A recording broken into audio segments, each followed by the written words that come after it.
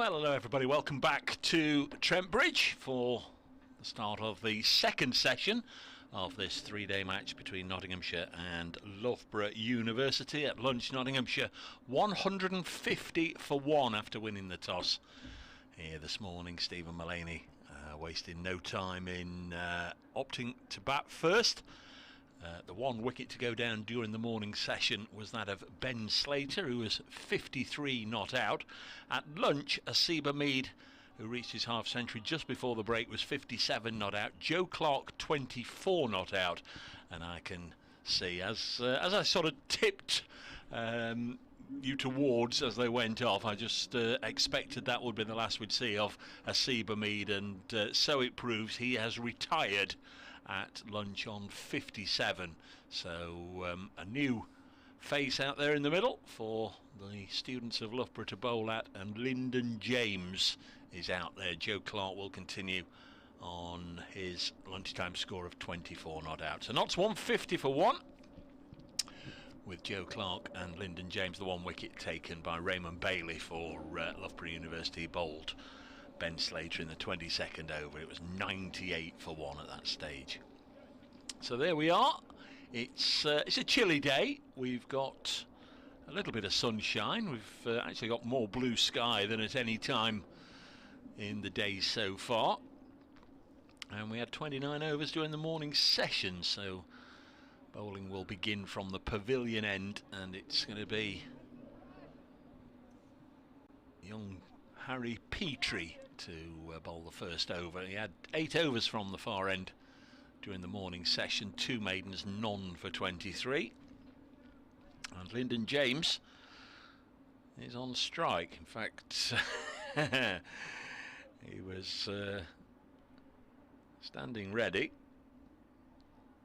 offset the bowler, and then Lyndon turned away, clearly not ready, having a look round. So here we go, take 2. Comes in and bowls. That one might have kept a whisker low, seemed to from here, but Lyndon James plays it on the leg side and will push hard and come back for a second run. And he's opened his account, and Notts up and running after lunch on 152 for 1.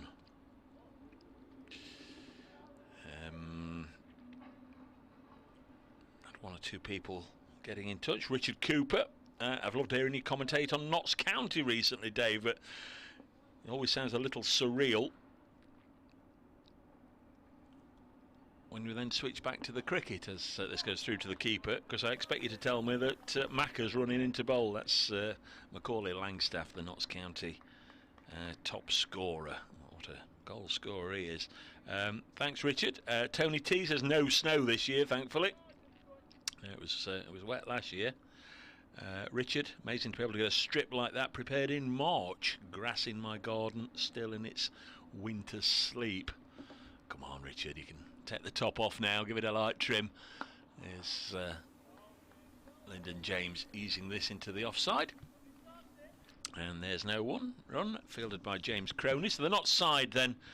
The 11 that are starting this game, Asiba Mead, Ben Slater, Joe Clark, Lyndon James. So they're the 4 we've seen so far with the bat. Stephen Mullaney to come next. Tom Moores, Liam Patterson-White, Brett Hutton, Luke Fletcher, Ollie Stone and Jake Ball as James helps this into the offside, and again fielded by Croney. Loughborough, Ollie Meadows, Joe McGregor the captain, James Croney, Matt Montgomery, the Nottinghamshire players playing for Loughborough University in this game. He is still a Loughborough University student. Harry Golston is the wicket keeper. Gus Miller, Niels Priestley, Nathan Bowley, Raymond Bailey, Harry Petrie, Max Luckett, as the next one goes through to Golston, and Max Harris. 12 names there. They've used 12 this morning. And Notts will be doing the same during the luncheon interval out there in the middle. Lots of activity. I saw Peter Moores with the old bowling machine, the catching machine, the equivalent to the modern day cradle, was firing slip catches at Calvin Harrison, Ben Duckett and Matt Carter. And a nice looking shot here from Lyndon James off the back foot, punches it away for a boundary. So he's nicely in tune already. Got his day up and running with 6 in that over. 156 for 2. James has 6, as I say. Joe Clark yet to face a ball after lunch. He's still 24 not out. So Harrison Carter and Duckett were working with Peter Moores, and Paul Franks was out there. He was working with 6 of the youngsters, giving them lots of high catches to deal with, and some fielding drills. He'd got Fatty Singh, and there was James Hayes and Ben Martindale, Toby Petman, the new signing from Yorkshire, Tom Loughton, and Sammy King. They were all out there in the middle. They're the players I spotted during the luncheon interval. Going to be Max Harris to start from this end after lunch, bowling to Clark, and Clark one-handed plays it square of the wicket on the offside, and he's up and running. Harris, the bowler, incidentally, I noted in that first over, is actually fielding in a pom-pom hat, a woolly bobble hat. There's chilly out there. I think most of his team. No, there's fielder at mid-wicket's got a woolly bobble hat on as well. Maybe it's Clark's. I don't know. Maybe it's Harris's. I don't know. But he's got one on now anyway. Lyndon James to face Harris for the first time. Lets it go through to the keeper. So I think we're pretty much up to date with correspondence and with what's happening on the field. As promised during the lunch, I perforated the polythene wrapping and undid the April edition of the Cricketer magazine. I mentioned I'd picked it up this morning, the one with the fixture planner chart in it, all the pre-season previews, etc, etc, as this is pushed into the offside. It's interesting that I know they're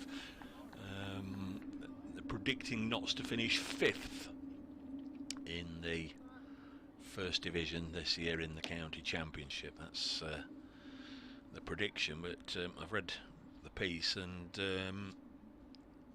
well,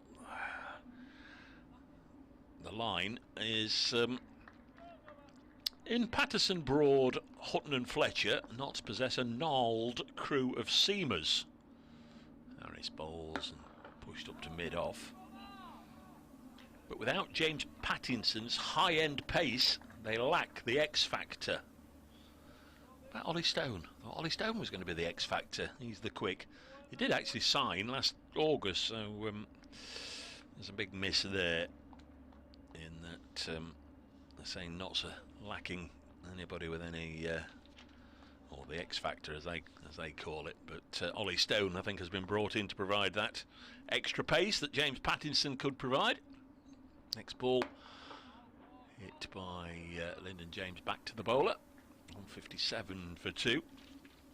You have to go on each individual page to see what they're predicting, but it stands out that Northants are the side that they have to finish bottom 10th in Division 1, and Middlesex in 9th to go down with them, Kent 8th. Next ball pushed into the offside. Lancashire, this is the Cricketer magazine editorial staff and writers. Other cricket magazines are available, but it's Lancashire who they're tipping to win, Hampshire 2nd, Surrey 3rd, Essex 4th, Notts 5th in Division 1. And surprise, surprise, surprise, they tip Yorkshire to finish top of Division 2. I'll have a wager with you now they won't, but there we are. So we might dip in and out of that depending on how the afternoon goes. There's certainly plenty of reading for me over the next few days. As I said earlier, I'm still ploughing through the Nottinghamshire Cricket Annual, which as ever is an excellent, excellent, excellent read, and always enjoy having a a little look there at everything. Next over begins.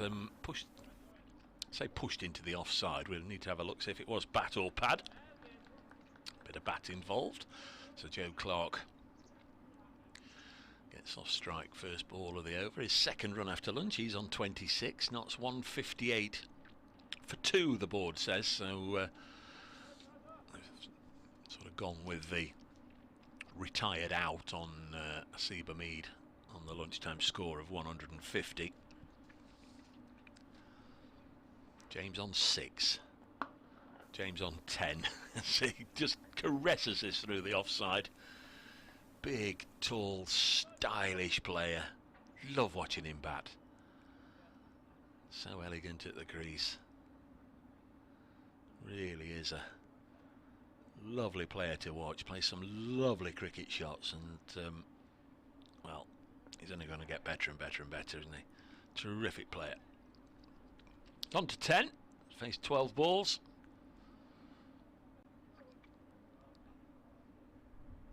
I've sat all morning with his pads on.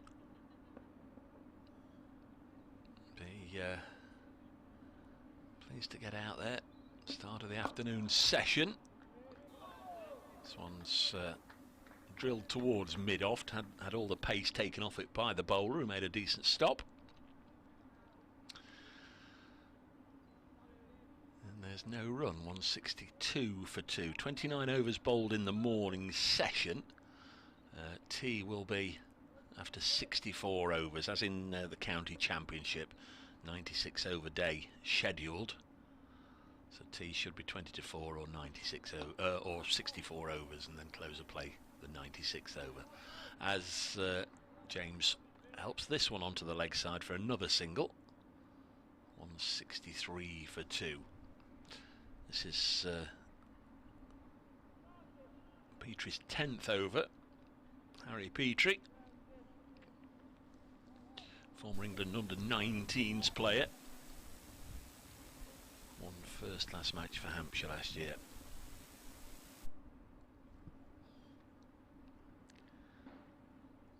Bowls to Clark. Lovely looking shot from Clark. His intention was clear for all to see there. Very high back lift, and as he brought it down sweetly, drove it down the ground through the onside of straight. Doesn't quite meet the railings in front of the pavilion. Quite a gap between the rope and the railings today, but it was always going to be 4. Nice looking shot, Joe Clark.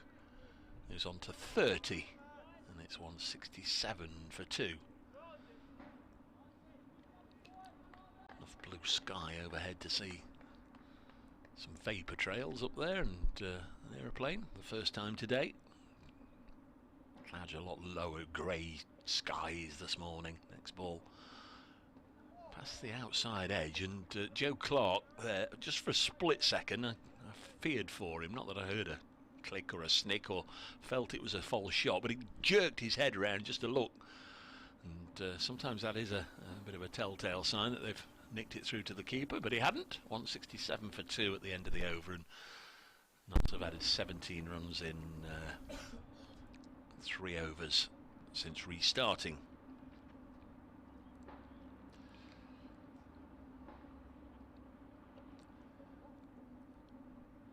Joe Clark hit a 6 this morning. Ben Slater hit a couple.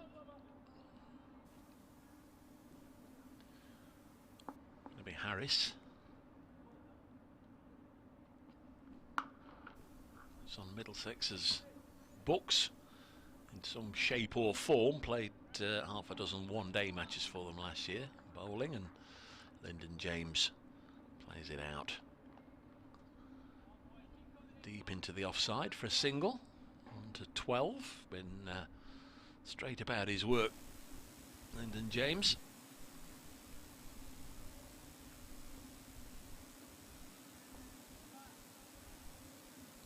168 for 2.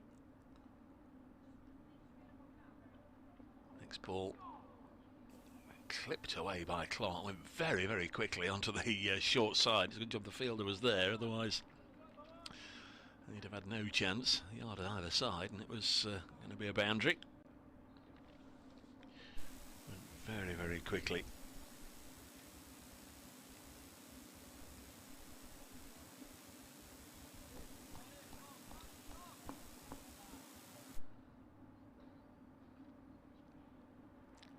Next ball sent down, and Lyndon James eases it away into the offside. The proposal last week for the two-day Derbyshire game was 90 overs in the day. The side that batted first had scheduled to have 60 overs, and then after tea the other one 30 overs. Didn't work out like that because of the rain, but no sort of definitive arrangement this time for this match, as James plays it up to mid-off. Wouldn't be at all surprised if, with a following wind and everything goes well, and those that they want to get to the middle get to the middle, not bat for 80 overs and then maybe have 13 or 14 or 15 at Loughborough tonight. But that depends on an awful lot of things. But I wouldn't be at all surprised if that's how the day pans out. Next ball is cut away by James. Nice stop in the gully region. Otherwise there was no protection down there. That would have gone for 4.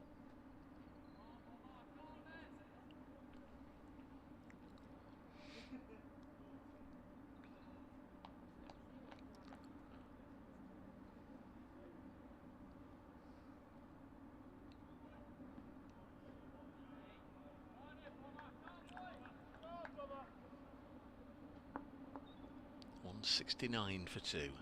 Final ball of the 33rd over, and Lyndon James will keep the strike because he's again forced it out onto the offside as far as the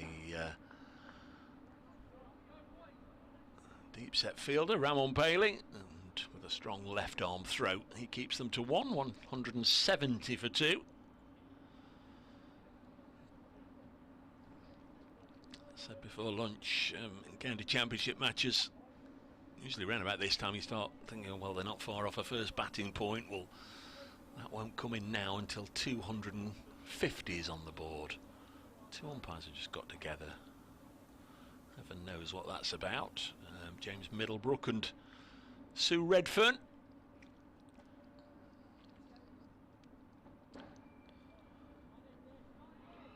Don't think I could be accused of Nottinghamshire bias if I say the leading woman's official right now. James Middlebrook's on the old walkie-talkie, so he wants something out there.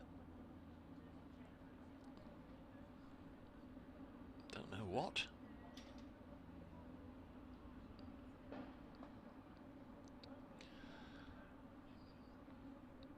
And Joe Clark signalling to the Notts balcony that he wants something, and I don't know. He made the cross signal with his arms, like the old X Factor.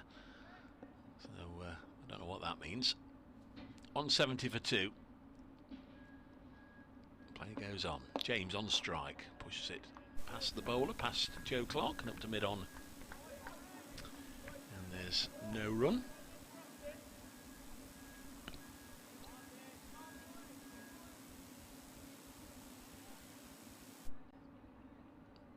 Talked a little bit this morning about the start of the season for Notts. Of course, they've got 2-day friendly at the end of this week at Leicester, Thursday, Friday against the Foxes. As James absolutely spanks that into the offside. Out there is James Croney, and they'll just take 1. But then it all starts for real. Week on Thursday the 6th at the Ageas Bowl. Notts visiting Hampshire. First 3 matches all start on Thursdays back to back. Hampshire versus Notts, then Thursday the 13th is the first game here at Trent Bridge. Nottinghamshire versus Somerset. Clark pushes this one from Petrie out square, and there's no run. And the third of the first 3 match block is at Lords, Middlesex hosting Nottinghamshire. So later on in the year, Notts go to Middlesex in the Royal London One Day Cup. That'll be at Radlett, where Notts haven't played before, and I haven't been before. So that'll be a new one to tick off. Next one, gone through Clark, who was looking to play aggressively down the ground and missed it. So that Middlesex game finishes, scheduled to finish on Sunday the 23rd, and then Notts have a bye week before hosting Lancashire here. And that is the start of May, 4th to the 7th of May. Next ball pushed into the offside. There's no run. Now that is scheduled to be Thursday, Friday, Saturday, Sunday, 4, 5, 6, 7. I do believe that the Saturday the 6th, isn't that the King's coronation? And I know all of the football matches that day have been they've been cancelled or postponed or rearranged, but there's no football, no professional football. Clark goes after this one. He's hit it up in the air, and it's over the top of the fielder running back from mid-off, and they will only get a single.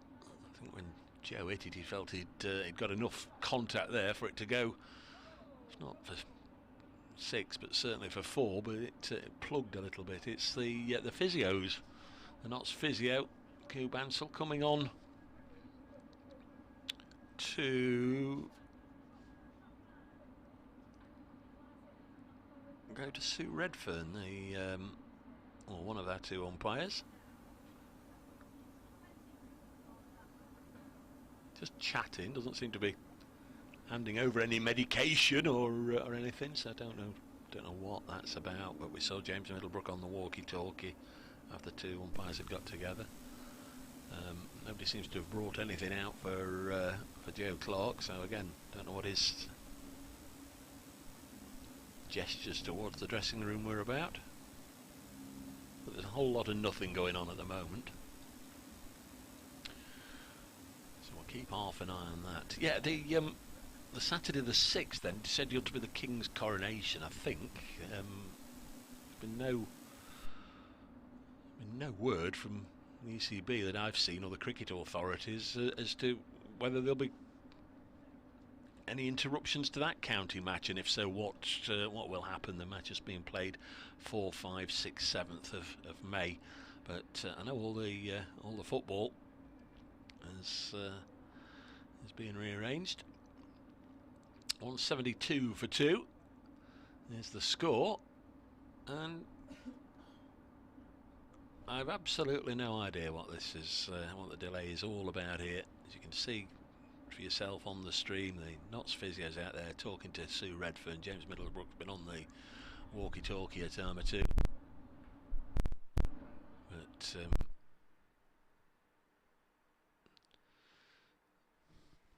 I don't know.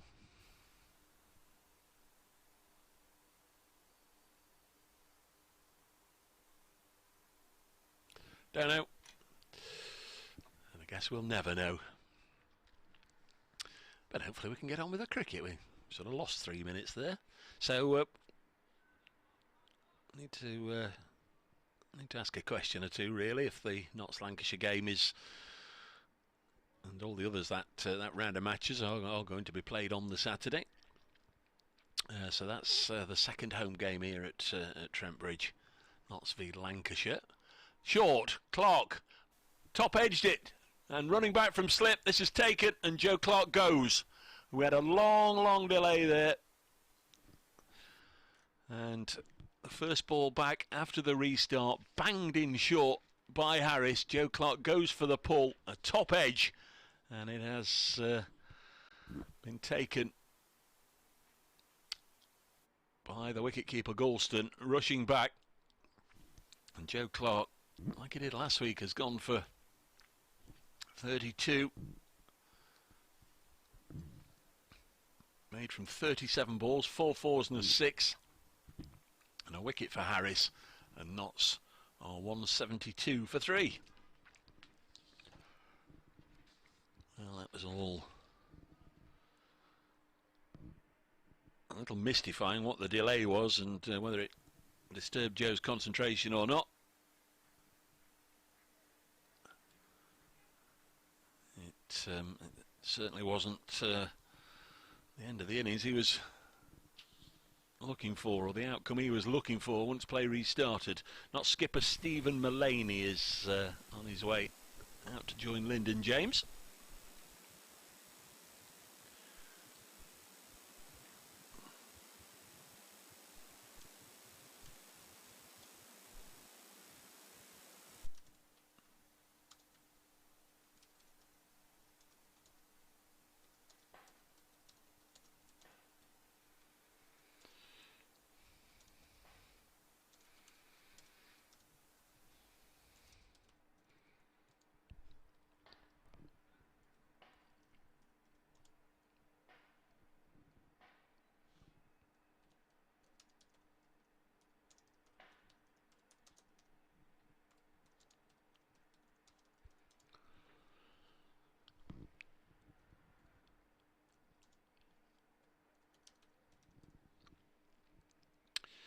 There we are, we'll just tweet the fall of that wicket. Joe Clarke out for 32.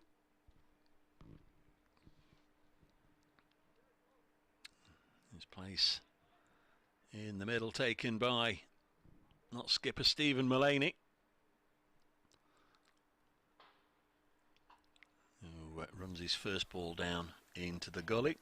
Mullaney, 36 years of age now, vastly experienced, getting on towards 10,000 first-class runs, 171 matches, 19 first-class hundreds, and he had a really good year last year.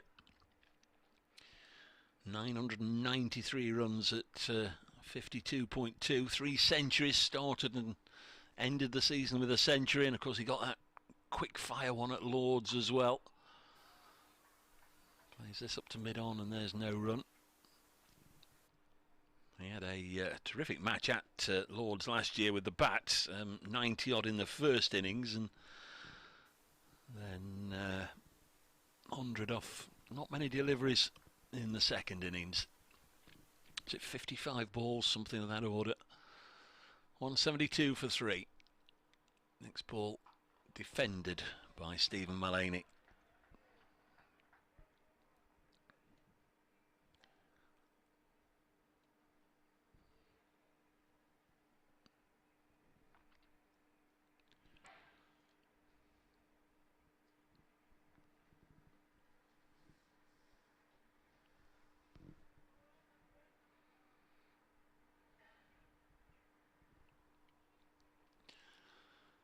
This one down the leg side, taken by Harry Galston.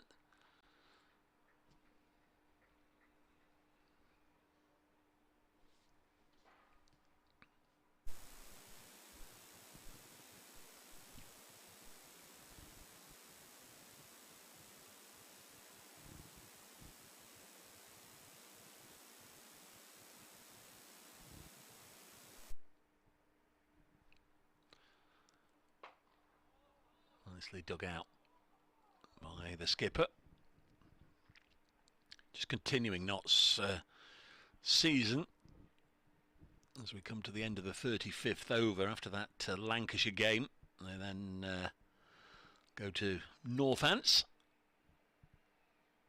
That's followed by Essex coming to Trent Bridge, and that rounds off the first 6 county championship matches before the T20 starts. This year it begins on the 26th of May for Notts, Friday the 26th of May. Notts hosting Derbyshire Falcons in the North Group, and of course last year,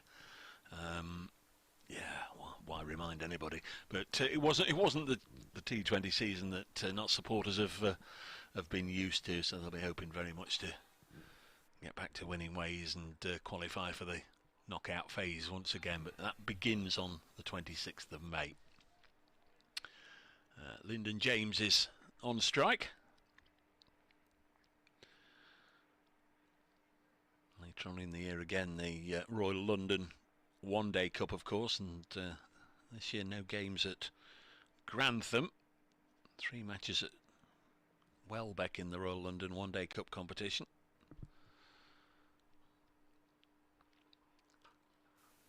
Single here for Lyndon James, 173 for 3. That's again penciled in to have a warm-up for that competition away at Norfolk. Last year's game only just started really when the rains came down, a real shame for everybody. But in the Royal London One Day Cup competition, Notts go to Chelmsford to face Essex, then host Yorkshire here at Trent Bridge, go to Leicester, and then the 3 matches at Welbeck are Hampshire, Surrey and Lancashire. They also go to Radlett in the Royal London to face Middlesex. New over starts and Stephen Mullaney defends it, and also to Canterbury. Notts don't or haven't been to Canterbury much over the last decade, 15 years or so, but go for both a championship game and a one-dayer this year.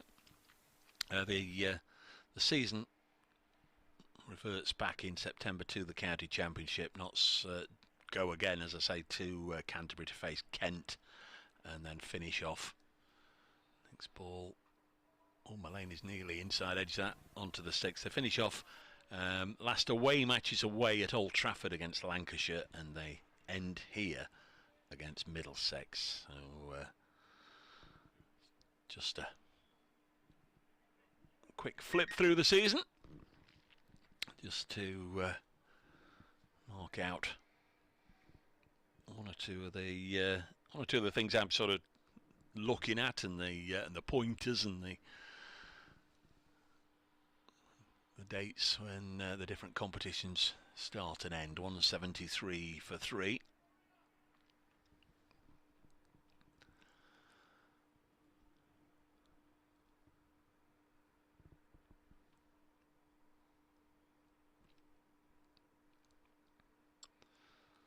No men's test match here at Trent Bridge this year, sadly, but there's a women's Ashes match, and there's also a one-day international, England men against Ireland. 173 for 3. Ireland have been here many times in the past, or several times, to play against Notts, but pretty sure there's not been an England-Ireland ODI here in the past, so something to look forward to. Those of you that don't get to Trent Bridge very often but do like to come for the internationals. I've had 36 overs. Mullaney still yet to get off the mark. The Notts skipper's faced 9 balls. Lyndon James started his innings after lunch. He's on 15. He faces Harris now, throws the bat at that one and doesn't get too much elevation on it as he plunders it into the offside. Half centuries for the openers. Slater made 53 before being bowled. Hamid retiring at lunch on 57, and then Joe Clark out for 32. There's Harris, who took that wicket, got figures of 1 for 40, bowls to Lyndon James, and he defends it.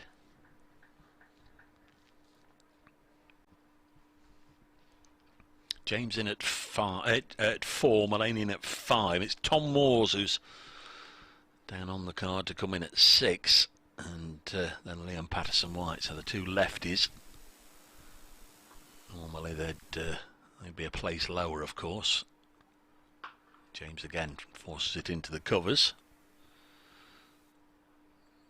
No Ben Duckett involved in this game, and although Matt Montgomery is playing, he is playing for Loughborough University, so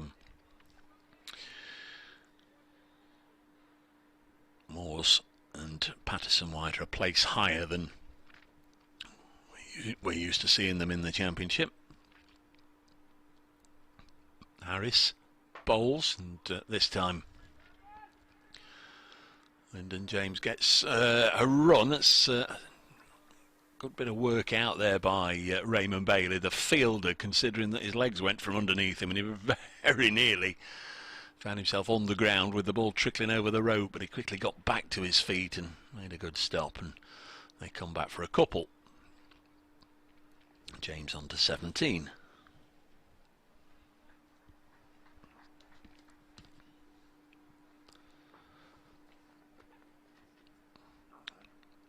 There's Harris.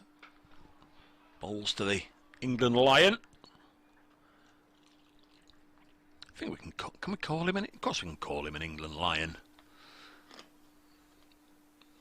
He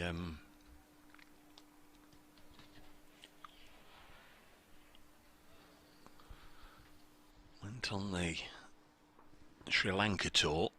I think he also, to have a look, I think he's also played for a Lions 11 against an England 11, as this is forced into the offside. He's played for the first class counties 11 as well, Lyndon James.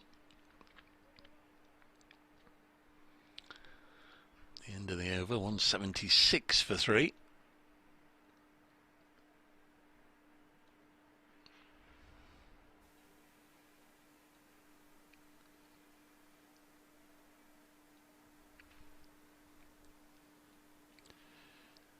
Just having a little look where that fixture was. I seem to think that might have been in Abu Dhabi. Let's have a little look. Yes, it was England Lions versus the full England side. That was in Abu Dhabi in November. Next ball is pushed into the offside, but it was a 3-day match, and it was along these lines that they're playing this one. Players can come in and out of the side. Let's have a little look and we can find him. So match that Seba Mead actually got a big 145 before being dismissed by Jimmy Anderson. This one's past the outside edge through to the keeper. So let's have a look. England batting made 501 for 7 declared. There was a big century for Ollie Pope. Ben Duckett made 28.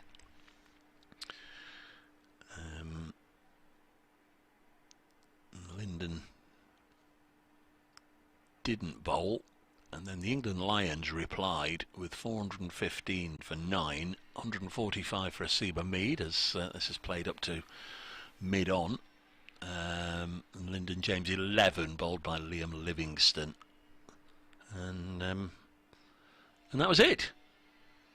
That was it. There was no play on the final day, it says. So there's rain or sandstorms or what there was, but yeah. So he played for the Lions against England, but it was, you know, a friendly sort of game, and then he went on that tour in January, the Lions tour of Sri Lanka. This one's played into the offside and fielded, and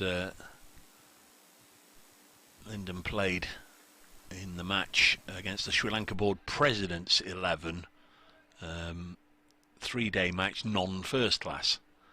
And he got 24 in that one in the first innings and 17 in the second. So he's unlucky in that he has played for the Lions, but not in a first class or a recognised list A. This is driven down the ground magnificently by LJ and gets 4 runs, and that's it's quickly gone over the outfield and over the rope, and that's despite the fielder getting his boot on it, trying to the bowler getting his boot on it, trying to slow it down. And for the first time this year, the score reads 180.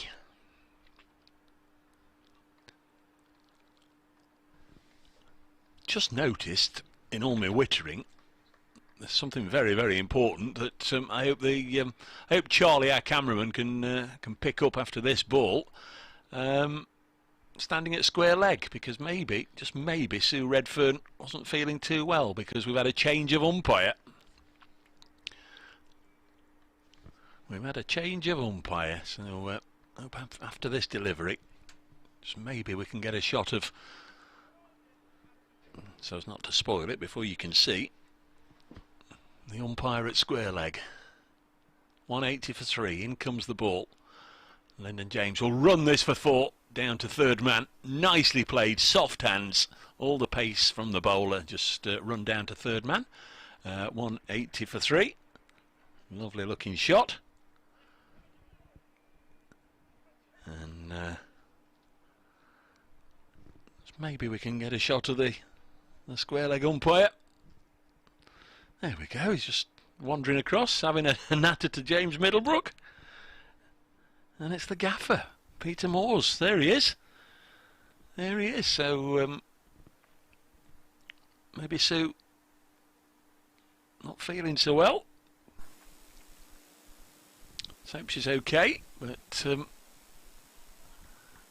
Peter Moores standing at square leg umpire now. Wonder if he's well, he's obviously volunteered, but single taken here from the skipper.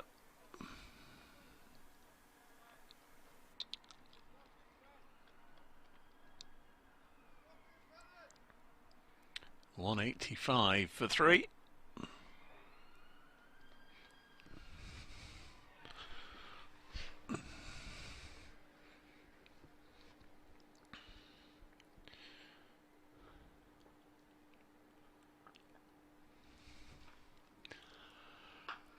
Nice looking shot by James. Getting through the offside, gets a single.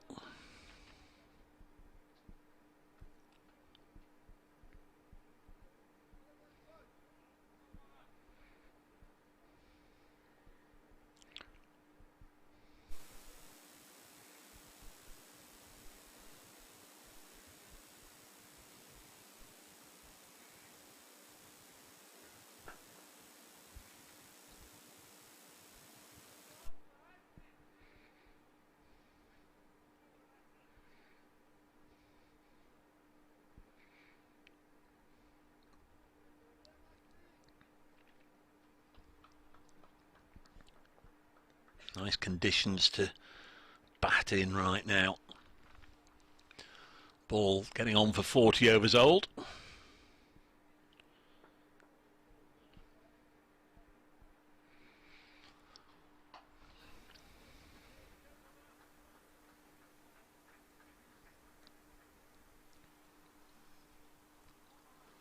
James 27. Stephen Mullaney a couple.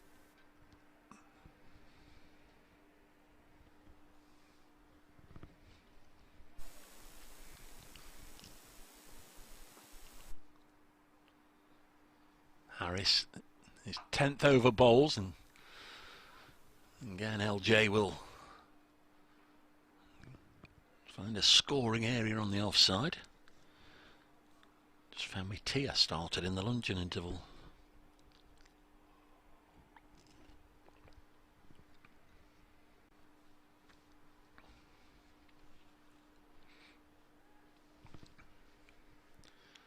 So James Middlebrook having to stand at both ends. First time we've seen him down at this end, and supervising the popping crease being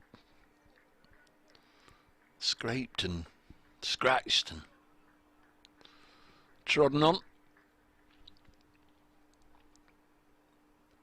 Harris bowls, Mullaney lets it go through to the keeper.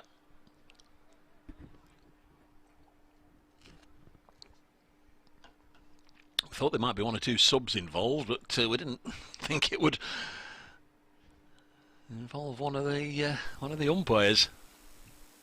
Again, a chat as they swap over. James Middlebrook and Peter Moores.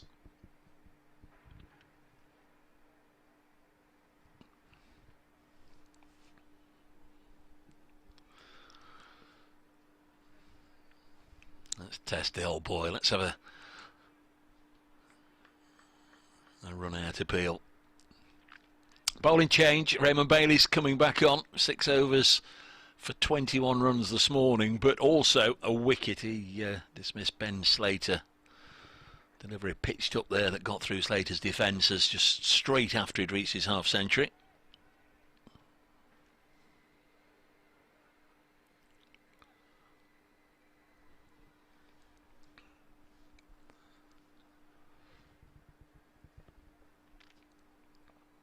.188 for 3. Lyndon James on strike. This times his drive in the V. Makes its way through to mid-on where Max Luckett does the fielding.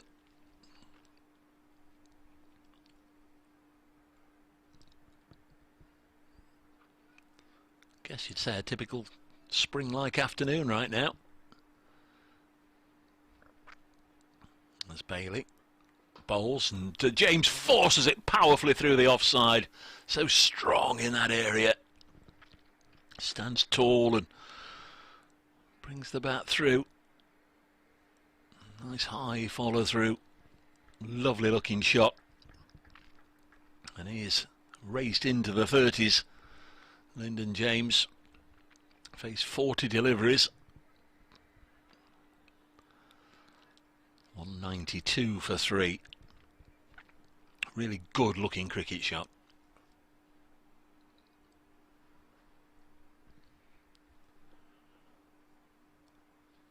Comes Bailey. This one's nicked, and that's going to bring him another boundary wide of the Loughborough University skipper Joe McGregor. Was the only slip there now. He's played with soft hands wide of him deliberately. Nobody down at third man. 4 more. James on to 36. 196 for 3.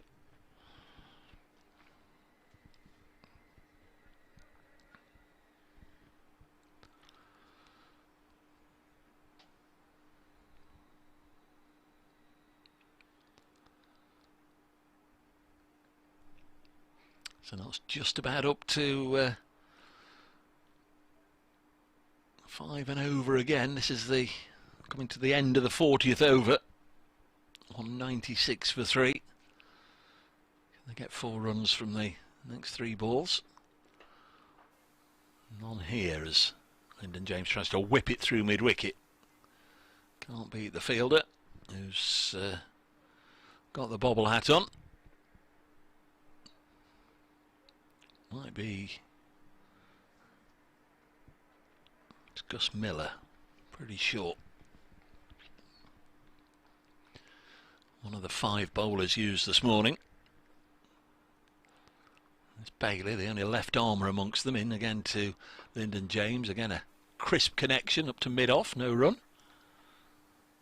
And quickly to the fielder.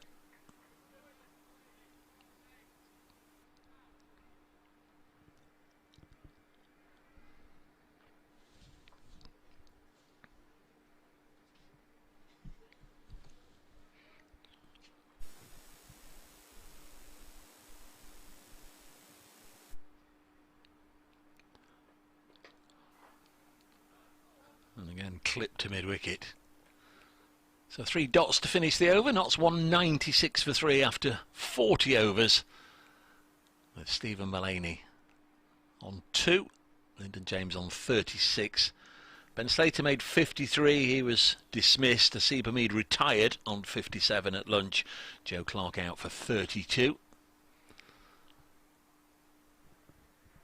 Tom Moores, Liam Patterson-White, Brett Hutton, Luke Fletcher, Ollie Stone and Jake Ball listed on the card in that order.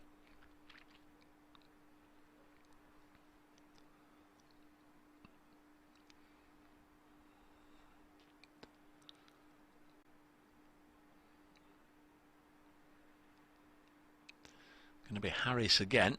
No, it's not. Going to be a change. It's going to be Gus Miller.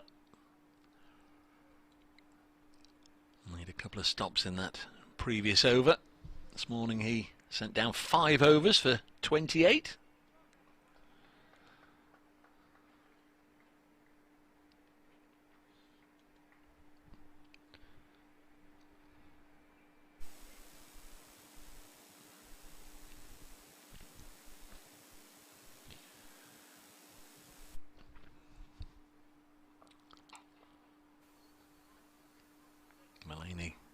shapes the first ball onto the leg side. No run. Miller is the one that's had a little bit of county experience in the white ball formats with Northants. All rounder.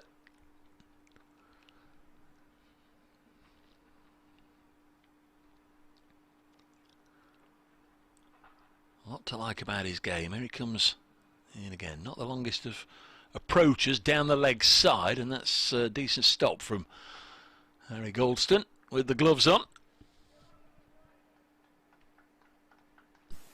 Poorly directed delivery on that occasion.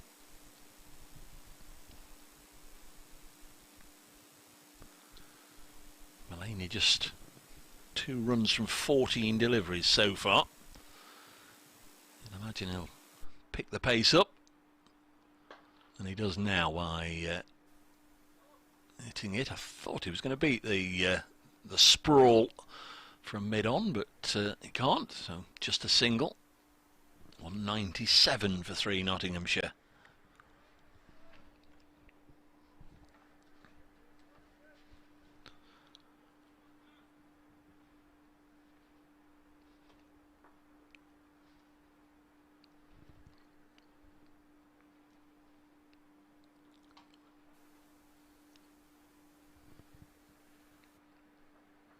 Another run for Lyndon James.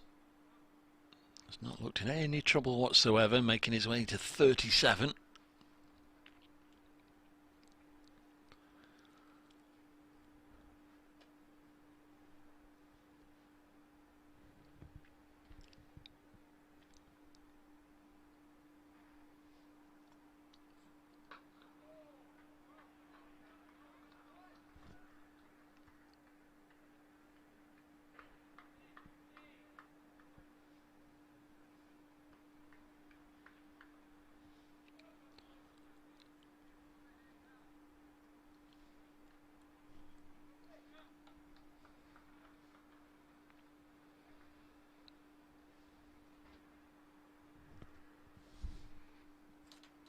Miller again to conclude is over, and Stephen Mulaney's got underneath that one, and it will go safely over the rope for half a dozen of your very finest. Once more the fielder on the boundary rope out there. Crony was just trying to get underneath it, see if there's any way he could potentially either catch it or stop it going for 6, but as we see there, he clambers into the Smith-Cooper stand, and what's he gone, 5-6 rows back, and then the ball clearly had come to rest behind a row of seats, goes and fetches it, and that Mulaney maximum takes him to 9 and takes Nottinghamshire up to and over the 200 mark. 204 for 3, and that's the 4th time we've seen the ropes cleared today.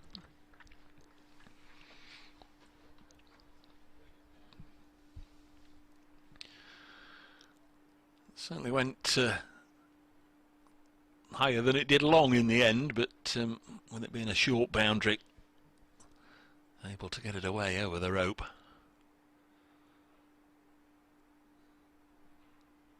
Long distance discussion going on here between McGregor, the captain at slip there on your picture, and the bowler Bailey as to what field he wants for Lyndon James, who's been just punching everything through that offside for 4s. So there's a man on the fence at backward point. Man had extra cover. And mid-off will go fairly wide, so it's still a pretty inviting looking target area towards that short fence. Mid-wicket comes in a lot closer catching, but this is steered into the offside with pace, and it'll go for 4. Just no margin for error out there, and Crony's thrown himself about, made some decent bits of fielding today. Tried to get there and couldn't stop it. Can't find the ball now. Can't find the ball. It's gone under that tarpaulin. Wherefore aren't you? Can't find it. So who's the ball finder amongst the team? There's 3 of them over there looking now, and yeah, between them the tarpaulin lifted up. They find the the ball. This is a replacement ball, by the way, because Joe Clark slammed one out of the ground. Last seen heading off towards Loughborough, I think. Enormous 6 from Clark hit during his innings just before lunch. 208 for 3. And Lyndon James on 41 from 46 balls.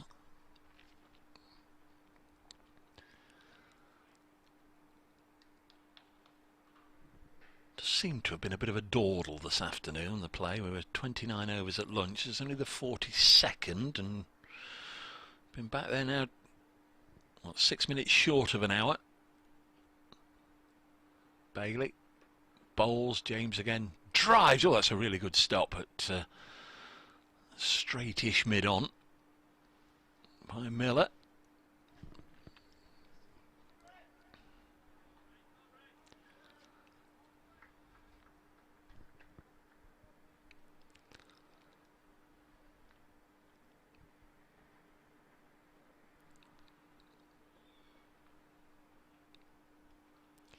Bailey in again, and James has thrown his bat at that one, and had there been a conventional slip cordon and a second slip standing there at second slip, may well have been brought into play. There's just one slip, and he's trying to cover all bases really. He's sort of 1.5 slips, but couldn't get there. It went quickly through that gap and away for 4, and Lyndon James on to 45.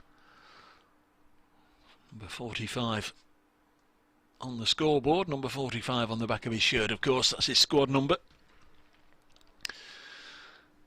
And don't think he's got to impress anybody, Lyndon James. He's certainly got enough stock in the bank, but he's captain at the other end and he's head coach at square leg watching, in case you're just tuning in. Sue Redfern is one of our standing officials, but after lunch physio came out initially and then she left the field of play, and Peter Moores is standing at square leg, the Notts head coach, getting a good view of the action. Next ball just defended gently in front of him by James.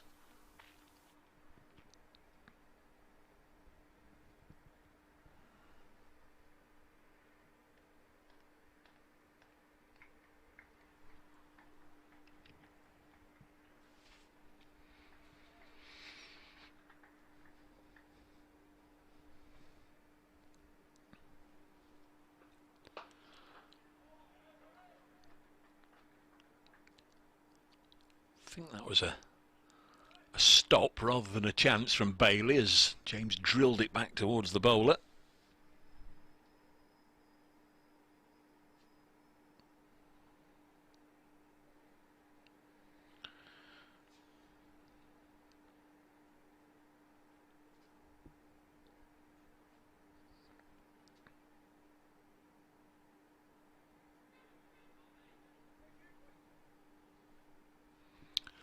$212 for 3 Notts.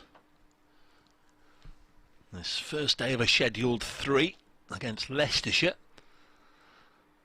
Admission is free. Check the forecast tomorrow and Wednesday before you come along, but let's hope it's okay. And if you are coming, let's hope you get a good allocation of the day's cricket. 212 for 3. Mulaney on 9. Hit a 6 in the last over from Miller. Digs this one out. There's no run.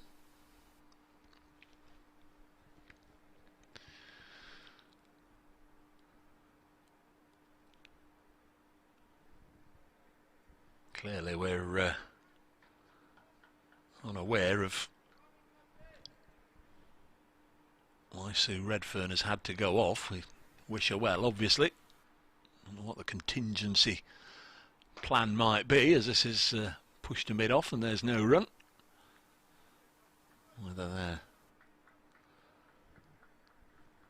sending for the nearest ECB umpire who's not involved, or whether she'll return to the field of play sometime soon, or whether Peter Moores is more than happy to stand there all day. Nice looking shot by Mullaney, takes him into double figures as they come back for a couple. 214 for 3 here at Trent Bridge. Opening its doors for the first time this season to the public. As I mentioned earlier, the shop open, 1 or 2 people in there. Let's get in there. New shirts, some new designs for the Royal London and T20 Blast shirts this year.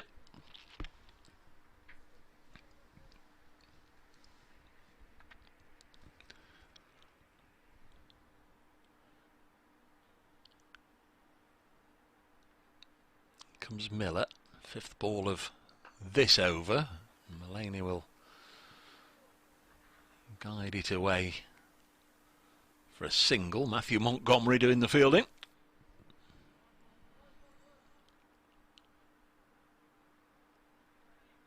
$215 for 3.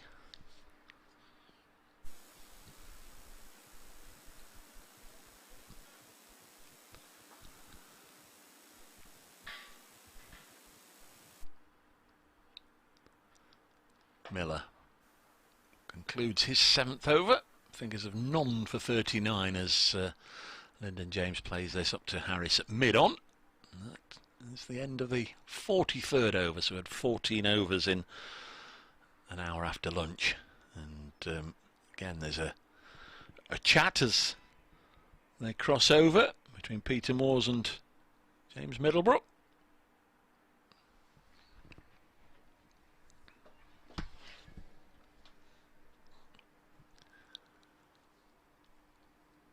The bowling change. First time today we're going to see Nathan Bowley, Nat Bowley as they call him. Nottingham born Nathan Bowley is an off-break bowler. First bit of spin we've had. He played a couple of matches for Leicestershire in the Royal London last year, not against Notts. But he's another all-rounder. He got 50 in one of the matches against Middlesex. So all the strings to his bow. Been involved with Leicestershire since he was just 13 years of age, so now 21. Really looking to push on this year.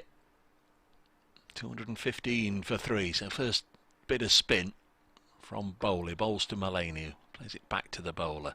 Just the one slip, the skipper, McGregor, standing behind the wicket-keeper, Goldston. 4 more fielders on the offside. 4 on the leg, obviously. And Mullaney's taken the aerial route. He's not even moved a muscle, Stephen Mullaney, so he knows he's got hold of that. Yep, 6 runs in a line of mid-on. Mid-off, I beg your pardon, straight over mid-off, and well, it's gone over the advertising hoardings, and the fielder who's gone after it, well, what's he gone? 2 rows up into the Smith Cooper stand to fetch it back. So Mullaney's second 6, and he is, as I alluded to, just starting to pick up the tempo a little bit. But the arrival of spin thus far hasn't gone as Loughborough would have wanted. Second ball deposited.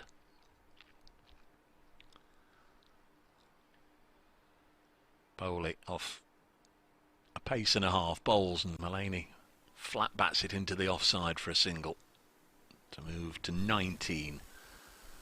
And feet off the ground for the first time this season. 2-2-2 for 3. 4th wicket partnership brought up as well. 50 from 56 balls. Mullaney 19 of them. 31 to Lyndon James.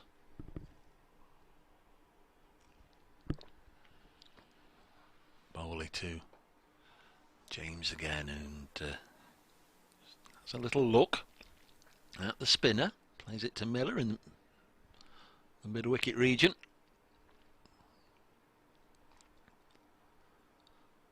James on 45. He left his crease there and when got to the pitch of the ball decided it wasn't time to or the right moment to properly go through with the shot, so just eased it back to the bowler. Who comes in again, and this time he does go after it, and this time he really has given it an almighty blow down the ground. One bounce though, doesn't clear in front of the tarpaulin at the far end, just lands inside the rope. So 4 to Lyndon James to move to 49. Put the feet back down now. 226 for 3, and 11 runs came from that one over of spin. And you wonder how long a spell that bowler will go if they continue to attack him like that. Keith's been in touch. Come on, Nuts, he says. At Brace Cricket on the old Twittery thing if you want to get in touch. Love to hear from you. 226 for 3. Nice camera angle there of the ground. As you'll see all the spectators down at the far end. The pavilion and then left of your picture there, the Hound Road stand. This is a decent looking delivery from Miller. Mullaney off balance, almost toppling over there, but he made sure he kept the ball out.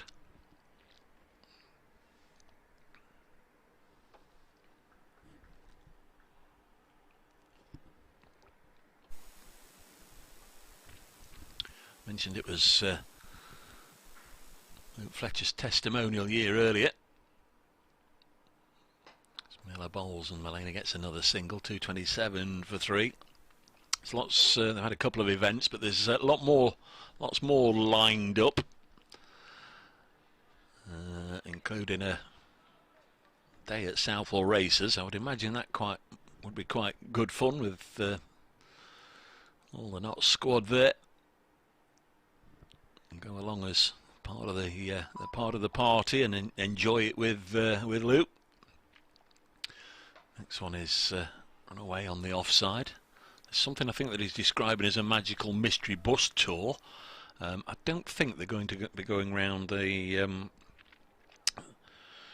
castle and places like that, but there will be one or two interesting stop-offs.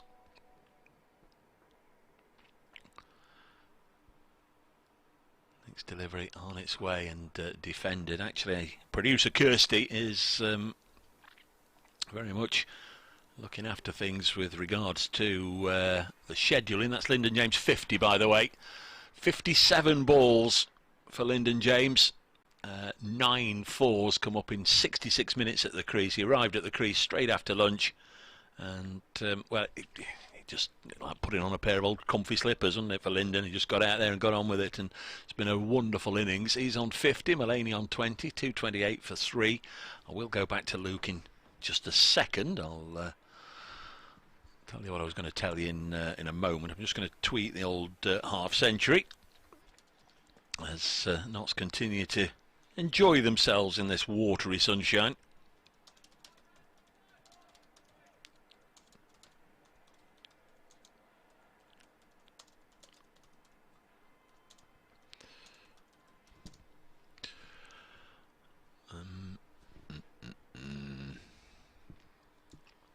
Miller bowls and Mullaney cuts it away for 4. Shot of aggression from the skipper. He's on to 24.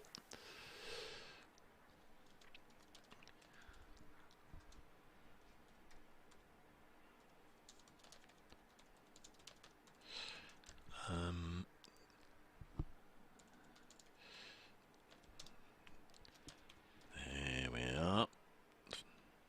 For those at work that aren't able to keep up with the old scores, we'll just pop that on there on the old Twittery thing. Half century for Lyndon James then. 57 balls, 9 fours, Notts 232 for 3. Stephen Mullaney 24 not out.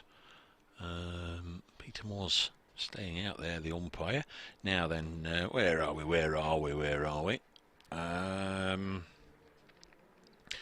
So yeah, amongst the producer Kirsty's very much involved in looking after things. In fact, now then, Lyndon's gone off. He's retired, having reached his 50, and Tom Moores is out there. So the left-hander Tom Moores, who likes to have a little bit of a go at the old spinners. So the board changes to 232 for 4. Lyndon James retired for 50. Don't worry, Kirsty, we've got all day. I will get to your message in just a second. First ball played back to the bowler by Tom Moores.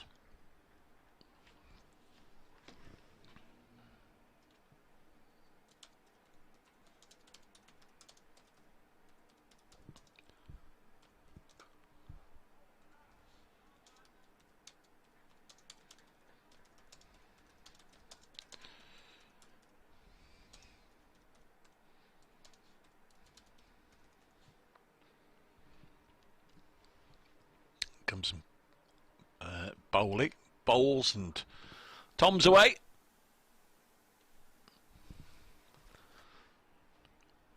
Done a lot of things in the game of cricket, of course, involving his dad. I wonder if he's gone out there batting with his dad as square leg umpire before. Probably has, somewhere along the line.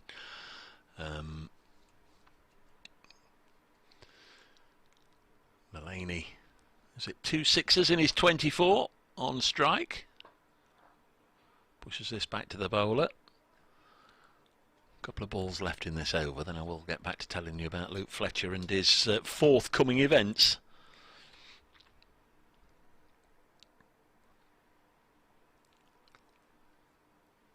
Bowley bowls and Mullaney lifts it up, and he's going to be caught, is he? Yes, by Crony on the offside. Another yard on that, and it would have gone all the way over the ropes. And I wonder now if they're not regretting sending Lyndon off, because it's going to mean there's going to be 2 fresh starters out there. But there is a wicket for Bowley. There's a catch by Crony right there on the ropes. He had to just leave the ground, just jump up to catch it right on the ropes, and it's cleanly held. 233 for 5. Stephen Mullaney made 24, 47 minutes at the crease, faced 31 balls, and he hit 1 4 and 2 sixes.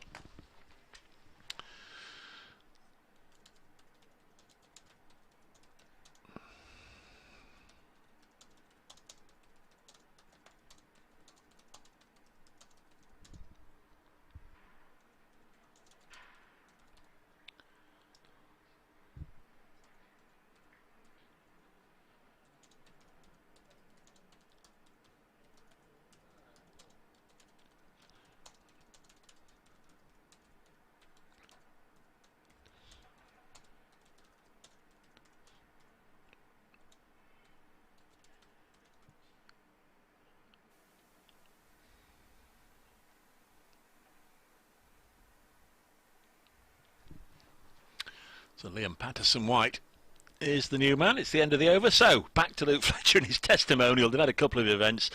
Producer Kirsty says, can you please mention there's a golf day coming up the 16th of May. So that's not too long away, is it? We're still the end of March. About 6 weeks away at Oakmere. So if golf's your thing, or you just want to go along and support them or watch them or caddy for somebody or get involved, 16th of May at Oakmere, and then there's a Sporting Legends dinner on the 3rd of July. That should be good fun. Sporting Legends dinner. lf23.co.uk is where you'll find all the information on Luke's testimonial year and the good causes that the money's being raised for as well. You can sign up for the newsletter, and you can go on there, and it'll be able to direct you to the ticket buying point and the other places. Like I say, there's a race day at Southall Races, and there's what Luke is describing also as a magical mystery bus tour as well, where we go out, fill the bus, and I think only Luke knows where they're going, so heaven knows. But that should be good fun. Have a look at that, lf23.co.uk. Sign up for the newsletter, then keep up to date with all the bits and pieces. And there are merchandise, shirts and t-shirts and polo shirts and all sorts now available. Again, via the website, via the club shop as well, if they've got them in there. There's some nice pin badges. There's a nice tie as well, and a testimonial brochure with lots of interesting articles. 2:33 for 5 is the score. The two lefties in the middle. Moore's on strike on one. Liam Patterson-White yet to open his account. So the big fella getting a testimonial year. Made his debut for Notts in 2008, Luke Fletcher. I think there's perhaps one or two others that might well be getting into that sort of area. Stephen Mullaney and Alex Hales, of course, both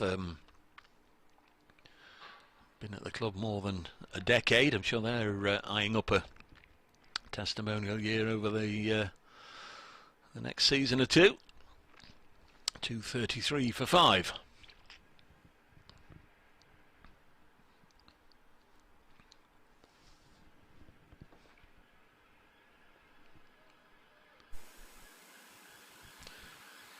So thanks to producer Kirsty for that.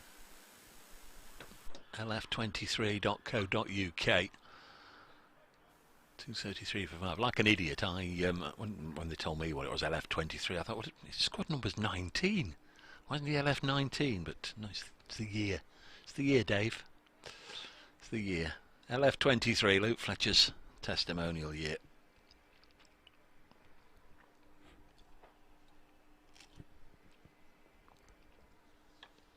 Had a good couple of seasons, hasn't he, with the ball?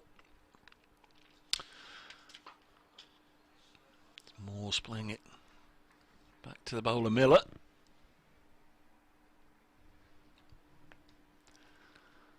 It's not yet bowled a maiden. He's in his 9th over. He's got through 4 dots here.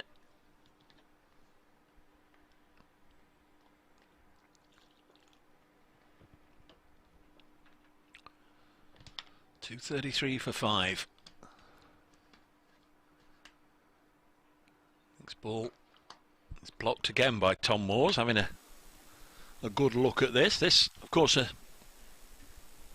rehearsal, really. It's an opportunity to, who knows, might be the last opportunity that some of these players get before getting out in the middle. Against Hampshire in the county championship, so they want to make the most of it. And we often see Tom now, over the last 2-3 seasons, he's gone out there and really played himself in, and that is going to be a maiden to Angus Miller. It is indeed. 2:33 for 5. Not been too many of those today, but Tom Moore's quite rightly taking the opportunity just to have a good old look at the bowling, play himself in, get acclimatised to the conditions, and try and build an innings. We're getting down the card, obviously, with those couple of retirements of Asiba Mead and Lyndon James, who both scored half centuries. So Brett Hutton's scheduled to come in at 8, then Luke Fletcher, and then Ollie Stone and Jake Ball. Maybe a bowling change. We didn't have too much spin from Nat Bowley, and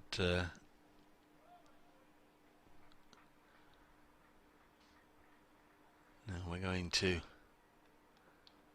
see Max Luckett back into the attack. 5 overs earlier in the day, none for 32 for him. He's bowling to Patterson-White, who with soft hands eases it into the covers, and there's no run.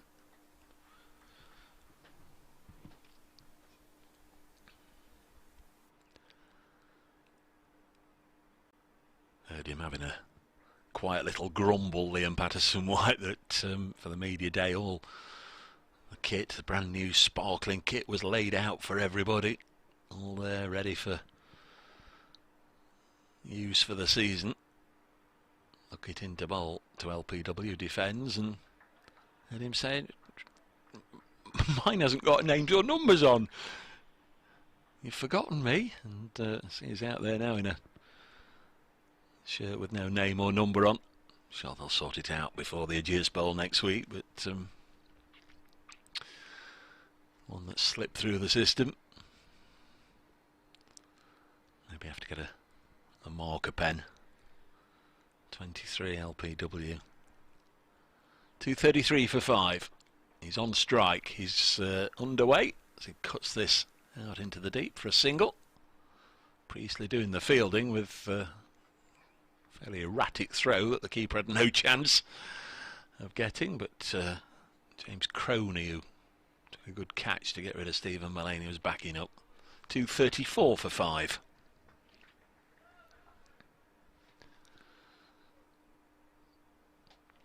Good chunk of the afternoon's play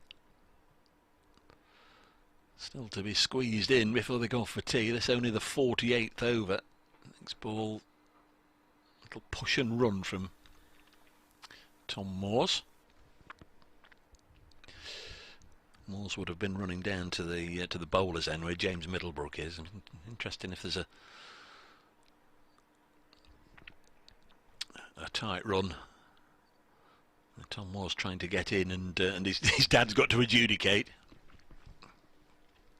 I'm sure we've all played and seen club games where there's been a bit of a benefit of the doubt for the offspring of umpires.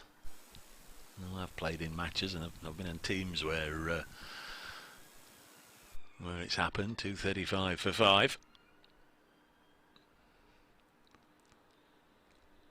I can remember how years ago when I was a very young man, somebody in our team was bowled and the ball had hit the stumps before his dad, who was standing as umpire, called no ball, which didn't go down too well. 2:35 for 5. Next ball is driven out into the offside. Miller fields, no run. Pleasant day. Still tad chilly, I'm sure. End of the over. And they'll swap over again, and as they have done, I think, pretty much every over, Peter Moores and umpire James Middlebrook have had a chat and a laugh.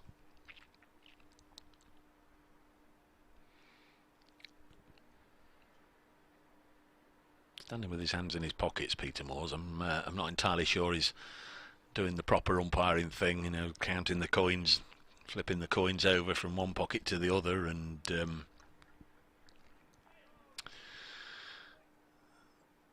a full acknowledgement when there's 2 balls to go and 1 ball to go, as Miller starts a new over and Moores Junior defends.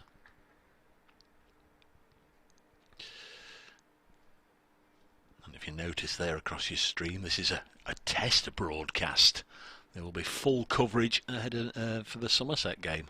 I don't know. Producer Kirsty's kept that one from me. I don't know what you're going to get in the Somerset game that you're not getting in this one, but she's obviously got 1 or 2 tricks up her sleeve.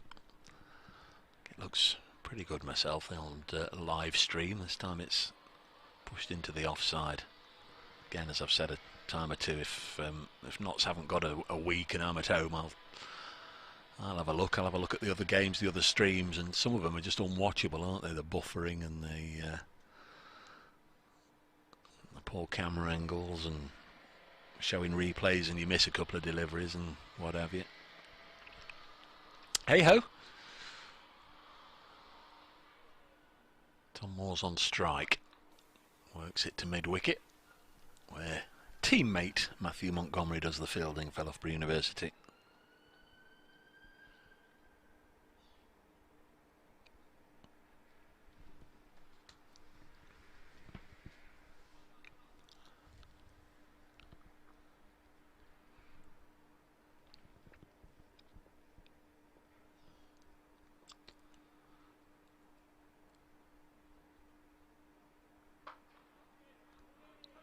This one's defended again, out to Montgomery.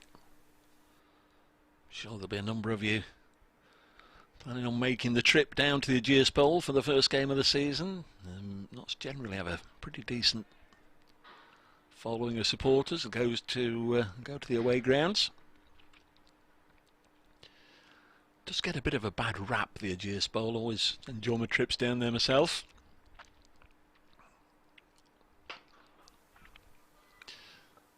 This one's punched to mid-off and there's no run. I think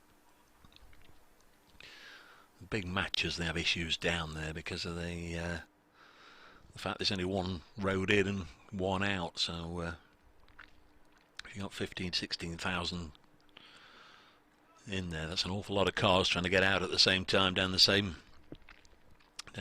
road. You've got a bit of a journey to go before you can get to the motorway. This one's worked on the leg side. There's no run.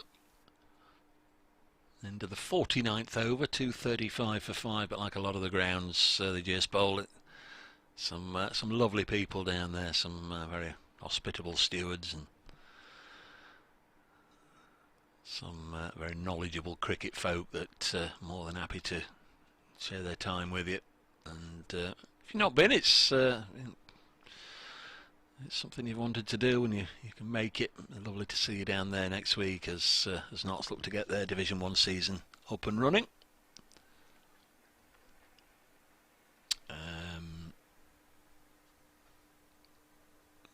What's this? Yes, it's going to be lucky to continue. 2:35 for 5. This is going to be the 50th over.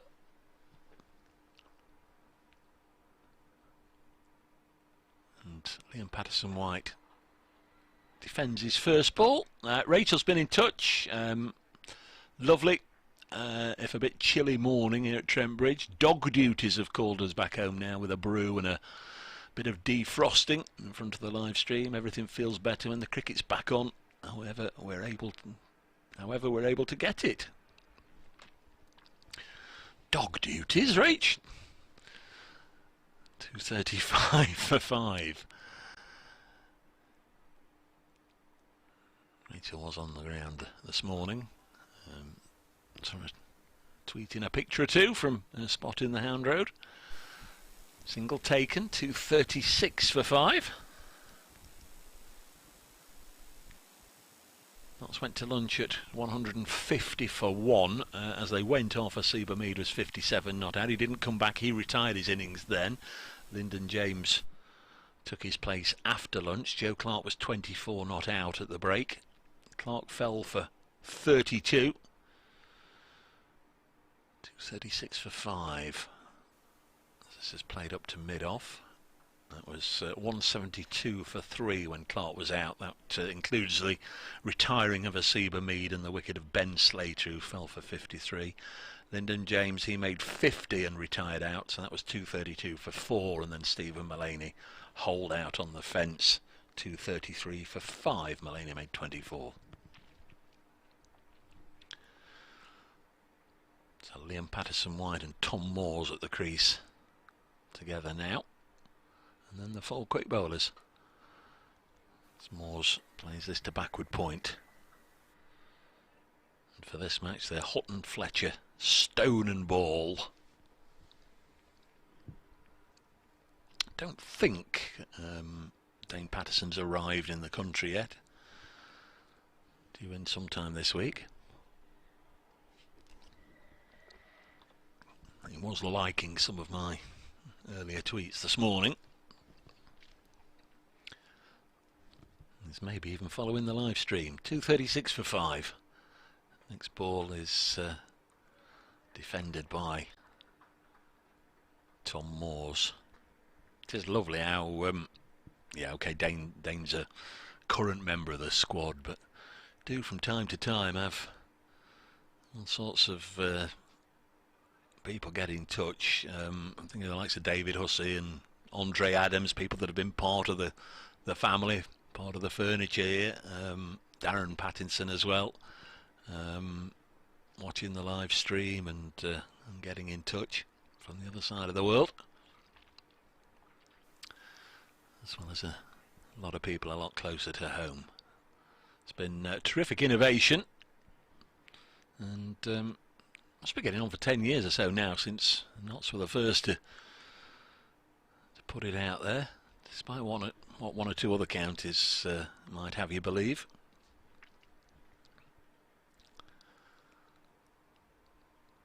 .236 for 5. So that's 50 overs gone. Got 14 to go until tea time, so it's going to be about 4 o'clock, isn't it, you'd imagine. Scheduled to be a 96 over day. So we're just past the halfway stage. Let's look at bowls to LPW, who had a terrific year last year. 41 wickets in the county championship.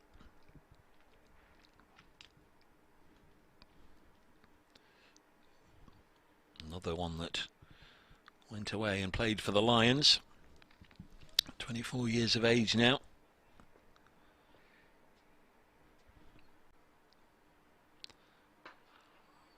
Plays this up to mid-on.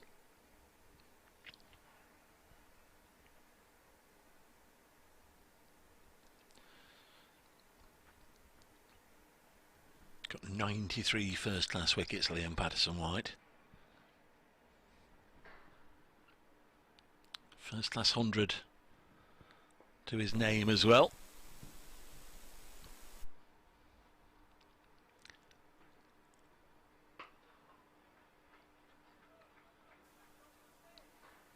Tom Moore's at the other end, got 2 first-class 100s.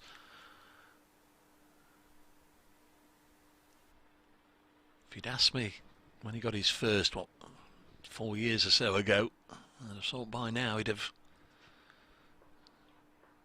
maybe got 8, 9 or 10.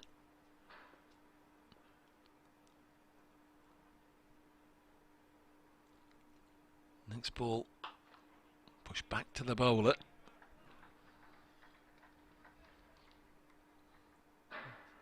Been times when with Tom Moore's in the first class game where he's taken attacks apart, knocked $1 million, and a time or two when he's been left high and dry in the 80s and 90s as well. Last year he was on for 100 at Leicester, wasn't he, when he had to retire hurt, got one in the throat off the bat handle.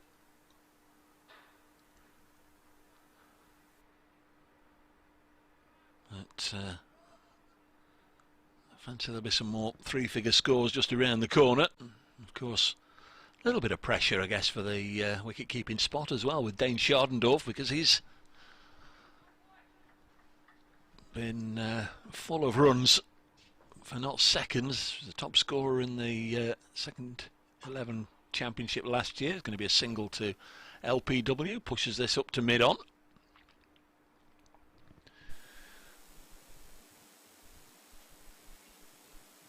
Might come a time where lots have got to find a place for Dane Schardendorf if he continues to score runs at the rate he has been doing, either with the gloves or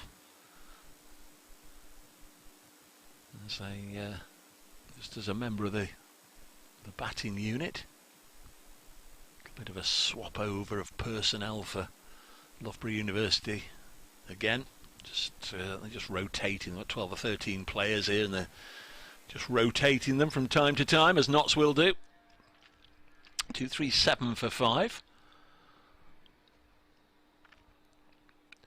Been a good old stint from Peter Moores. It must be getting on for, if not more than an hour, he's stood out there now.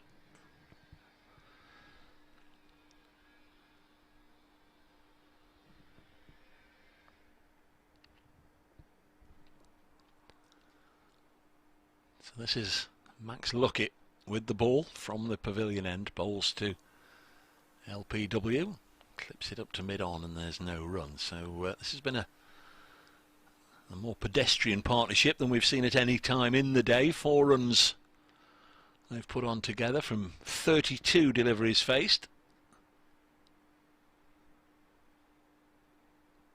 Doesn't matter, really doesn't matter.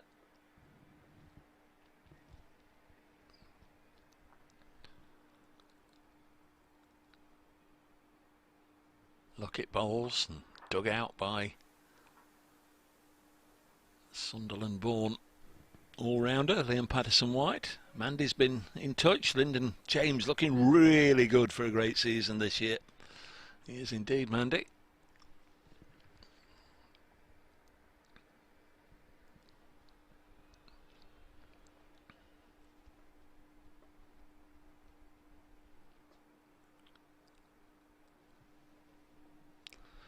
Not much wind out there. Nottinghamshire flag above the pavilion, just barely flickering. There you see, fairly still all day.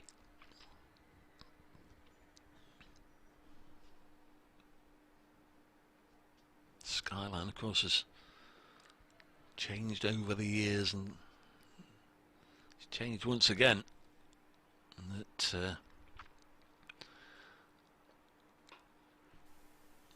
can't see anything away to our right now for the new residential home or apartment flats for the elderly, or whatever it is they're building.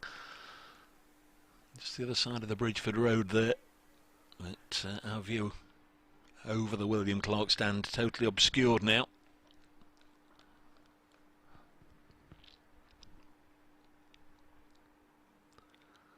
Here comes Luckett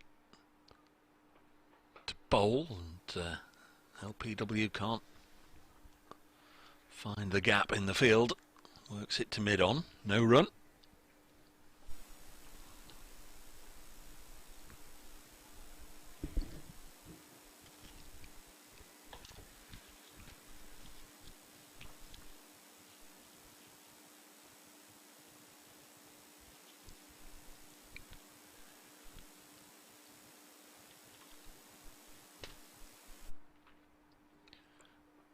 Next one is played into the offside, fielded by Miller. Did mention I've managed to get hold of the new Cricketer magazine, and during lunch just having a little flick through.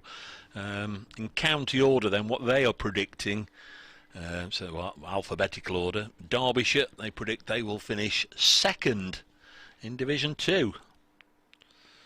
There we are. Durham, don't know how they... Well, this will go down with my friend Mr. Emerson to finish 7th in Division 2. Then alphabetically we get to the E's, and Essex 4th in Division 1. Glamorgan 3rd in Division 2. That's where they finished last year, wasn't it, behind Notts and Middlesex. The Spinner Nat Bowl is going to have a go at this end in just a moment. Gloucestershire 5th in Division 2. They were relegated, of course, last year. Hampshire 2nd in Division 1. Kent 8th in Division 1. Turn in the pages. So Bowley to Baltimore's, who's on 2. Just has a little bit of a look. Lancashire, as I said earlier, they're tipping them to win the county championship. Leicestershire 8th in Division 2. Is that the end of... Yeah, that's the bottom one, isn't it? 10 in Division 1, 8 in Division 2. So Leicestershire 18th out of 18 they're predicting. Not so sure. Next one's pushed to mid-off. There's no run. Middlesex 9th in Division 1. That's one of the drop zones alongside Northants, bottom of Division 1. Notts, as we've said, they're tipping them to be 5th in Division 1. Next one's played to backward point. As I say, Notts, they're tipping to be 5th in Division 1, despite the lack of any real firepower, as they've lost James Pattinson, totally not mentioning Ollie Stone at all. Somerset 6th in Division 1 out of 10. This one's played into the offside. Listen to the Taunton faithful, and this is going to be their year. I've been listening to that for about 50 years. Surrey, the county champions, the writers of the Cricketer magazine say the defending champions will not retain their title. They'll finish 3rd. 238 for 5. This one's defended. Sussex are in Division 2. 6th place finish only for Sussex is what they're tipping. Warwickshire 7th in Division 1. Worcestershire 4th in Division 2. And surprise, surprise, relegated Yorkshire to finish top of Division 2. They won't. Next one is punched down the ground for a single by Patterson White. End of the over. Quietish one for Bowley. He went for 11 from his first over, got a wicket in his second, and there's now 3 overs, 1 for 14, 239 for 5 knots. With LPW on 4, Tom Moore's on 3, and the partnership 6 from 43 deliveries.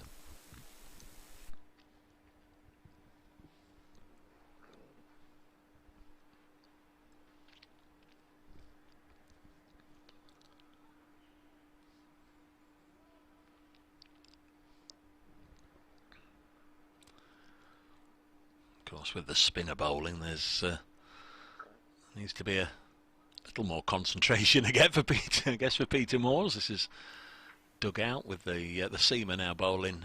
Lockett bowling to Patterson White, but when the spinner's bowling, you can't take your eyes off, can you?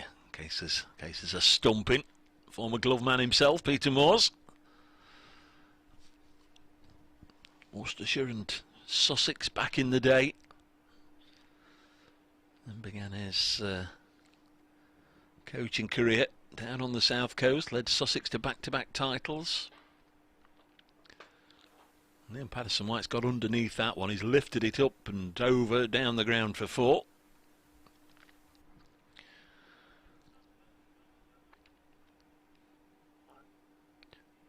Of course, Peter Moore's county stints punctuated by a couple of spells as England head coach, but apart from leading Sussex to 2 titles, and led Lancashire to the county championship, and since coming to Trent Bridge there's been 4 trophies lifted, a couple of T20 blasts, the Royal London One Day Cup, and of course last year the Division 2 title.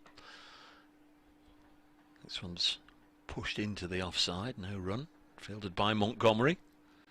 Yes, both he and Stephen Mullaney last week at the press day made the point. It was, it was important. It was imperative for Notts to get promotion, to get back to Division 1, but it's also important to win the silverware, to win the trophy, to win that Division 2 title last year.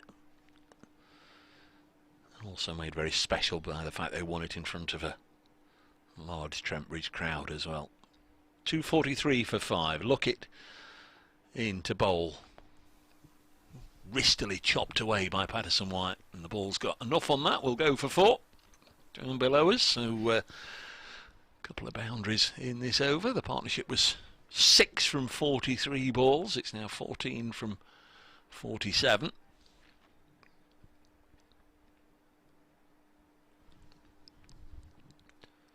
Just joining us, Notts won the toss, opted to bat first. Openers put 98 on before Ben Slater was bowled for 53. It was 150 for 1 at lunch. Asiba Mead was 57. He retired during the interval. Well, retired from that innings. He hasn't retired from the game. Next one gets through a bit of a ugly looking swish to leg. So Mead retired for 57. That was 150 for 2. Joe Clark caught by the wicketkeeper Goldston from the bowling of Harris. Shortish delivery, went to pull it, top edged it high in the air, and the keeper just had to run back a couple of paces before catching it. Joe Clark out for 32. That was 172 for 3. Lyndon James retired upon reaching exactly 50. 232 for 4. And Stephen Mullaney caught on the fence, caught Crony Bowl Bailey for 24. And that was 233 for 5. That brought Tom Moores and Liam Patterson White together.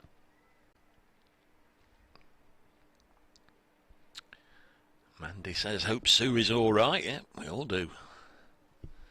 We all do. Umpire Sue Redfern officiating in this one, but 20 minutes, half an hour or so. Didn't make a exact note of the time after lunch. Out came the physio. Didn't seem to do anything other than have a bit of a chat with her, and the next time I looked up, Peter Moores was out there standing at square leg where he is now, keeping his beady eye on son Tom, who's got the wicket keeper up for company. Bowley bowls and Tom Moores hits it back to the bowler. 247 for 5.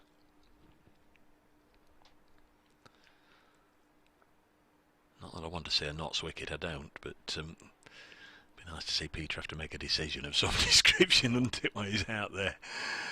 Next one's punched to deepish mid-off and a single is taken. 248 for 5. We're just starting a little passage of play where we can say we're inside the last 10 overs before tea. 9 overs and 4 balls remain before the break.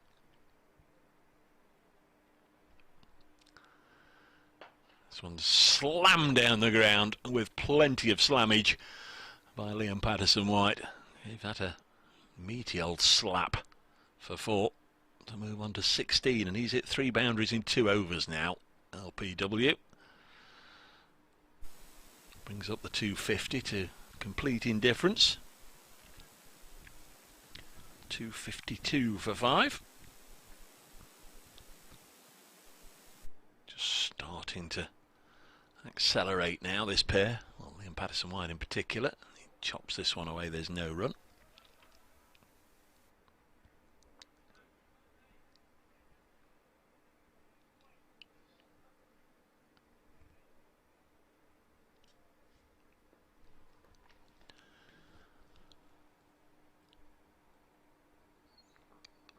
Bowley bowls and a little push and run up to mid-on.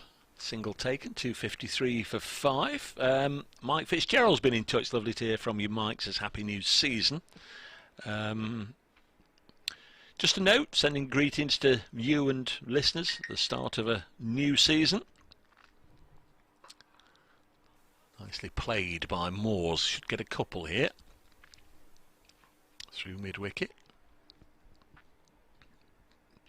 Mike says your mention of LF23 and Luke's benefit year reminded me of the very first professional game I ever went to. It was at the Southport ground in the early 60s. Went as a youngster to see a Brian Statham benefit match against the touring West Indies side. They had Rowan Canai and Conrad Hunt, Gary Sobers, Wes Hall and Charlie Griffiths. Any chance of Luke signing up for the visiting Aussies this summer? Sadly not, I guess. Looking forward to following a good season. All the best, Mike. Lovely to hear from you, Mike. Crikey, yeah, that's when benefit matches used to be attracting the really big names and what have you. But there's some names there that you'll have seen and no doubt cherish the memory. Wes Hall, Charlie Griffiths, Gary Sobers, Conrad Hunt, Rowan Canai. Yeah. 255 for 5. Next one is pulled away. Didn't get hold of it, I think, as I thought he was going to there. I thought once again the fielder on the boundary might be brought into play, but it landed well in front of him. Single for Patterson-White, who's on to 18. Moores has 6.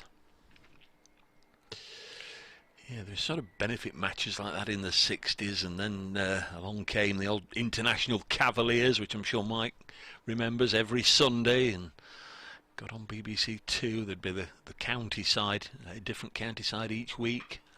This time it's Tom Moores lifting one up into the sky and over mid-off, and he comes back for a second run. Yes, they called them the International Cavaliers. It was almost like a World 11 or an International 11 or some such. Every Sunday they would play against each county side, broadcast on BBC Two, and it was obviously a popular television time. Sunday afternoon 2 till 6:30 or whatever, and then along came the Sunday League, and that was terrifically popular. 258 for 5. Next one is driven out into the offside. Perhaps the old rose-tinted spectacles, but counties sort of worrying about people through the gates and all the rest of it, and this competition and that competition and the other competition. Just loved the old Sunday League, and always seemed to be that the grounds were full. Competitive cricket, enjoyable cricket, good format, 40 overs, you knew where you were, 8 overs per bowler. 259 for 5. Next one chopped away into the offside by Patterson-White, moves on to 19.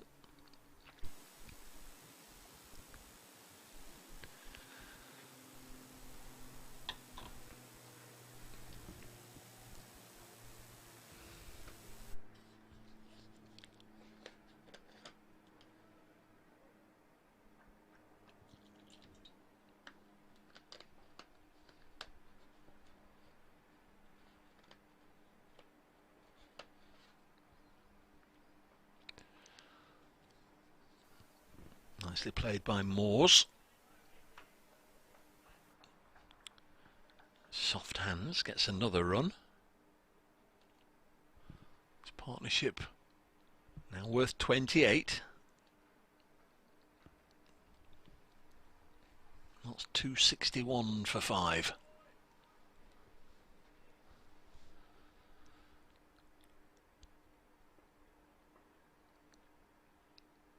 We've had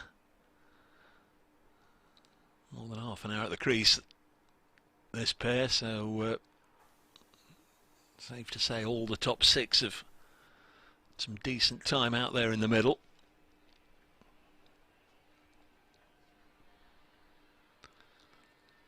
It's the end of the 56th over, 261 for 5, Nottinghamshire.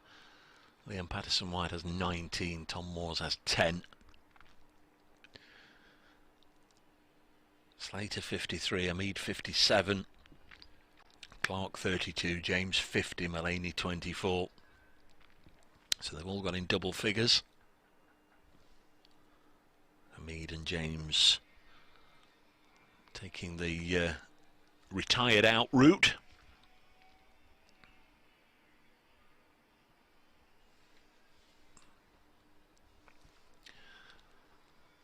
Going to be the spinner, Nat Bowley,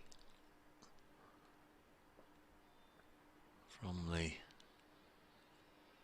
Radcliffe Road stand end. Bowls. Another single taken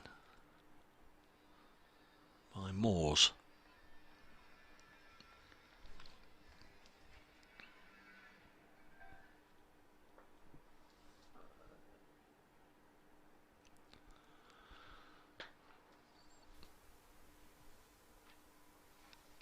Patterson-White hits it down the ground. I think that's a sub-fielder doing the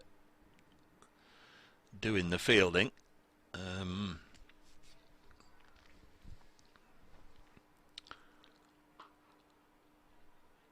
263 for 5. Listed. The list we got from Loughborough University, Saku and Lela, I think that probably is doing the sub-fielding. Apologies if it's not, to family and friends. Not fact, you idiot Bracegirdle, if you get the binoculars out, I think it's got, I think there's, yeah, there we are. It does say and Lela in fairly small letters on the back of his shirt. He's number 5. We didn't have the numbers, but yeah, I can see his name out there. There's another one listed to do some sub-fielding, Josh Pistorius, not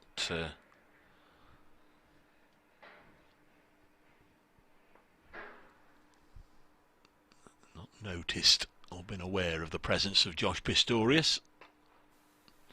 Sure, he's probably put in an appearance or two without me spotting him. Into the 57th over, so 7 overs to go before the lunch break. Beg your pardon, the tea break. Going to be getting up to around about 4 o'clock, isn't it? 265 for 5.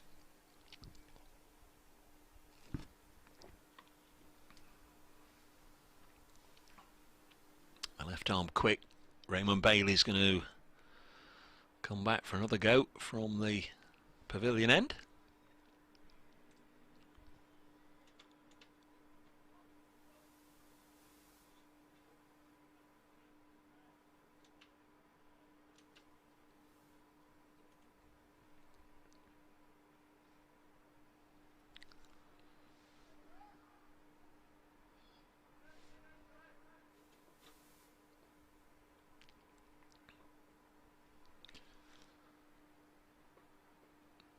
down the leg side. This one taken by the keeper.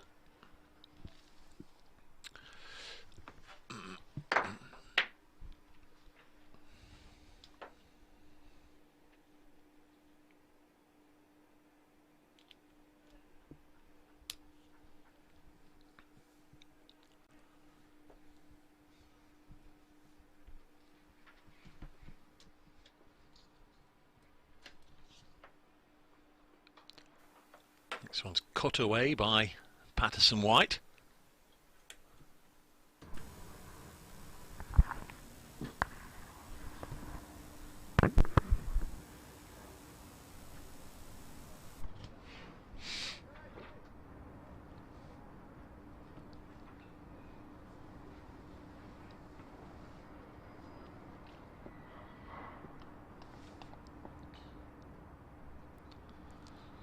Bailey. Balls to Moores, left armour to left-hander, thuds into the pads. Nothing doing there for the Nottinghamshire man.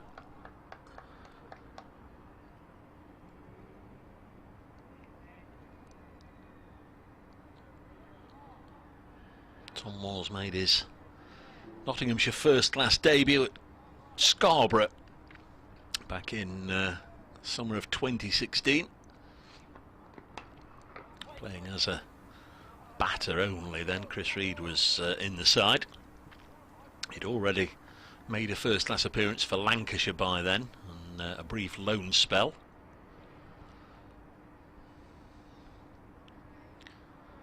Played 64 first-class matches up to this point in his career.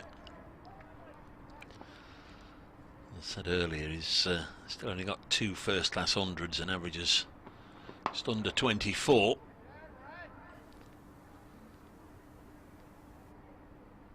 They are figures that I expect him to improve upon. Still only 26. Time to really cash in now. You fancy have a really good few seasons with the bat. Lifts this one high in the sky and down the ground, and that goes over the ropes for 4. Shot of real conviction from Tom Moores. It's the end of the 58th over, 270 for 5, Nottinghamshire.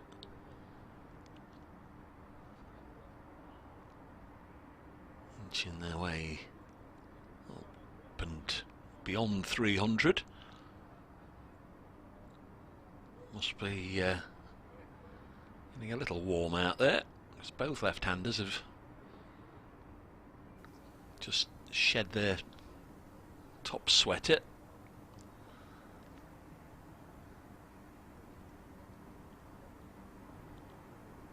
Young 12th man coming on and gathering them with the bib on. Couldn't see quite who it was. 270 for 5 then. Bowley to continue.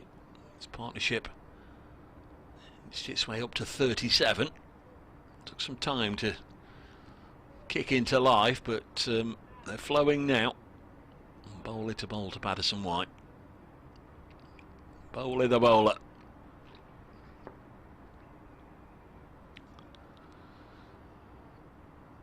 Round the wicket, down the ground comes LPW and slams it straight down into the lower echelons of the Radcliffe Road stand for 6. That was a meaty blow. My word, he struck that well. First ball in the over.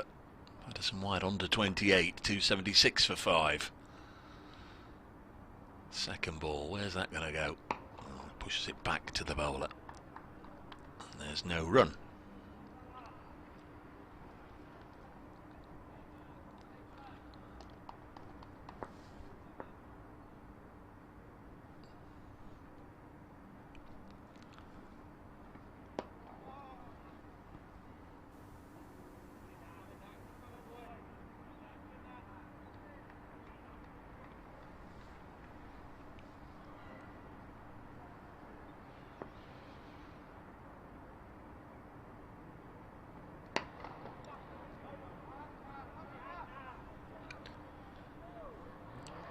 Nicely fielded off his own bowling there by Bowley.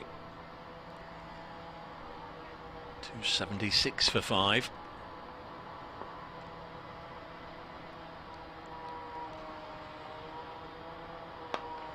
And again an opportunity just to free the arms and lift it high and handsome over the ropes for 6 by Liam Patterson-White. Thought the workman had packed up and gone home, but clearly not. PW going to work here. Moved on to 34, and the bowler getting a little bit of advice from all angles. Matthew Montgomery and Joe McGregor. Let's not offering a word or two of advice. Bowley bowls and Patterson-White digs it out. That's the end of the 59th over. 282 for 5. Still, as you can see from that camera shot, plenty of blue sky still around, but imagine the cloud will thicken up after tea. It'll be a chilly last hour. It's generally the way the days peter out this time of year, of course, in the pre-season friendlies. Chilly old end to the day.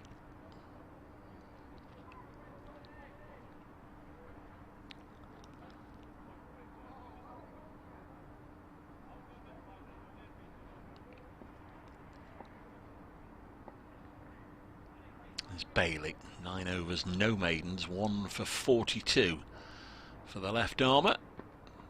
Speared that down the leg side.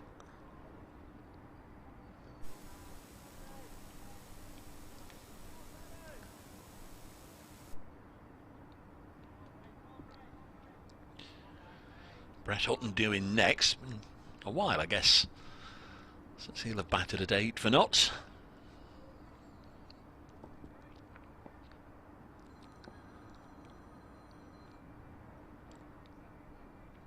Moore's on 15, again down the leg side. Frustrating, I think, for everybody concerned there. The bowler wasn't too happy that it slid down there. Just not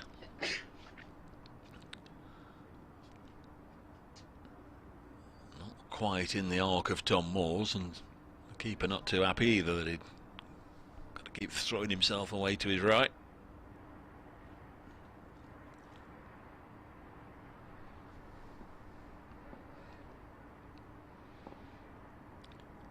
Montgomery turning his arm over as if he's either got the call or he's hoping he'll get the call. Now deflected. Oh, I think we might just be getting a bit of Matt Montgomery in next over or two. 283 for 5. 6-wicket partnership now worth 50 from 82 balls between the two lefties. Patterson-White's contribution 34. Moore's is just 15. Ball hit by Moores for runs, 4 of them. Again, lost the flight of it and thuds into the advertising boards. In fact, it's bounced over the advertising boards. The fielder's had to clamber over the boards there, and he's gone after it.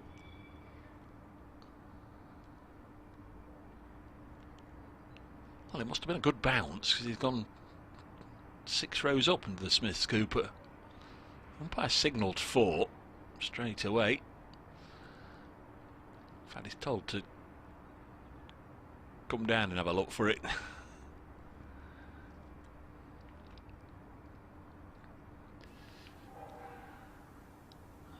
Don't know what delights Kirsty's got in store for us, but there'll be full coverage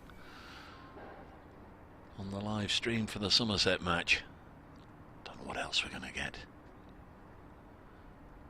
apart from Aaron's chats at the start and end of the day, which we very much enjoy.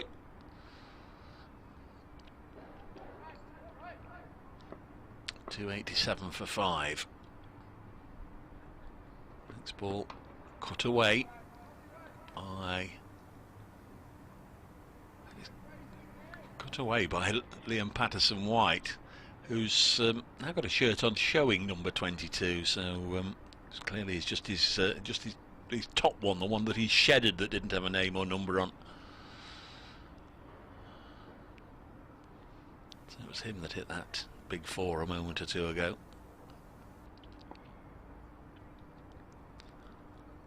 Moore's on 16. Missed that one.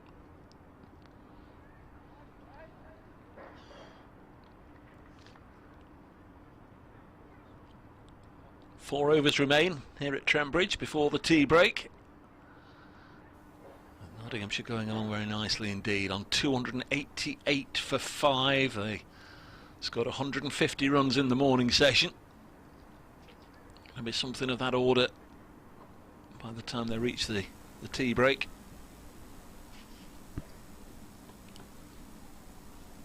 And as predicted, it is going to be Matthew Montgomery to turn his arm over.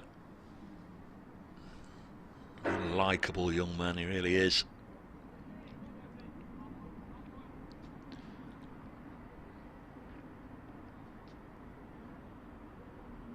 Excellent player as well, of course.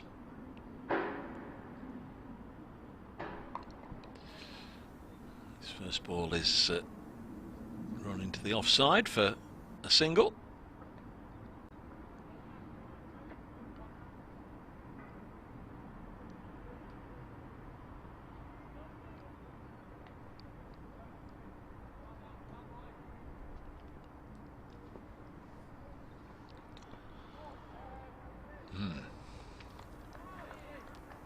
Tom Moore's backing away there, nearly got himself into a little bit of trouble. Doesn't waste any time, Montgomery.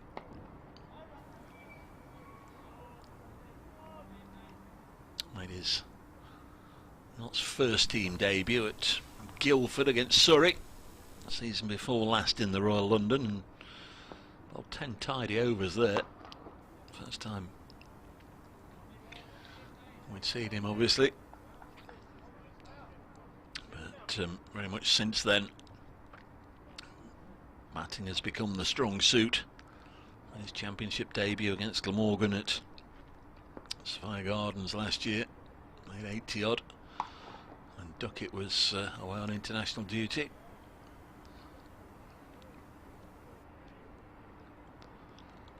And ended the season with a maiden championship 100, that big win over Durham. 291 for 5. Montgomery to Moores.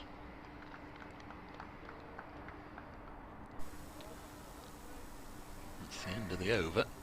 3 from it. An over that barely lasted 60 seconds.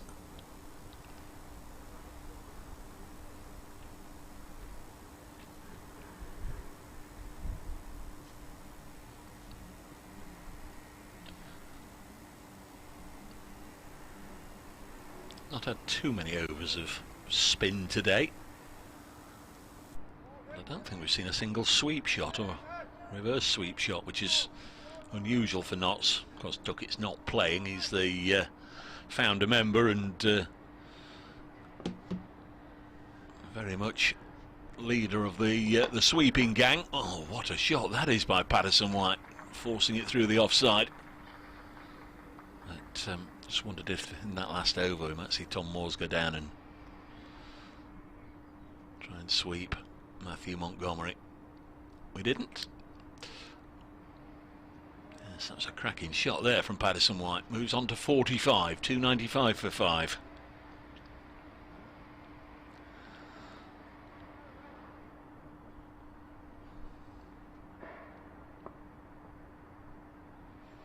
Bailey in again. Pulls this on the leg side straight to the subfielder. There's no run.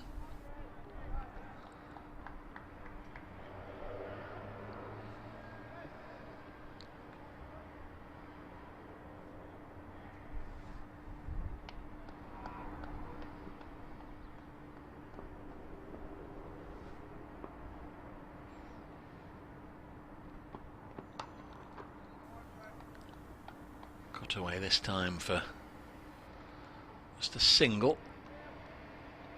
296 for 5, Nottinghamshire.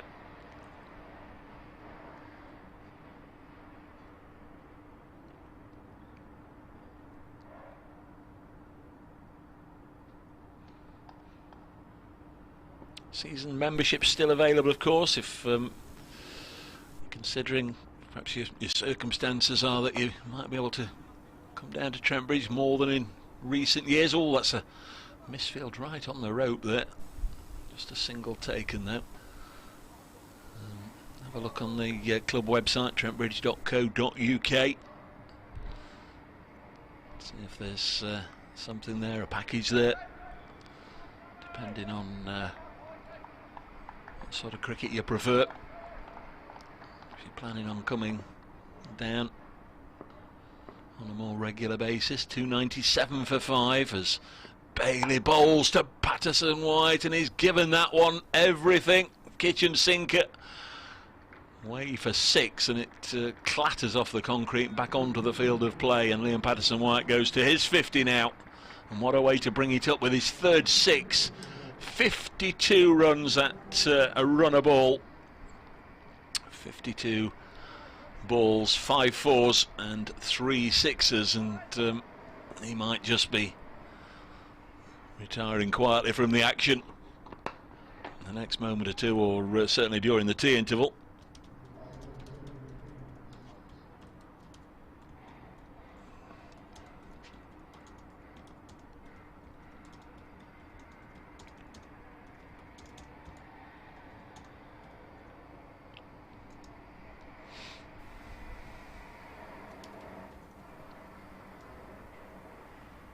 .300 up as well.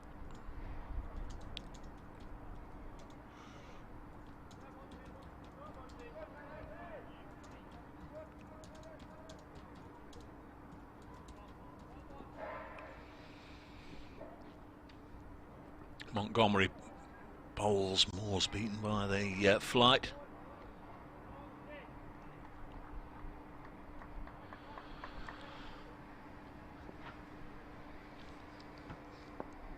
And again comes Montgomery.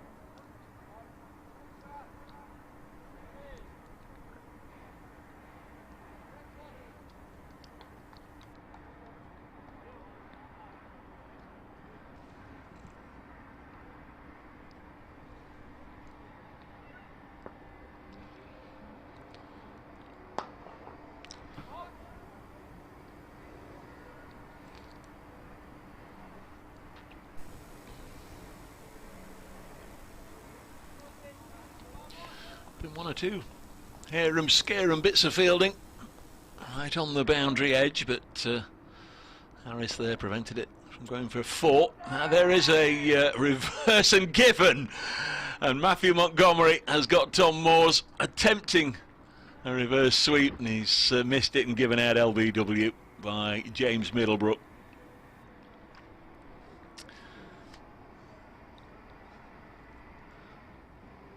Moore's out for 19, 305 for 6.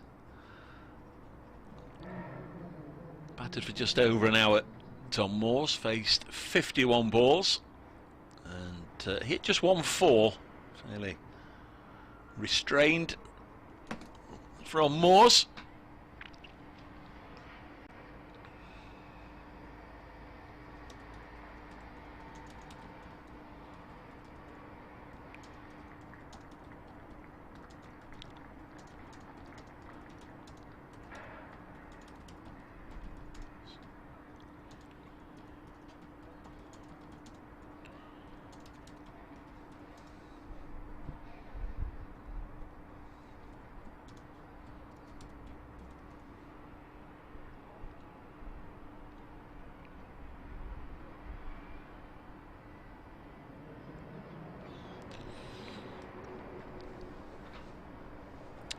So it is going to be Brett Hutton as we get to within the last 9 or 10 balls of the session. Charlie's been in touch. 250s in 2 innings in pre-season for Lyndon James. Go Lyndon, he says. There's 1 ball left in this over, and then 1 more over before the tea break. 305 for 6. So Brett Hutton, mentioned it earlier, 12 years ago today, he was making his first class debut for Notts in Abu Dhabi, that pink ball game against the MCC.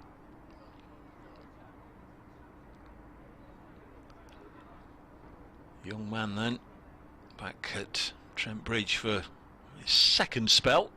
Had 3 years away with Northants, 18, 19 and 20, as Montgomery bowling to Brett Hutton.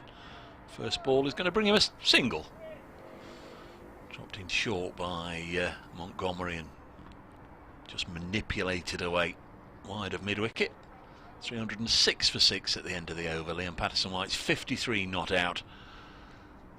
And Brett Hutton has 1.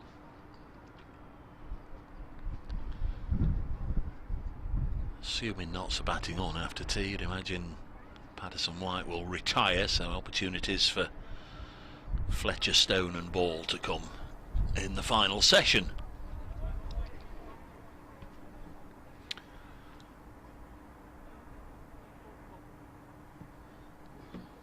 So 306 for 6.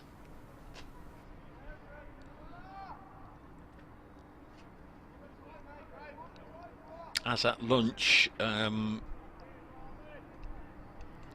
a possibility the live stream will be taken down during the tea interval, so we'll be back in 20 minutes after they go off, so just remember to refresh your live stream in time for the evening session, as Brett Hutton gets his second run from his second delivery faced. 307 for 6.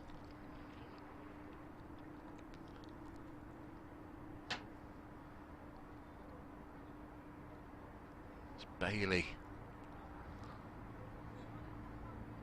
bowling, final over of this session. He got the 1 wicket to fall in the morning session, that of Ben Slater, fairly early on in his stint, just his second over. He's now into his 12th over, 1 for 61, bowling to Liam Patterson-White, who's on 53. Hits this crisply through the offside. There's a couple of fielders in there, shortish, extra covers, just trying to prevent anything going through there, but Liam Patterson-White scorched it past the skipper McGregor and away for 4. And he's on 57, 311 for 6. Seba Mead made 57. So Patterson-White within a run of being the top scorer in the innings.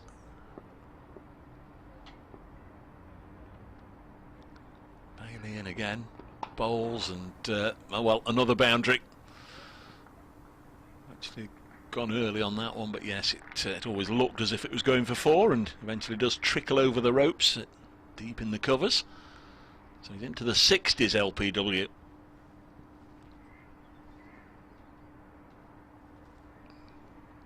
.315 for 6.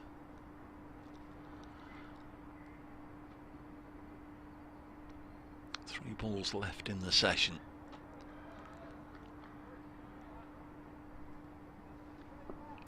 Might fancy a bit more of this, Patterson-White. Next one is hit handsomely.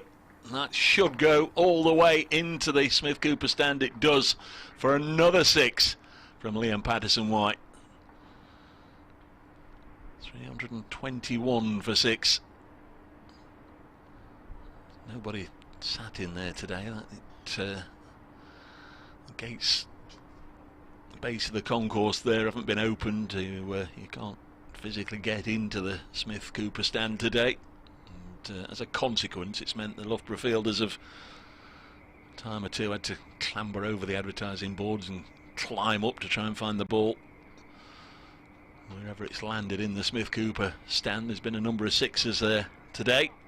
This is the latest. Takes Liam Patterson-White to 67. 3:21 for 6. Knotts back over 5 runs and over. Bailey bowls.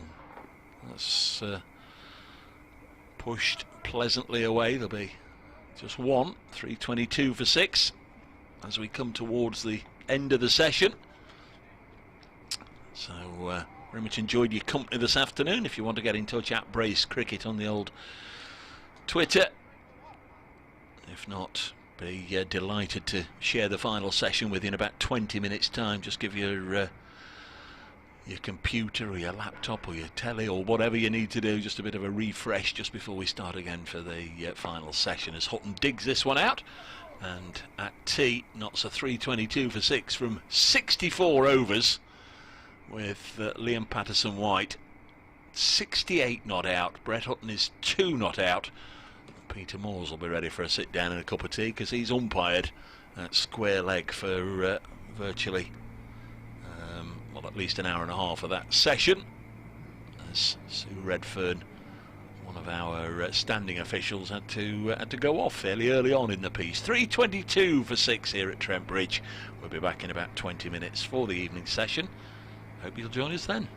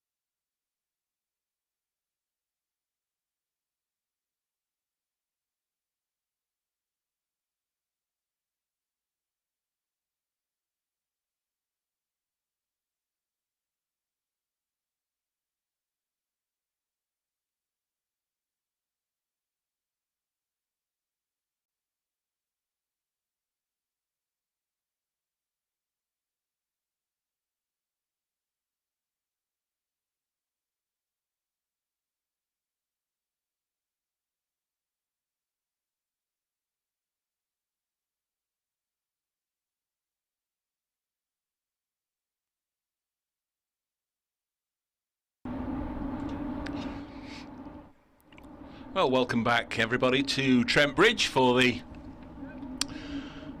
post-tea session, the final session of day one of this 3-day pre-season match between Nottinghamshire and Loughborough University, with the county side 322 for 7, and we start again with Matthew Montgomery bowling to the new man, and that's Ollie Stone, and that's because Liam Patterson-White has retired at tea on 68.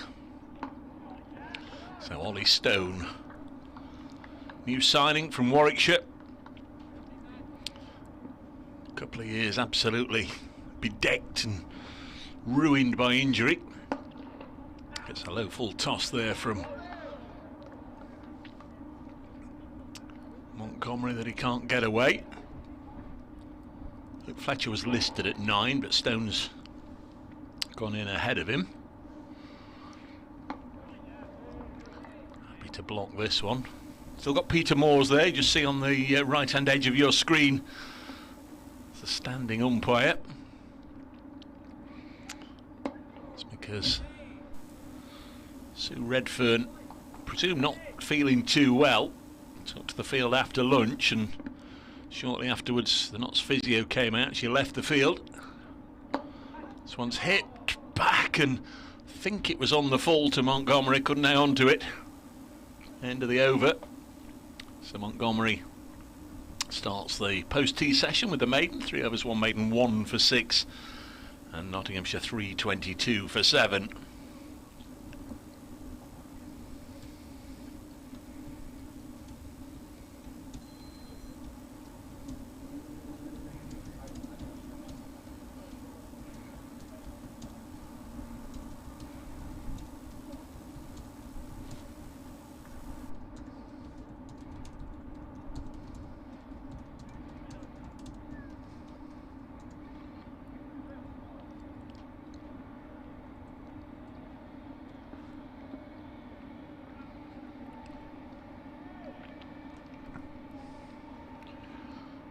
Be Max Lockett to bowl the first over from the pavilion end after tea.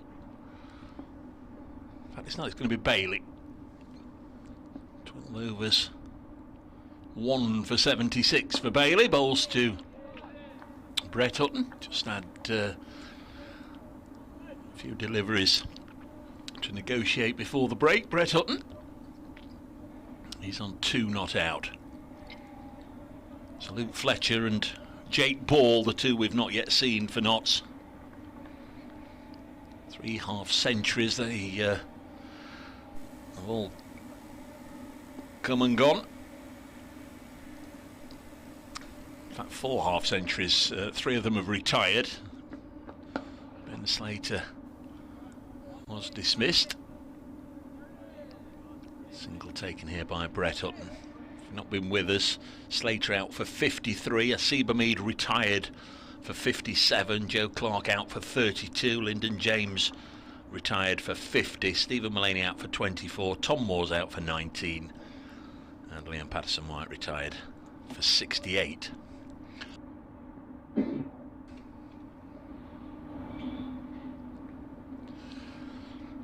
Here's Bailey. Bowls to Ollie Stone. It's going to be a leg bite, is indeed.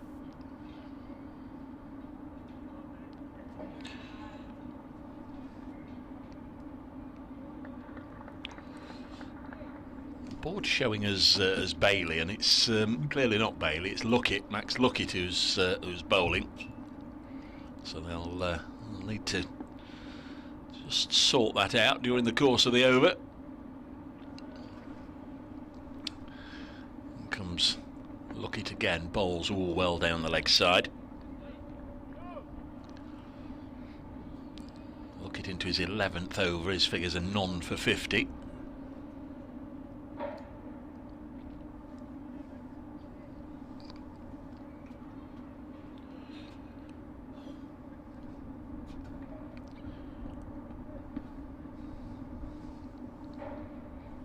It's a really good innings from Patterson-White. 68 from 58 balls faced.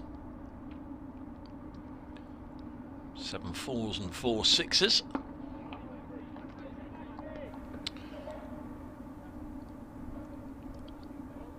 .324 for 6.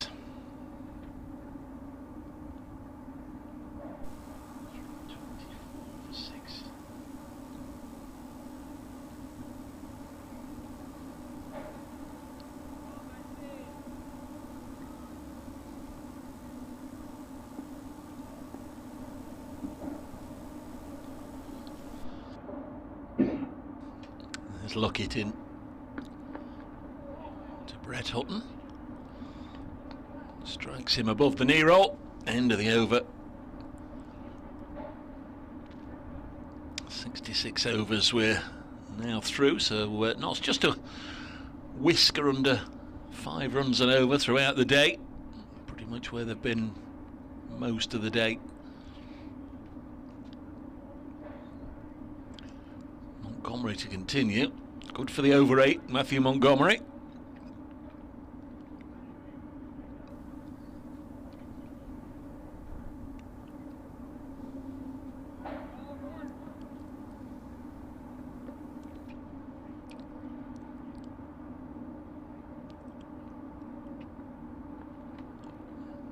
Ollie Stone down on one knee with a slog sweep. Gets a single.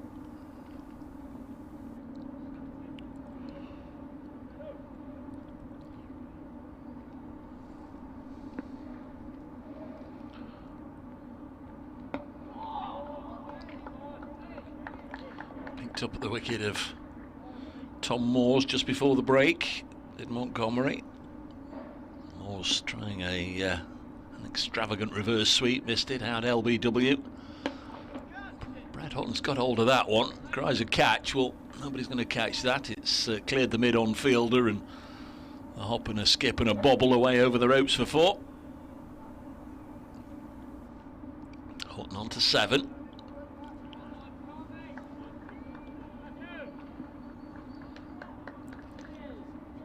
Short leg in there. There hasn't been one at any of the previous occasions during the day when there's been a spinner on. Montgomery bowls again, and Hutton just pushes it into the offside to Priestley.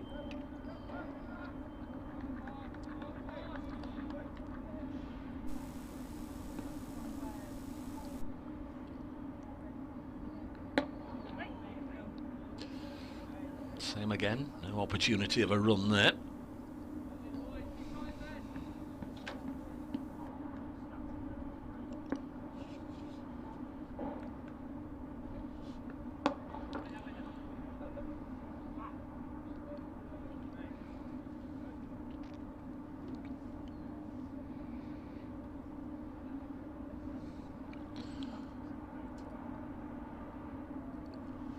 Ollie Stone has best of 60 with the bat. First class cricket.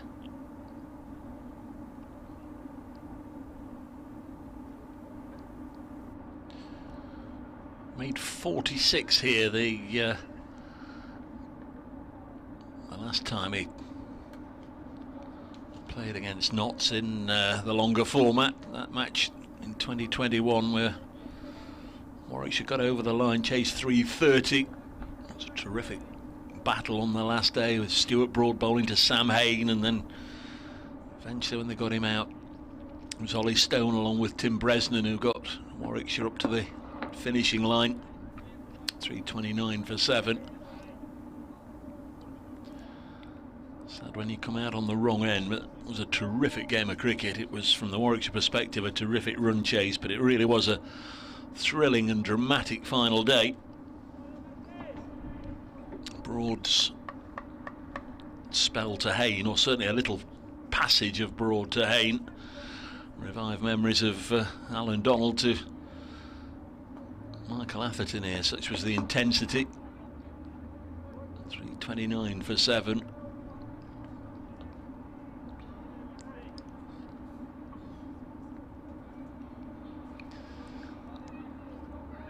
Had a long old chat to Ollie Stone last week at the media day, and sort of let out that he's not averse to having a word or two.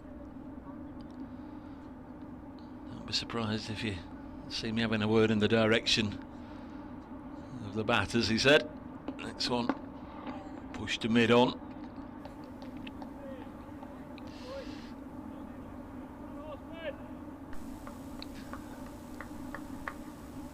It's been clocked in previous years at over 90 miles an hour, so the enforcer role that James Pattinson was asked to do on occasions last year may well be handed to him.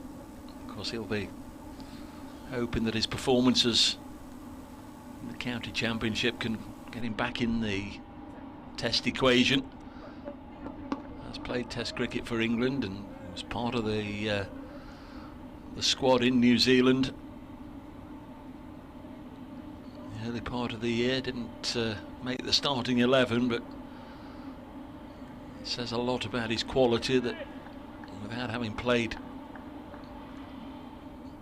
any red ball cricket since his operation and his lengthy time out of the game, he was whisked straight back into the squad. So it's clearly somebody that we're keeping an eye on. Punches this firmly into the offside, no run. Began with Northants, 6 or 7 years with Warwickshire, and now arrives at Trent Bridge for the next part of his career with, I'm sure, the prospect of working under Peter Moores, Kevin Shine, Paul Franks and Bota. Something he's looking forward to embracing. And a little bit of success with Notts is something that he cherishes. End of the over. Stone remains on 1. Houghton 7, 329 for 7. Maiden over there for Max Luckett, who's now 12 overs, 2 maidens, none for 50.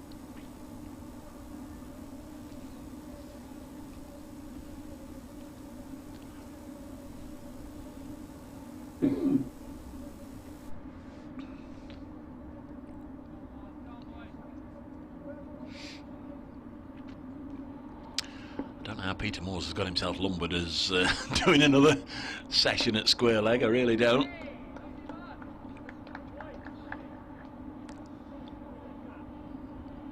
Part of leadership, of course, is all about delegation. Montgomery bowls and heaved away by Brett Hutton for runs. And has cleared the rope in front of the William Clark. Clatters into the railings, but just over the rope for 6. Hutton's another one who should have had a first-class 100 by now. Got into the 70s a couple of times. There's Montgomery bowling to him. And this one's cut to backward point, no run.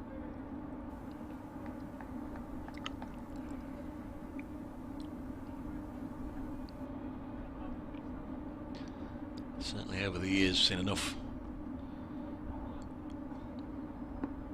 prowess in his batting to suggest he could have gone on to get a 3-figure score, but it's not happened for him yet. 336 for 7.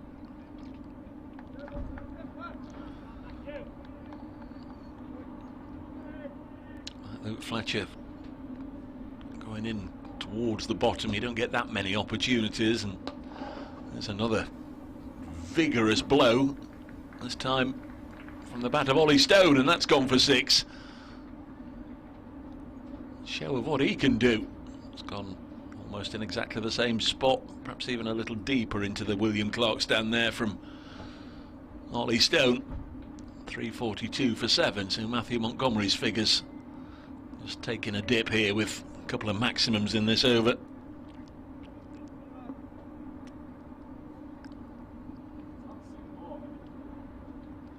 Bowls again. Stone works it to mid-wicket. We're through 69 overs of the scheduled 96.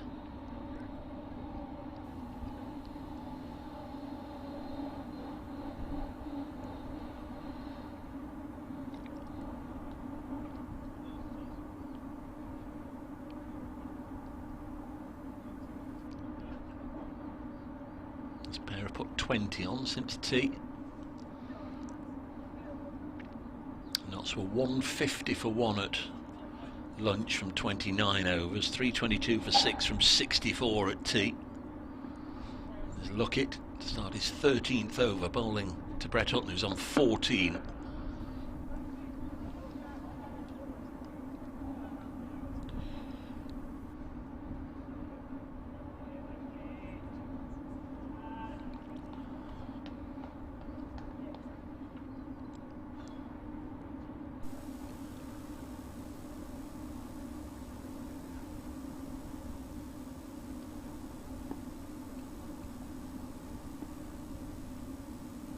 Bridge bathed in sunshine, lovely to see. Let's look at balls to Hutton, solidly behind it, but puts a high price on his wicket, Brett Hutton. He's moved into double figures, so everybody that's been at the crease today has reached double figures, except so far Ollie Stone, who's still out there with power to add. He's on 7. 6 of those 7 coming in one blow. 342 for 7 as Hutton drives this up to mid-on, no run.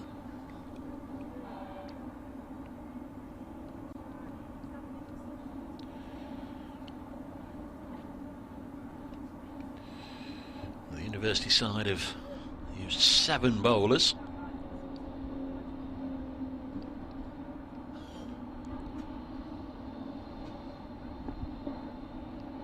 4 of them with a wicket apiece. The other 3, of course, players have retired. Mead and James and Patterson White. But the wicket takers, Harris, whose figures are 1 for 47. Bailey, 1 for 76. Bowley, 1 for 37. And Matthew Montgomery, 5 overs, 1 for 24.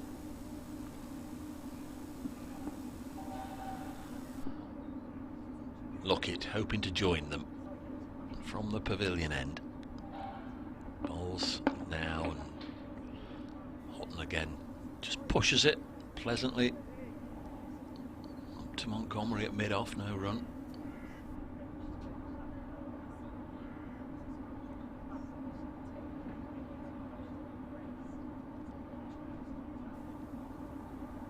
It's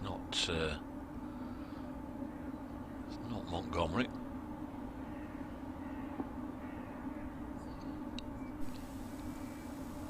He's slip. Again, happy to defend. That's the end of the over. 70 overs have now gone. Notts 342 for 7.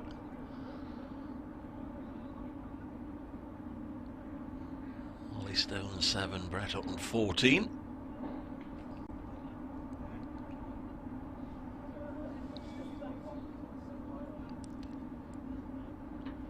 Thanks to everybody that's taken the trouble to get in touch today. Lovely to see and know the audience still out there. The appetite for the county championship. In particular, strongly independent review last year led by Andrew Strauss. Well, I think the county cricket supporters had their say, and thankfully still 14 games in the county championship going forward. I say thankfully, some of us would very much like it to be 16, 2 divisions of 9 each, 8 matches home and away, but certainly better than 10 or 12. This was swept away nice and fine by Ollie Stone, and he'll get a boundary to move into double figures. So all 9 Nottinghamshire batters have got into double figures. 346 for 7.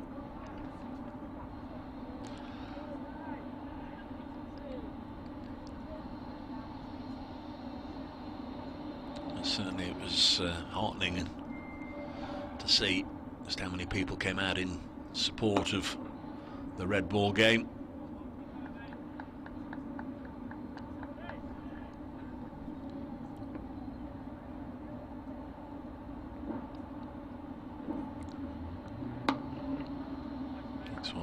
pushed back to the bowler.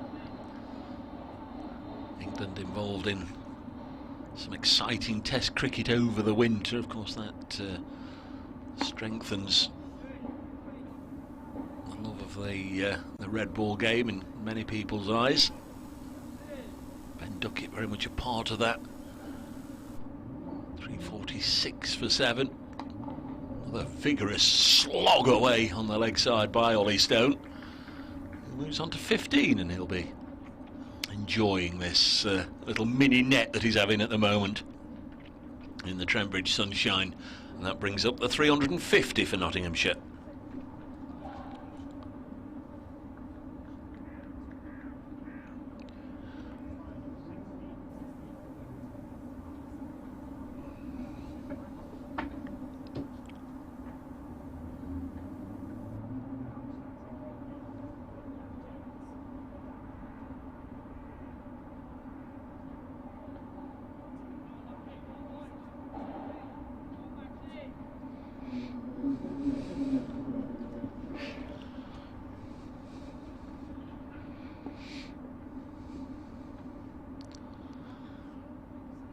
Lockett bowls again to Hutton.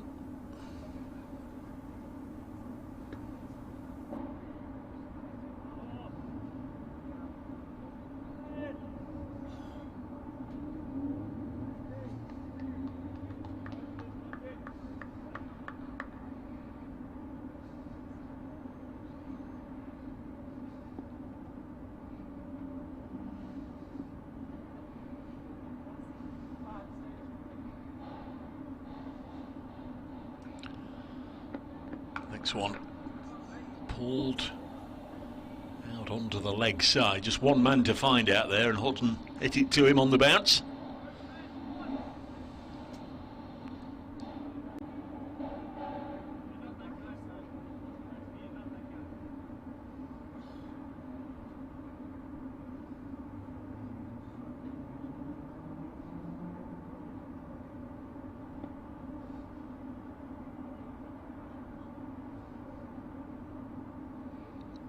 Stone now on strike. Again, he's got underneath this one, lifted it down the ground. Won't quite reach the rope and come back for a couple.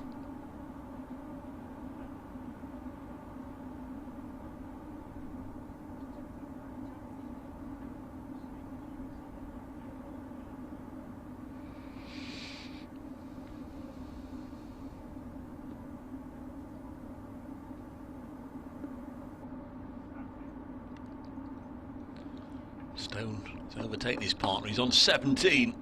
Gonna get another run square of the wicket there.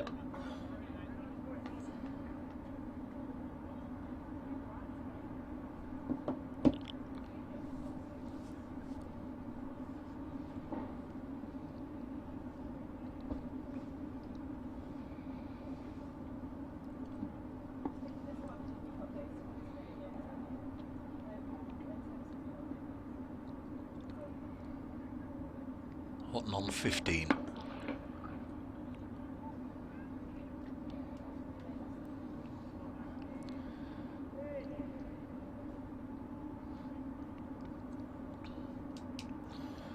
Entered his name into the Nottinghamshire record books last year, of course, Brett Hutton in the Royal London One Day Cup away at Leicester when he picked up 7 wickets. The first Nottinghamshire bowler to do that in one-day cricket.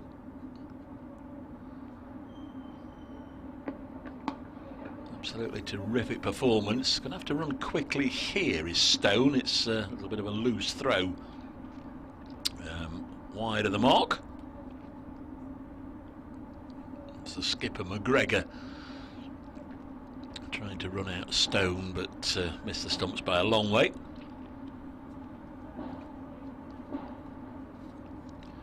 .355 for 7.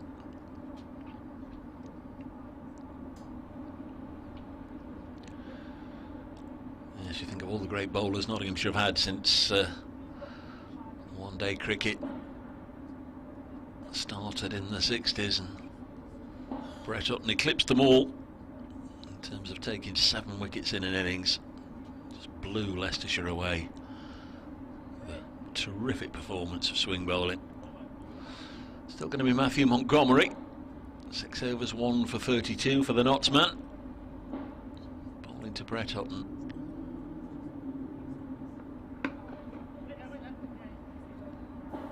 Just had to wait a moment there as he pushed it between bowler and fielder just to make sure it wasn't cut off. It wasn't.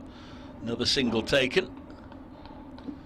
Brings Ollie Stone back onto strike. They've had 34 now since tea. This stand gathering momentum, and 4 more there as Stone latches onto that one.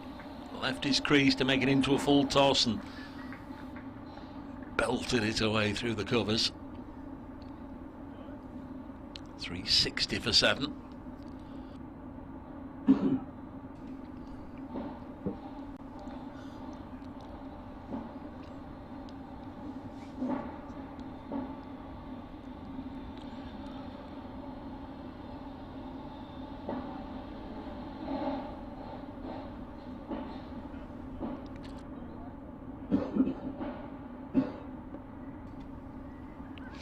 Stone on 22. Matthew Montgomery bowls to him. LBW appeal here. This time James Middlebrook says not out.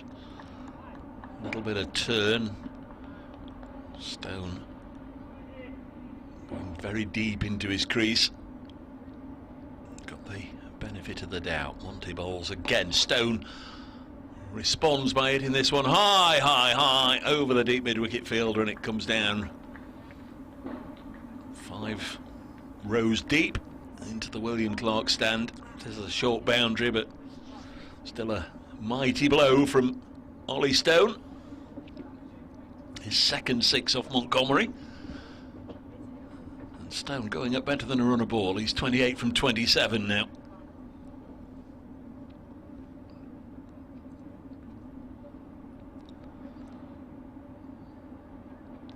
Montgomery in again, and bowler happy to field off his own bowling there, having gone for 10 from his previous couple. Next one driven down the ground by Ollie Stone. He's looking a class act here with bat in hand. Keep the strike. 12 from that particular over. 367 for 7 Nottinghamshire. Stone 29, Brett Hutton 17. This fixture has been accorded first-class status in the not too distant past, but nowadays these pre-season matches have lost that accolade. Just pre-season friendlies.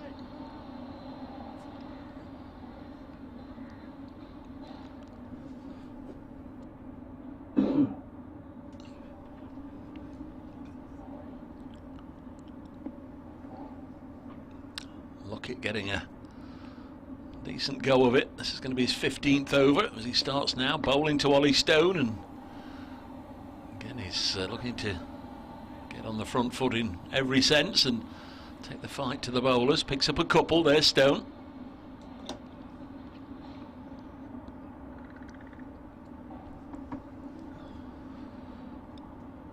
Partnership worth 47. 55 deliveries.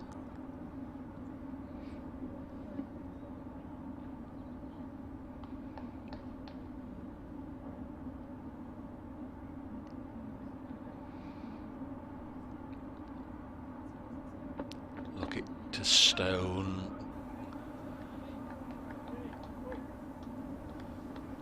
Heard on the side of caution there.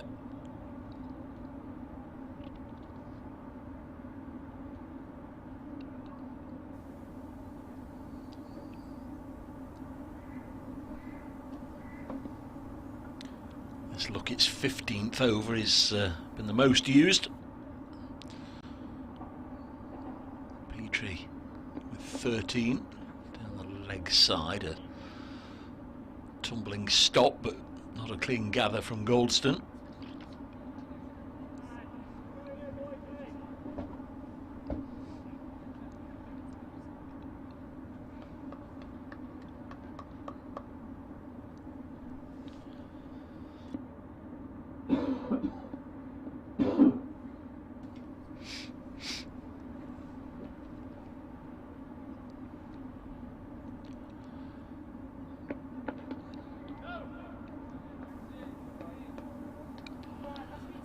bowler followed Ollie Stone there, who'd backed away to give himself room to hit towards the short side, the offside, as he looks towards the pavilion, but the bowler followed him.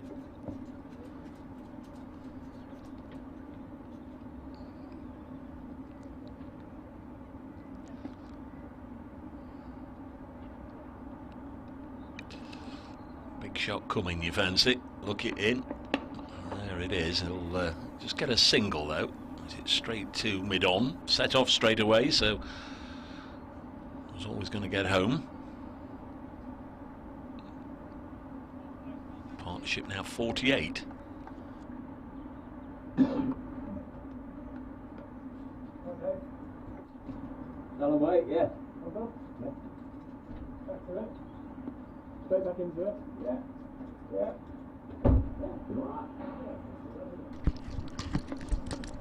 This one down the leg side, taken by Galston. And that's the end of the over. Look it through 15 overs now, none for 58 his figures, Notts 370 for 7. Yeah.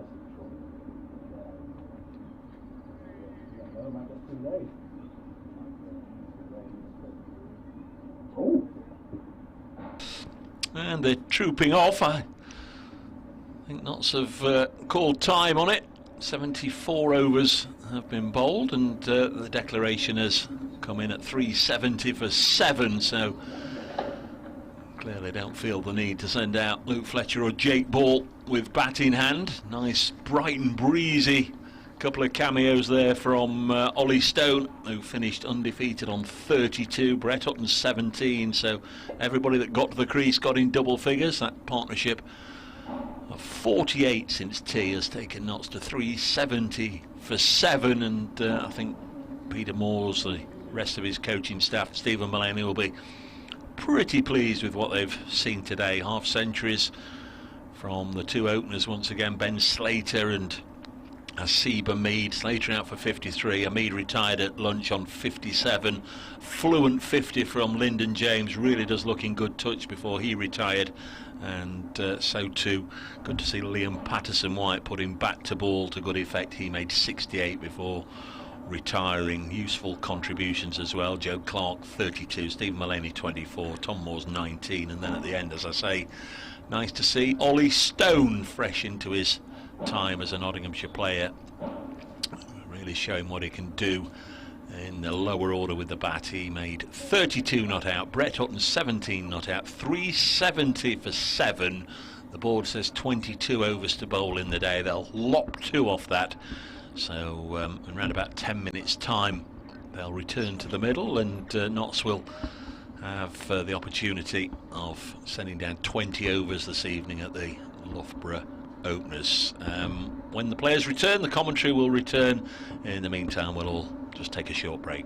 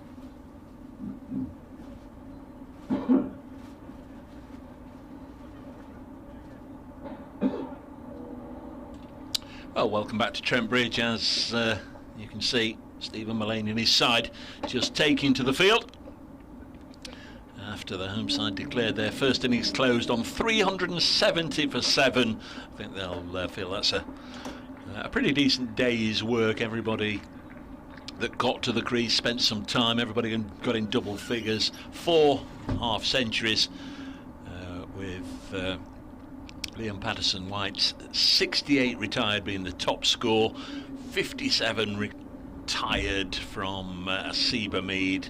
Then what did we have? 53 Ben Slater, who was bowled, and Lyndon James was the other one who retired. He made 50.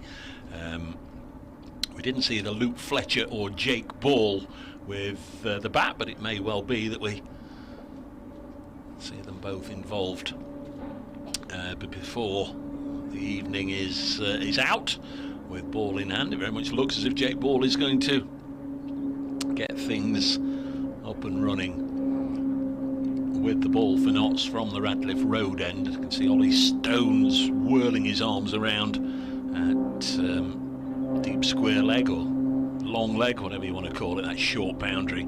So he may well be, we'll just turn the mic down a little bit because like an angry wasp at a picnic, we've got a light aeroplane right over the ground buzzing away, as you can probably hear. Different sort of field for the Loughborough batters to anything we saw earlier in the day. The skipper Joe McGregor's out there.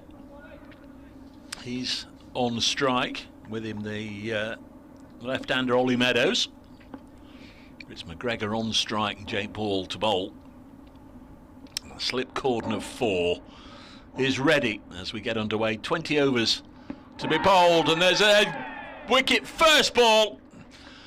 McGregor goes LBW to Jake Ball, and that is how to start an innings. Don't send down a loosener, put it right on the spot, and up went the finger of umpire Middlebrook, and McGregor has gone LBW Jake Ball for naught. And what a start for Notts, what a start for Jake Ball.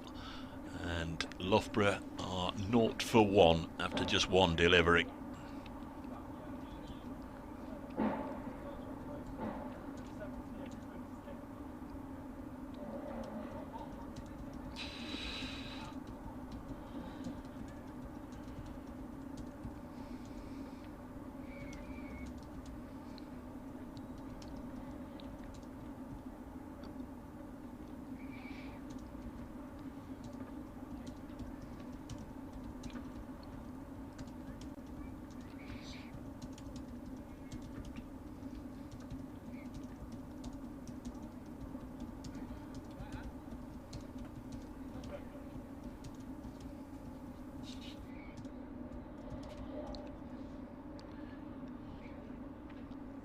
New man is James Croney.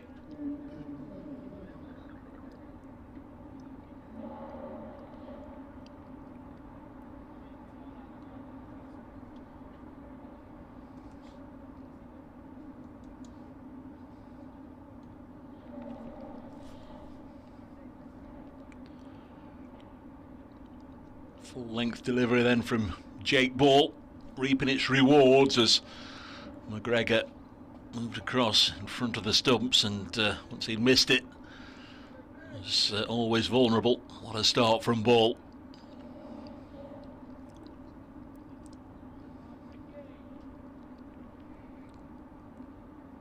All for 1.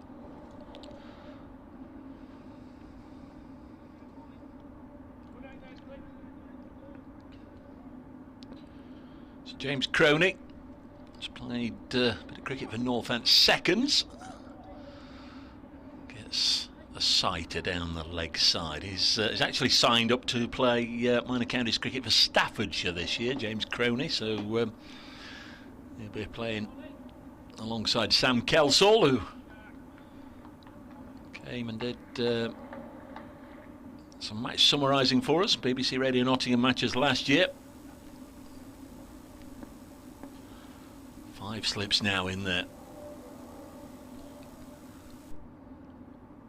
Ball in to Croney.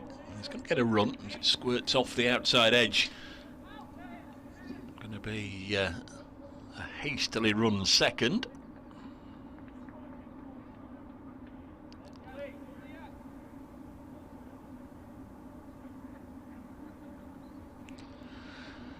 Just looking at the Nottinghamshire slip corner, and they've got Calvin Harrison in there. It's Joe Clark at first, Brett Hutton at second, Lyndon James third, Calvin Harrison on as a subfielder at fourth, and Liam Patterson-White is at fifth.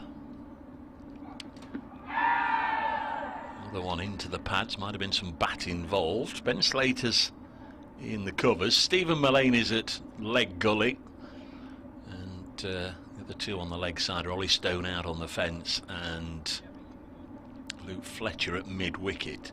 So we've missed somebody out of that lot. Seba Mead doesn't appear to be on the field.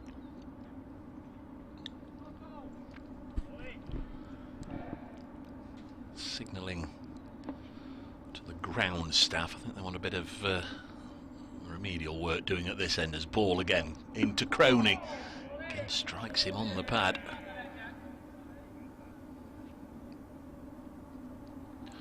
Awkward little passage of play this, but I guess for somebody who's not yet been elevated to county level, it's always likely to be a difficult challenge facing Jake Ball.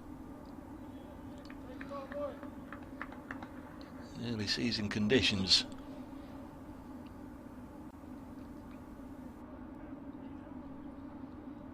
Ball to conclude the first over. Bowls to Crony, who leaves it alone. And Loughborough 2 for 1. Sure, we'll see the ground staff here. There goes Richard Marshall rushing on. Saw him at Notts County on Saturday. Big Magpies fan there with the family. The young ones were after a few autographs of the players I saw. 2 for 1. Not going to get any easier for Loughborough, because Ollie Stone is going to bowl the second over. It is the left-handed Ollie Meadows.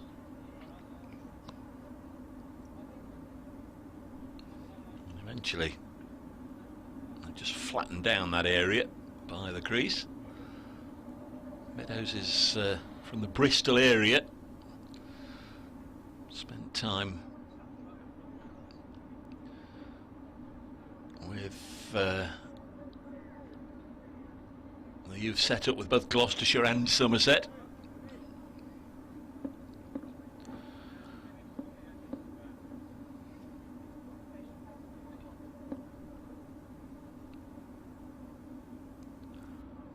Four slips for Stone. That's a quickish looking delivery, certainly with the naked eye. That one seemed to fizz through into the gloves of Moores. Said to Ollie last Wednesday at the media day, "Come on, help a commentator. Then what are you looking to do then early on?" Said hit the top of off. If it just shapes a little bit and the batsman nicks it, all well and good, but I'm looking to run in, bowl quickly and hit the top of off. He's over the wicket to the left-hander and clipped away over Luke Fletcher for 4. Certainly not entirely convinced that Meadows meant to clip Stone over Luke Fletcher at mid-wicket there for 4. Fletcher leapt high and couldn't get it. Sort of in that mid-wicket position. One man trying to field in 2 places. And he just cleared Fletcher. Comes Stone again. Bowls. Oh, off the outside edge. Going to be more runs here. An entire slip cordon races after it, but Harrison, the quickest of them, able to prevent it going over the ropes, and back-to-back boundaries here off the paceman.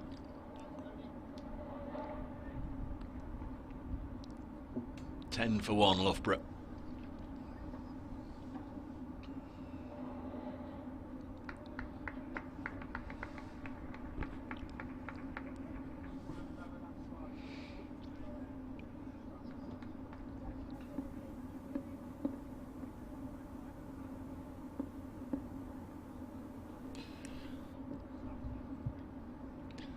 Stone once more, generating great pace here, and that one under the back, kept low. Difficult for Tom Moores to take. So Perceiver Mead is okay. Battered throughout the morning session, retired at lunch. Doesn't seem in any discomfort. Chance maybe just to give Calvin Harrison an opportunity to have a bit of a runabout and join the catching cordon. He's in there at fourth slip. Stone in again. That quickly went into the gloves.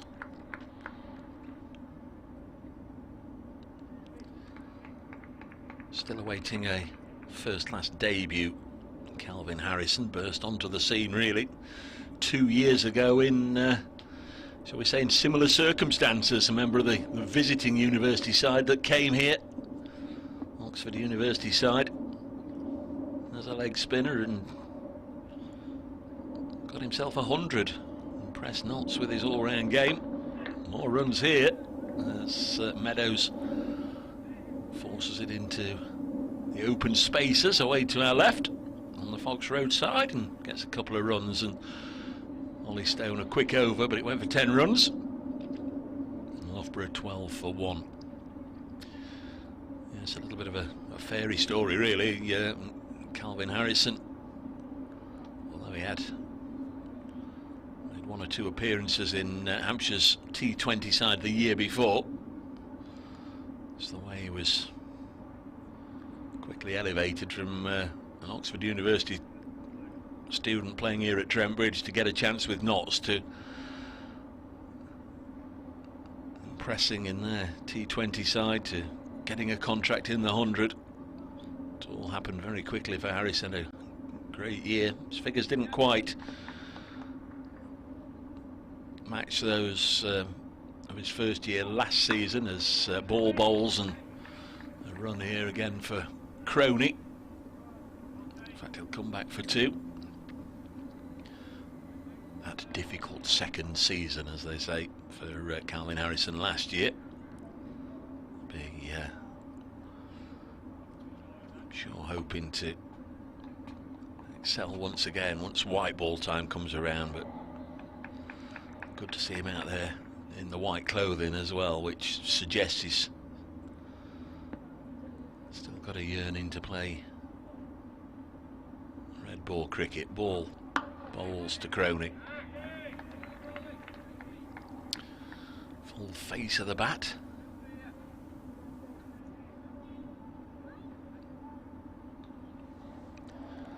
I like the addition of the new digital clock on the Batman board. Very often left guessing a little bit which board which clock the umpires are going by, and you can, I think, down on the field of play you can hardly see the one on top of the pavilion because of the Vice President's suite. This one's defended.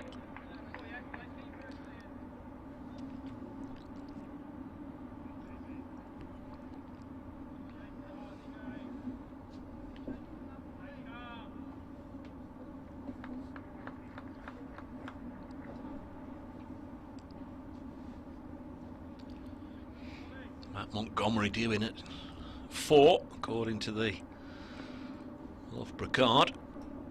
Picked up a wicket with his off spinners, Matthew Montgomery. That of Tom Moores. He'll have enjoyed that. Less so he'll have enjoyed seeing both Ollie Stone and Brett Hutton deposit him high over the ropes for 6s in that post-tee period.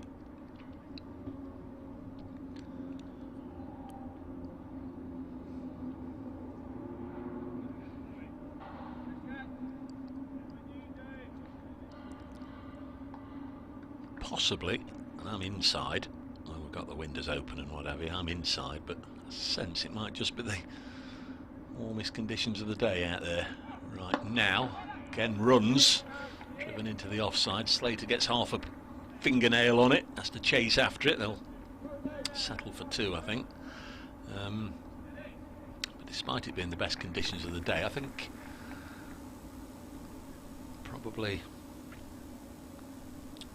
third, if not half, of the spectators that were sat in front of the pavilion have either gone and stayed inside or headed off home, having sat in the cold for most of the day.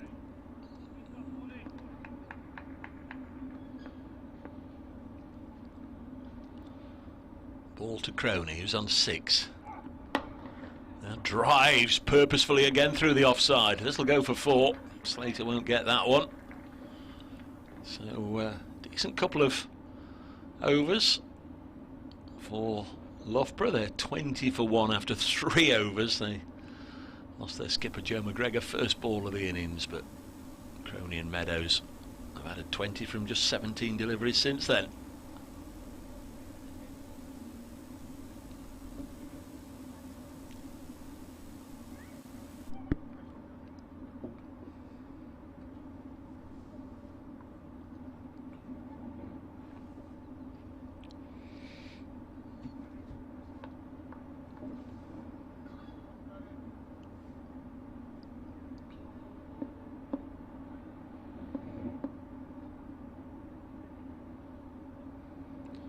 Stone bowls. Again, nicely played by the left-handed Meadows.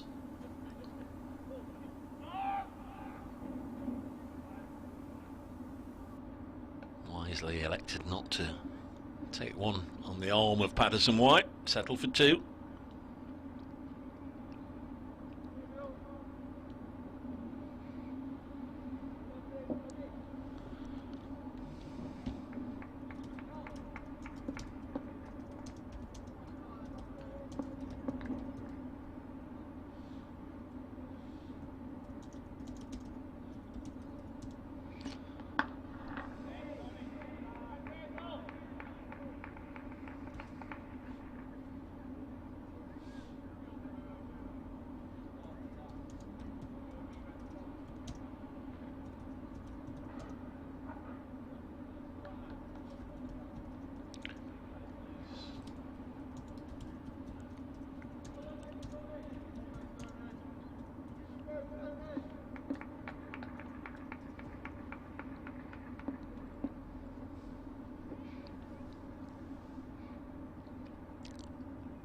Stone again, bowls solidly behind it. Here's Meadows.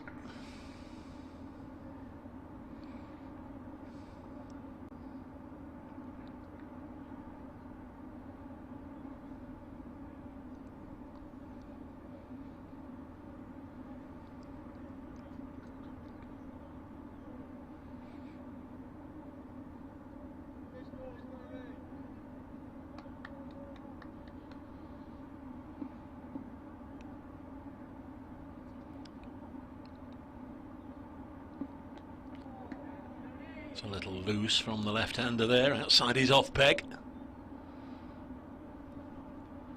Good old shift being put in by Peter Moores at square leg. Also by James Middlebrook. It's not easy having to do both ends. Concentrating almost on absolutely everything, every single delivery. I'm sure many of you have done it on a Saturday or a Sunday afternoon. I know it's always a little bit of a bugbear when you've got to do both ends. That's a good looking shot. Check drive through the offside for 4 by Meadows. Tell how quickly Stone is bowling by the fact that timed pushes by the batters absolutely pinging away for runs.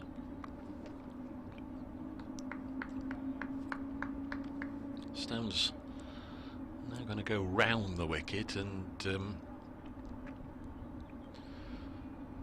Ollie Meadows just asking those on the Loughborough balcony if they wouldn't mind moving, which they have now done. I'm sure there'll be a few grumbles that have been sat there nice and comfy watching the cricket.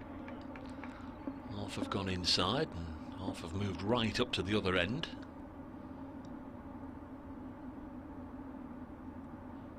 Trembridge, one of those grounds where Spectators do sit in almost behind the arm. It's ball inside edge onto the pads. Collie Stone thought it was through. It wasn't. End of the fourth over, 26 for 1. Stone 2 overs for 16. Jake Ball 2 overs, 1 for 10. And we have 16 overs left in the day.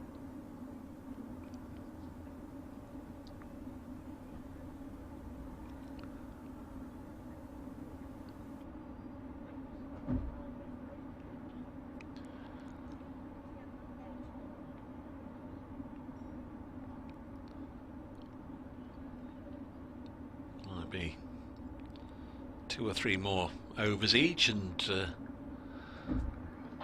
maybe 3 or 4 overs apiece from Luke Fletcher and Brett Hutton to conclude the opening day. Crony on strike on 10. Jake Ball bowls to him down the leg side, clipped away, nicely fielded out there, single taken.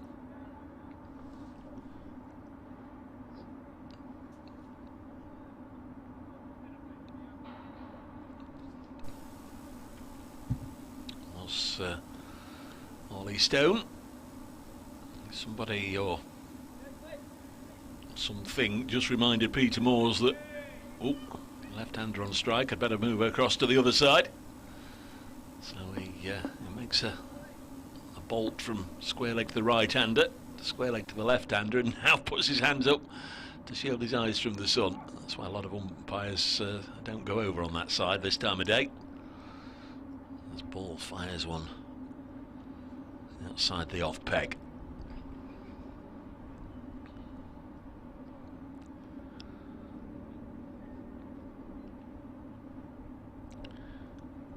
Won't be time for an awful lot this evening when we get home Monday evening. Might have a little catch up, and if you saw it, that Paddy McGuinness reality show started last night about 9 o'clock. Set in South Africa.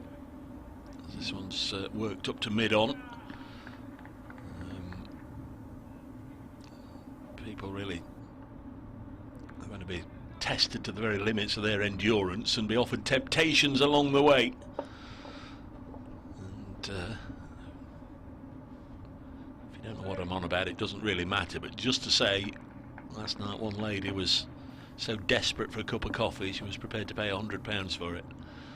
Crikey. No, it was a milkshake, I beg your pardon, a milkshake. 27 for 1. Resisted the coffee but had a milkshake for £100. 27 for 1. It's on again 9 o'clock-ish tonight, I think. £100 for a milkshake. It's even more than London prices.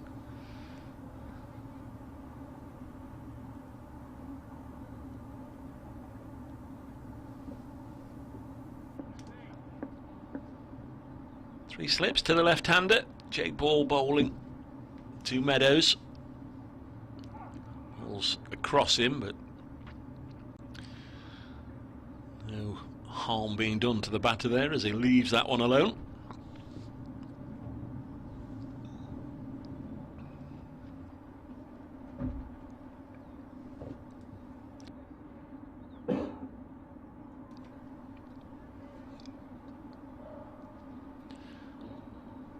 Just coming in from work, school, college, trip to the shops, a walk around the neighbourhood. Coming towards the end of this first day of this pre-season friendly. 15 overs left. Loughborough University 27 for 1. Notts won the toss this morning, opted to bat first. They made 370 for 7 before declaring. 4 half-centurions, 3 of them retired after reaching 50s. Liam Patterson-White, Asiba Mead and Lyndon James. Ben Slater was the other one who got to 50. He was he probably would have retired as well, but he was bowled straight after getting to 50.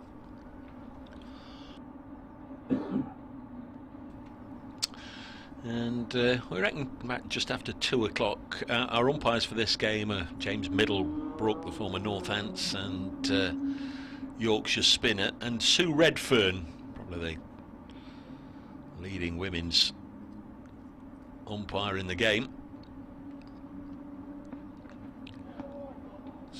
Stone just created a little bit of uncertainty there with Crony, just leaving the bat out to dry. Around about 2 o'clock, you see James Middlebrook, one of the umpires, getting on the walkie-talkie, and out came the Notts physio, came across and spoke to Sue Redfern, and she left the field. And Peter Moores has been standing at square leg. Wondered if, obviously, without knowing Sue was able to return or not, just wondered how long he'd do it for, and he did it up till tea, and he's out there still. So been out on the field now since about 2 o'clock, apart from the tea interval. Peter Moores.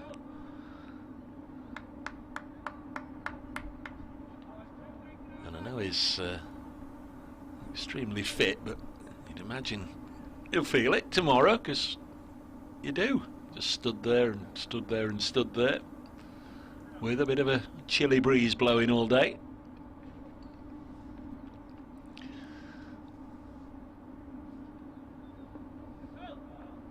Not quite got it right, Ollie Stone. Here he comes to bowl to James Crony. Bowls very quickly there, and that, for all the world, could have got an edge. That was good.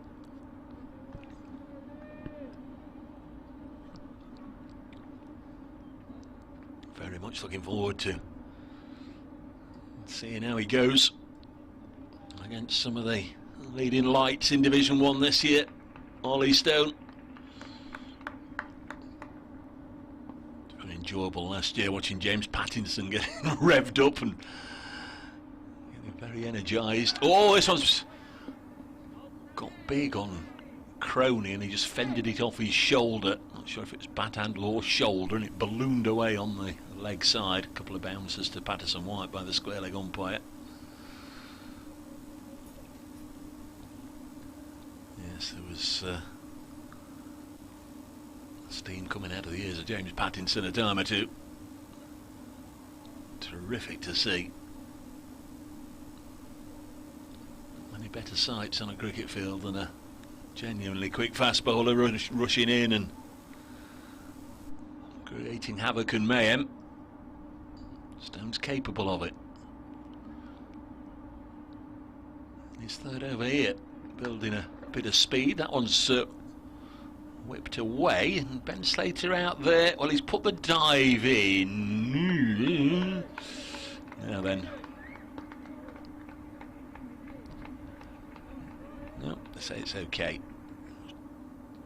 Put the dive in right by the rope. Just 2 runs. It's one of those that,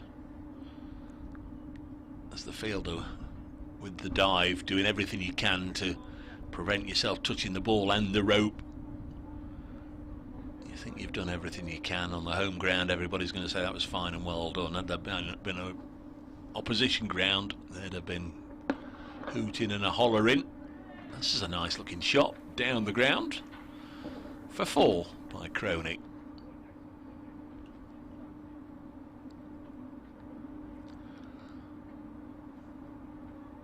Moves on to 17, gone past Meadows, who's on 16, 33 for 1.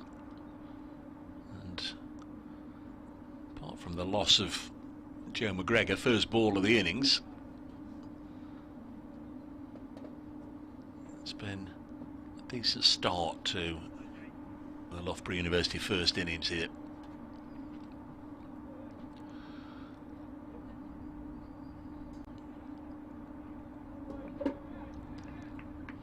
Jake Ball with the wicket, first ball of the innings.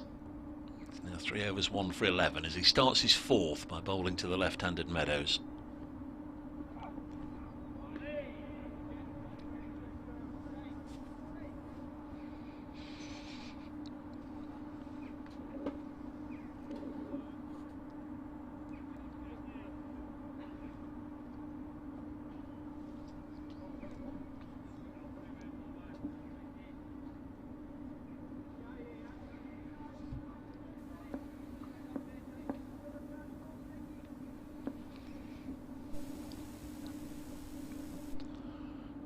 Ball in once more.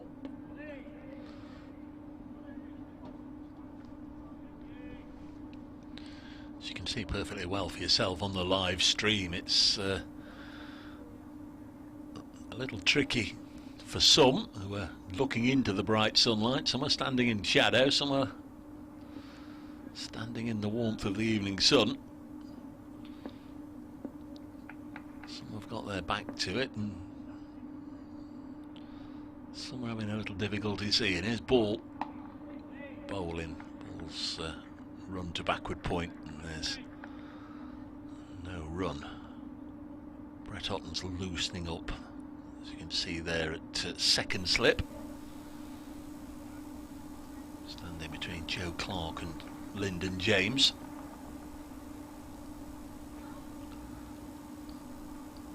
Tells me he's good to go with the ball, Lyndon James.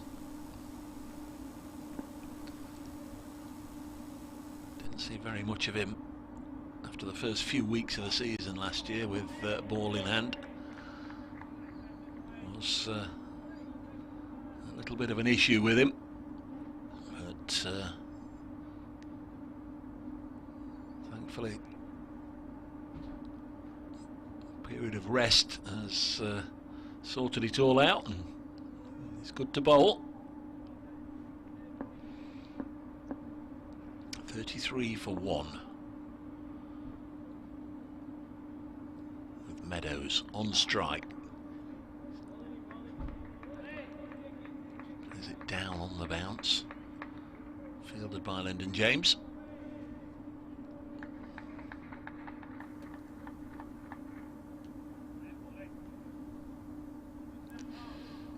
Joe Clark there between keeper Moores and Brett Hotton. Bearded Brett.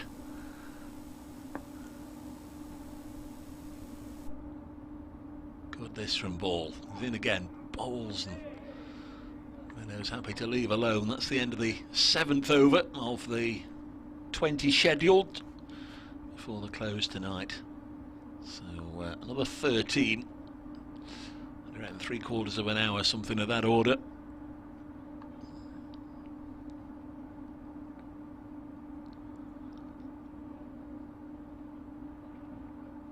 Notts batted for 74 overs, making 370 for 7.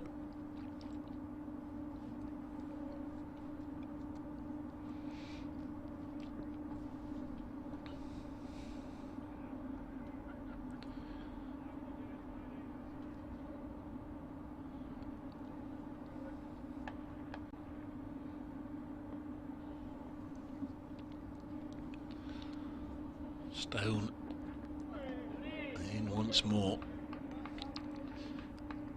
12 sixes hit during the Nottinghamshire innings, 4 of them by Liam Patterson-White, a couple early on from Ben Slater, a couple from Stephen Mullaney and Ollie Stone. And Brett Hutton and Joe Clark also clearing the ropes.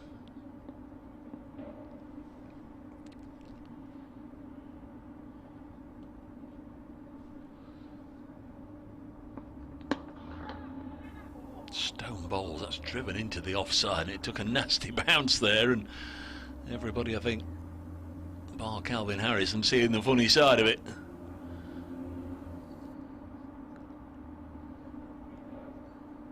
Always say get something behind the ball, don't they? But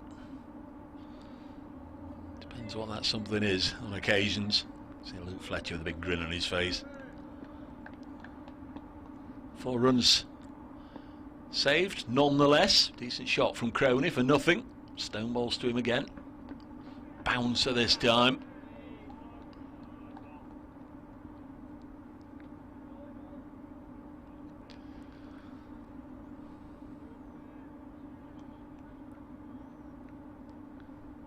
Already looking as if he's been in a battle, Ollie Stone. That sliding stop on the outfield 2 or 3 overs ago. Smear of grassy green on his left knee.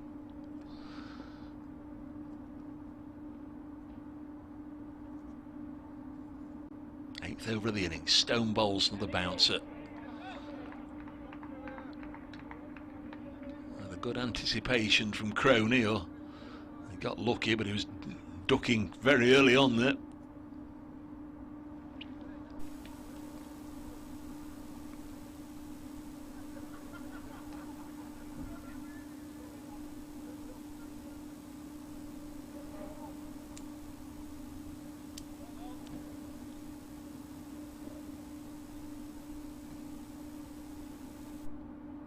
Stone to Crony.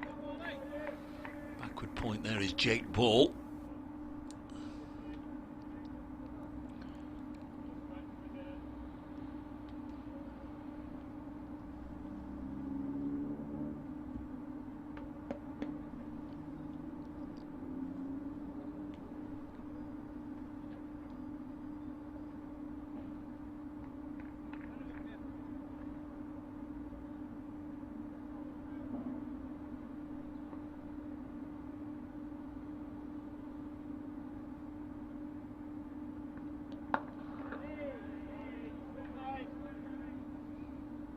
Good over there from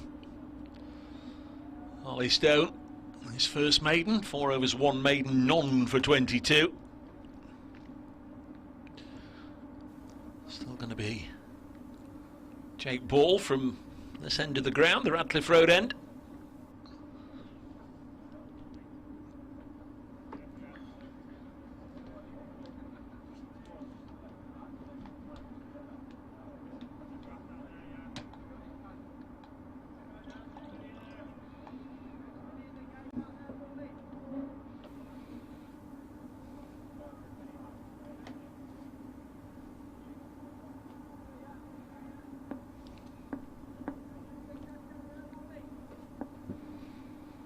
Lots of encouragement out there for Ball as he comes in round the wicket. Bowls to Meadows, who's gone down, angled the bat, got that one on the full and guided it away. Gets full reward of 4.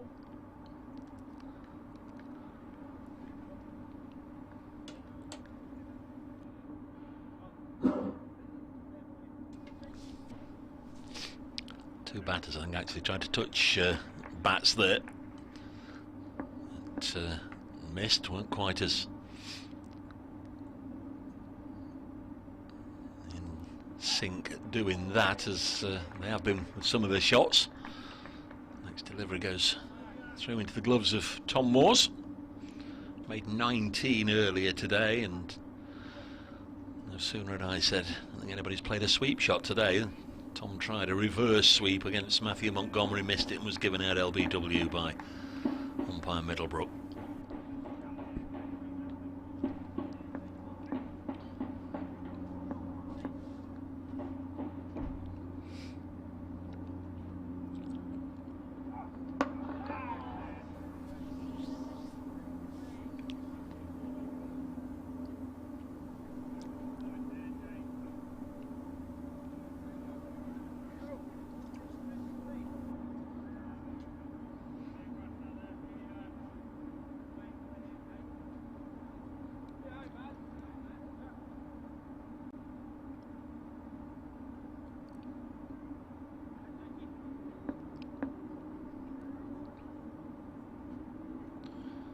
This ball to Meadows, and again the batter's got fairly fortunate there, just pushing at that one. It flew off the outside edge,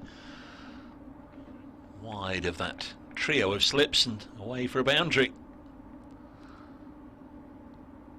Streak of reasonably good fortune there for Ollie Meadows. It goes on to 24.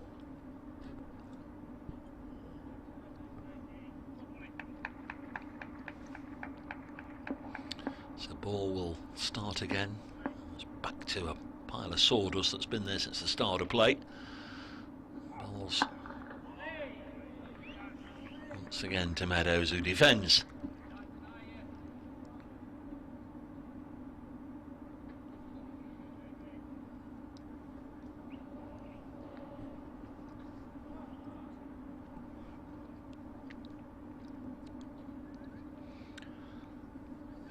Season getting close.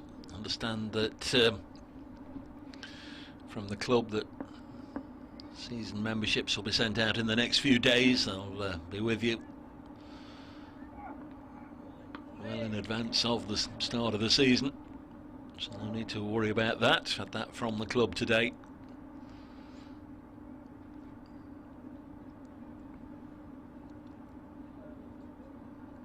And through 9 overs, 41 for 1. Loughborough coming to terms with the start of an innings that saw them lose their skipper first ball, which wasn't exactly ideal as far as they were concerned. Ollie Meadows 24, James Croney, who's on strike now, on 17. Is that a Seba Mead I see running on? It is, so late in the day he's come on the field.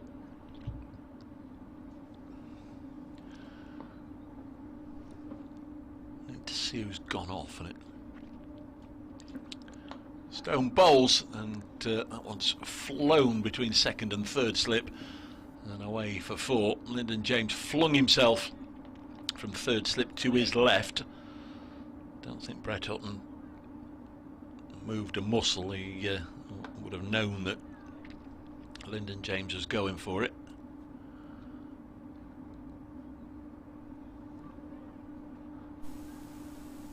We see Luke Fletcher? No, we can't. So I think Seba Mead's on the field for Luke Fletcher.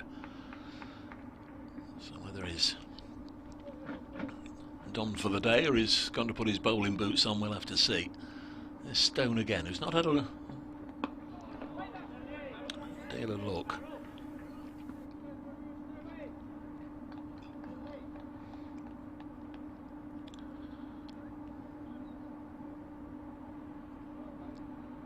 Partnership of 45 now for this second wicket.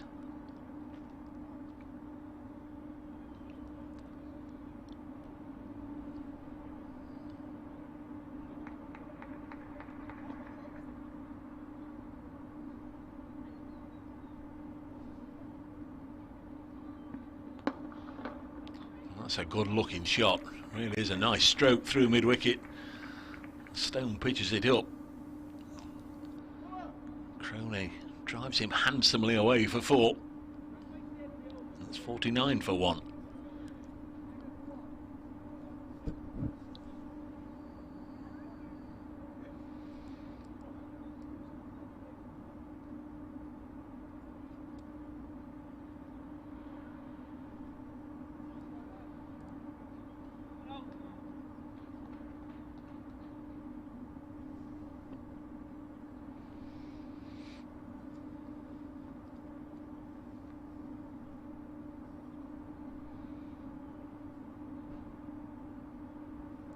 Stone down the leg side this time.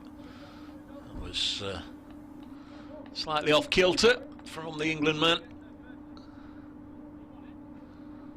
Striving for that extra pace and sacrificed a little bit of direction there.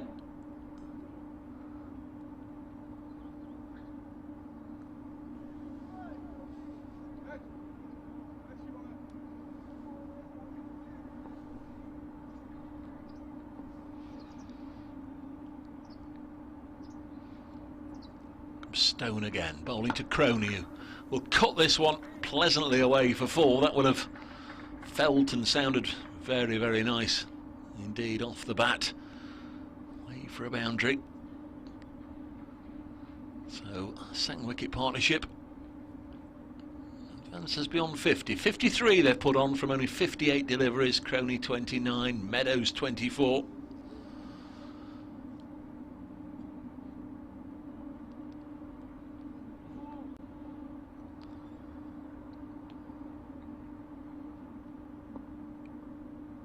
Such an unforgiving short side over there. Put bat on ball, you're more often than not going to reach the ropes. Another single taken. 54 for 1 at the end of the over, so we're halfway through this little passage of play. 20 overs scheduled to be bowled. 10 of them as Jake Ball goes off the field. Brett Hutton's going to bowl.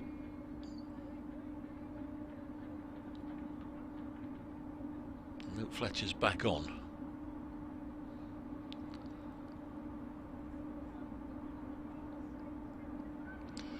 So bowling change then. Hutton for Jake Ball from this Radcliffe Road end.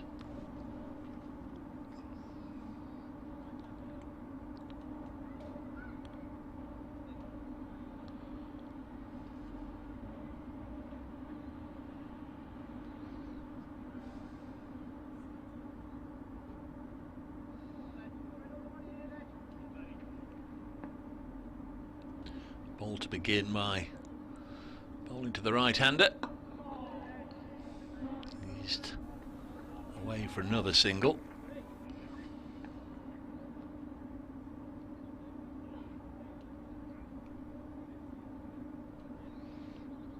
Jake Ball 5 overs, 1 maiden, 1 for 19 before he was withdrawn from the attack. Stone 5 overs, 1 maiden, none for 35.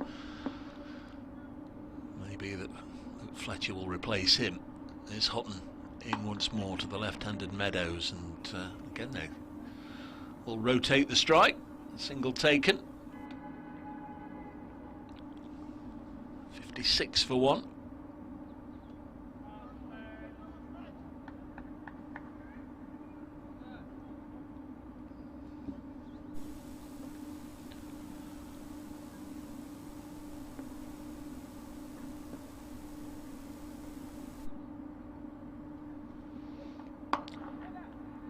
Bowls and nicely taken on the bounce by Ben Slater, who looked top of his form this morning. Splendid half century from Slater, coming up from 66 deliveries, 6 fours and 2 sixes. Very nicely indeed. Here's Hutton in once more, and is allowed to go through to the keeper.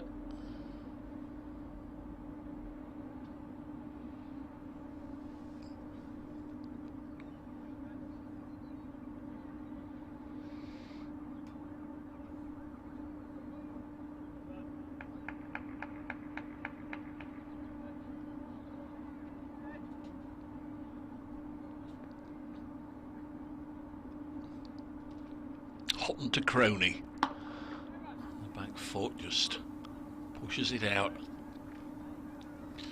Again, as far as Slater. In fact, it's not, it's Liam Patterson-White doing the fielding.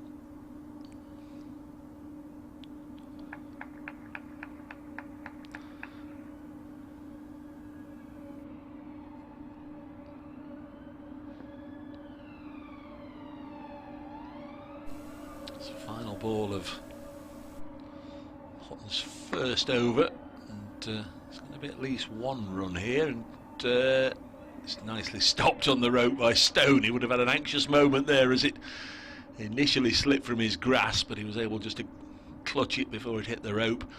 That's the end of the over, so I think now we are going to get Luke Fletcher to replace Stone. So 5 overs, none for 35 for Ollie Stone. Was a little unlucky. Bowled with good pace and 1 or 2 edges that went between the fielders rather than straight to them. Jake Ball's back on the field. Not's got 12 at the moment. 4, 8, 10. Not's got 12 on.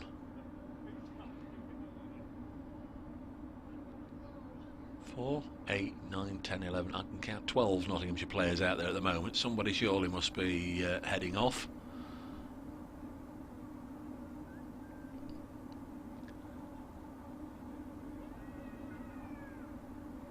2, 3, 4, 5, 6, 9, 11 now.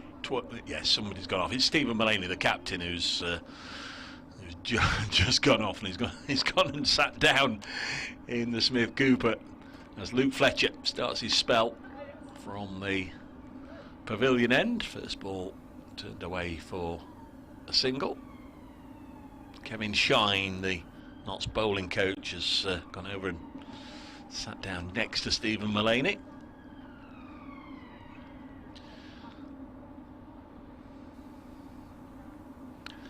There they are. Not too far away from any decisions that have to be made, Stephen Mullaney, but of course Asiba Mead, the vice captain, out there on the field anyway, as Meadows pushes this into the offside, fielded by Calvin Harrison.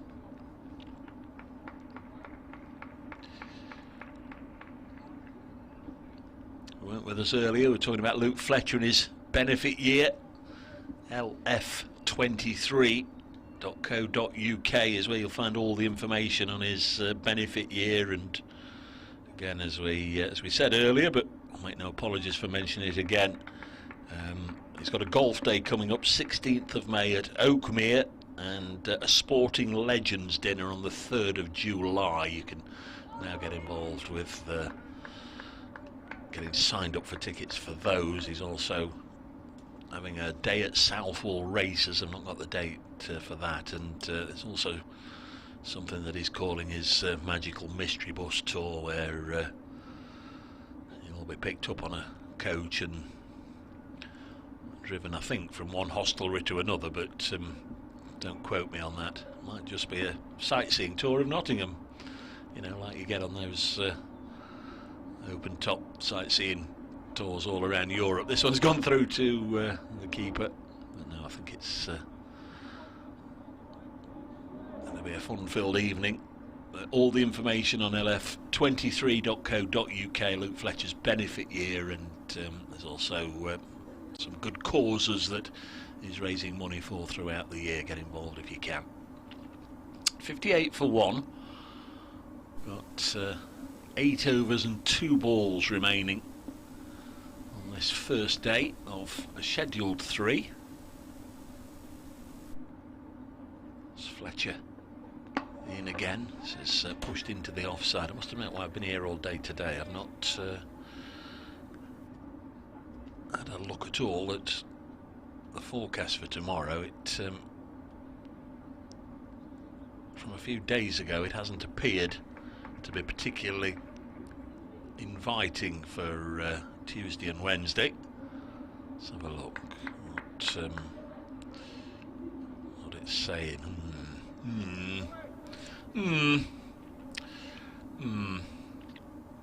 Well,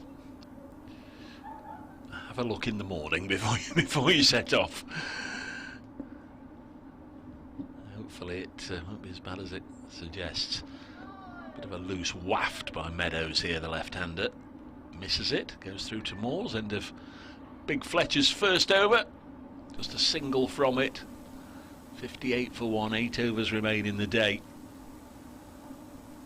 Here at Trent Bridge, lovely to have spectators inside, although they are dwindling by each passing minute.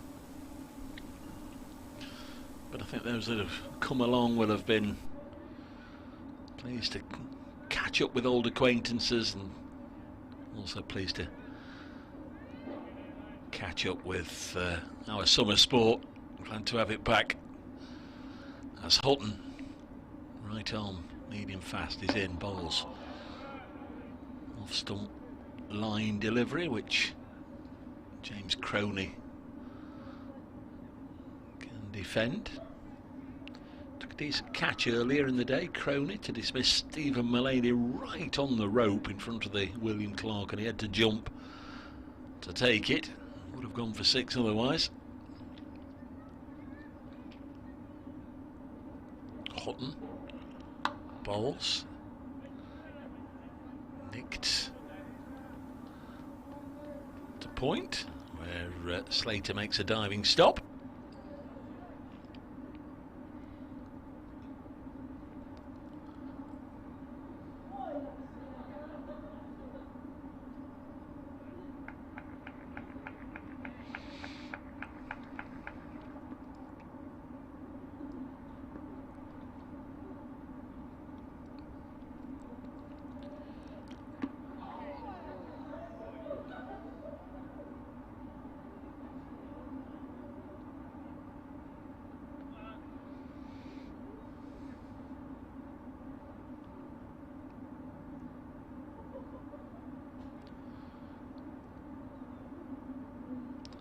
although the Notts 11 today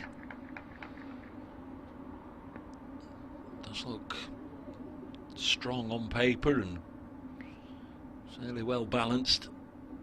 I'd imagine it won't be the 11 that starts week on Thursday, 9-10 days time against Hampshire. Almost certainly Ben Duckett will slot in there, and you'd imagine there'll be one of the quicks missing out. Hutton, Fletcher, Stone and Ball all playing in this game. Another one for thickish outside portion of the bat has gone between the slip cordon and point, and away for 4, down to third man.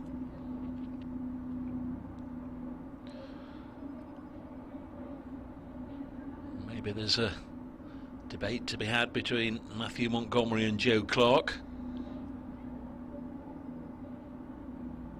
Don't know when Dane Patterson's going to get here, or whether they will want to perhaps work with Dane for a week or so before bringing him back in the side. Lots of questions for the coaching staff. Of course, they'll first and foremost need to make sure that everybody just gets through this week's cricket with no problems, no strains, no pulls.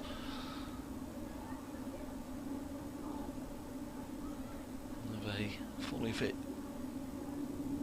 squad available for selection for next week, but just the makeup of the side, you wouldn't imagine they would go in with what they've gone in with today. Tom Moore's batting at 6, Liam Patterson-White the spinner at 7, and then 4 quicks. You'd think, especially if Linden can bowl, which is what they're saying, wouldn't want 4 quicks plus Mullaney plus James plus Patterson-White. This one's helped into the offside.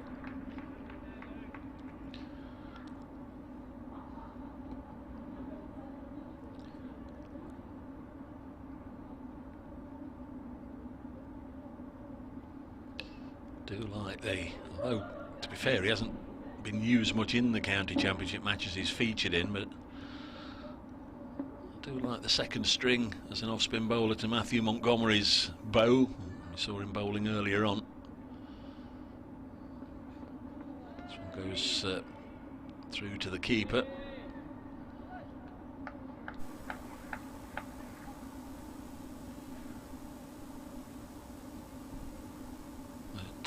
One or two decisions for the coaching staff to ponder over before an exchange of team sheets at 10:30 a week on Thursday. Here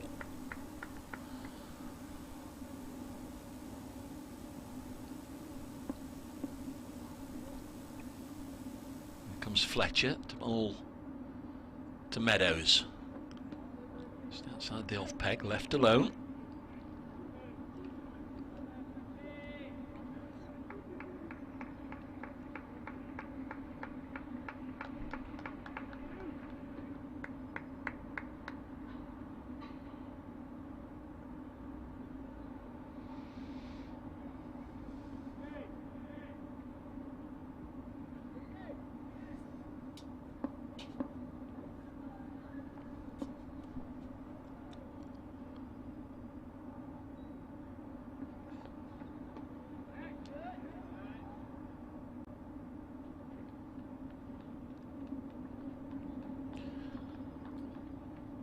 Generally, I think over the years we've seen that Fletcher prefers bowling from the Radcliffe Road end.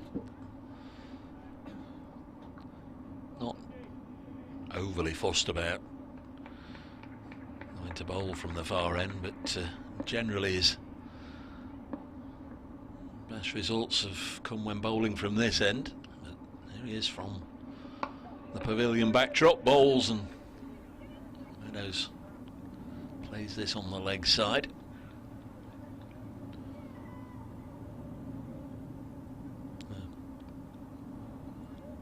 quiet little spell since this pair came into the attack. Lots of boundaries. And Ollie Stone was bowling. 5 overs for 35. But the pace he was putting on the ball helped generate some snicks which flew quickly to the fence. Fletcher round the wicket. Will bowl, and that's edged and has been caught by Tom Moore's low down, and Meadows has to go for 25, and Luke Fletcher makes the second breakthrough for Notts, and Loughborough 62 for 2. Just couldn't resist there, Meadows. Had a little nibble and nicked it, and Tom Moore's took a good catch low down there. It really was a very decent bit of glove work. Ollie Meadows out for 25.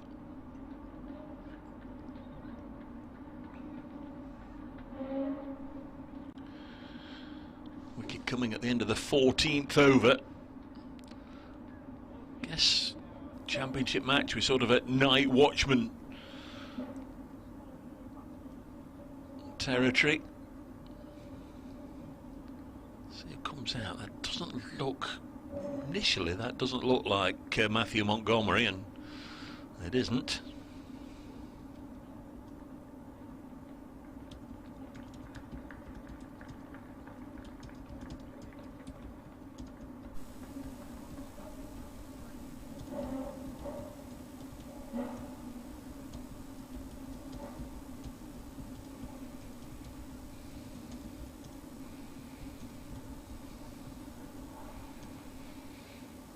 Max Lockett promoted up the order.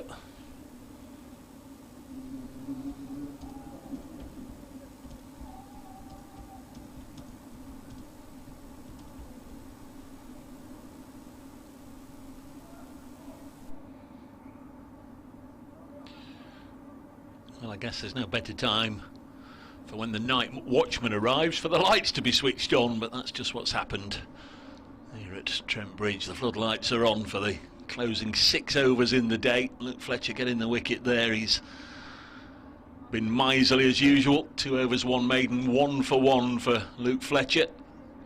It's a good catch from Morse. Slow down.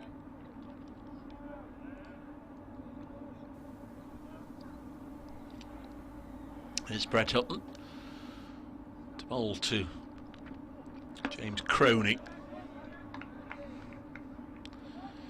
He's now got a new partner and new challenge, really. Traditionally, when there's a night watchman out there, he should be taking as much of the strike as he can. Lucky to hails from Kent and played one first-class match for Kent last year against the Sri Lankan Development 11. He's very much a bottom of the order player with the bat. Played one match for Notts 2's starter last season. Looks like the look of him. Took him up to Southport for a match against Lancashire Seconds. Played just the one match. Also played for Derbyshire Seconds and then Kent Seconds. Kent obviously like him, as they gave him a run out against the Sri Lankans, so a bit of an affiliation there with them, certainly. Fletcher buoyed by his wicket with a smart bit of fielding now. As we inch towards the close, 5 overs after this one. Hutton into Croney on 37. Works this one as far as a Seba Mead at mid-wicket.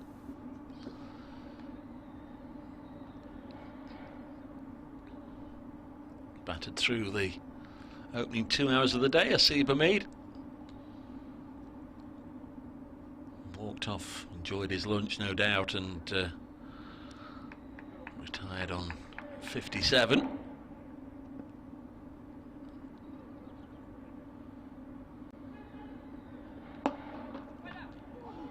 Crony unlucky there. He's driven Brett Hutton straight.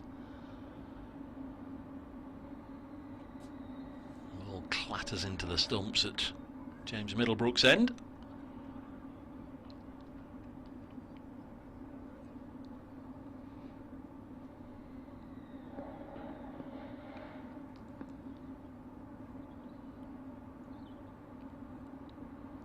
Hutton again to Crony.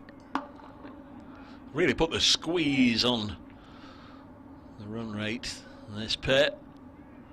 Another maiden over there for Nottinghamshire. Brett Hutton's first, 3 overs, 1 maiden, none for 7 to Hutton. Just 8 runs have come in 5 overs and the wicket that Fletcher picked up. Now Luke Fletcher's going to be bowling to a night watchman in Max Luckett.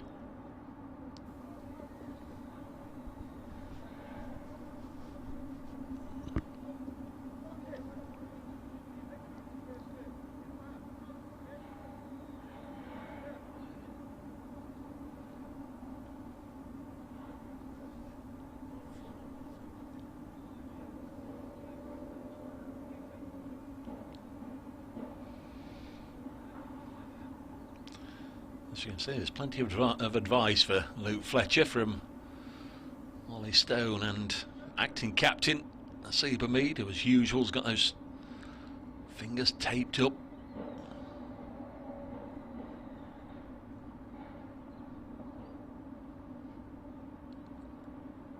Floodlights on at Trent Bridge, 5 overs to go in the day, and Luke Fletcher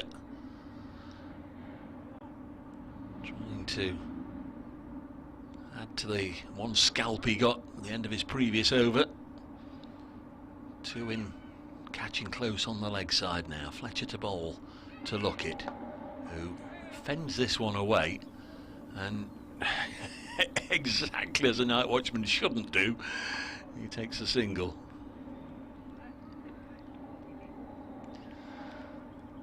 Guess he's more than happy to get off strike, but I think the job definition is to go out there and phase as many deliveries as you can to protect the player who should be coming in next, and also the one who's out there. Fletcher now then to Crony, bouncer over the head of James Crony.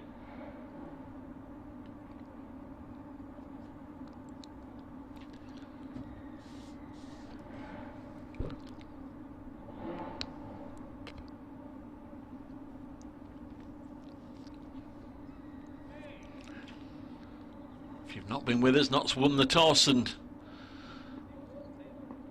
opted to bat this morning. They were 150 for 1 at lunch. The man out was Ben Slater, bowled by the left armer Raymond Bailey for 53. Nasiba Mead was 57 not out at lunch. He didn't return at the start of the afternoon, so retired out, so that was 150 for 2. We've not been playing too long at the start of the afternoon session when umpire Sue Redfern, standing in this match, had to leave the field. We've not had any reasons or updates or clarity or confirmation or news of any description. We haven't seen her since. Hope she's okay, as this one's clipped down the ground. Peter Moores, the Notts head coach, went out to do it and stand at square leg. I wondered then if he knew he'd still be standing there at square leg at 6:10 in the evening. So he's been out there, apart from the tea interval, out there for at least 4 hours.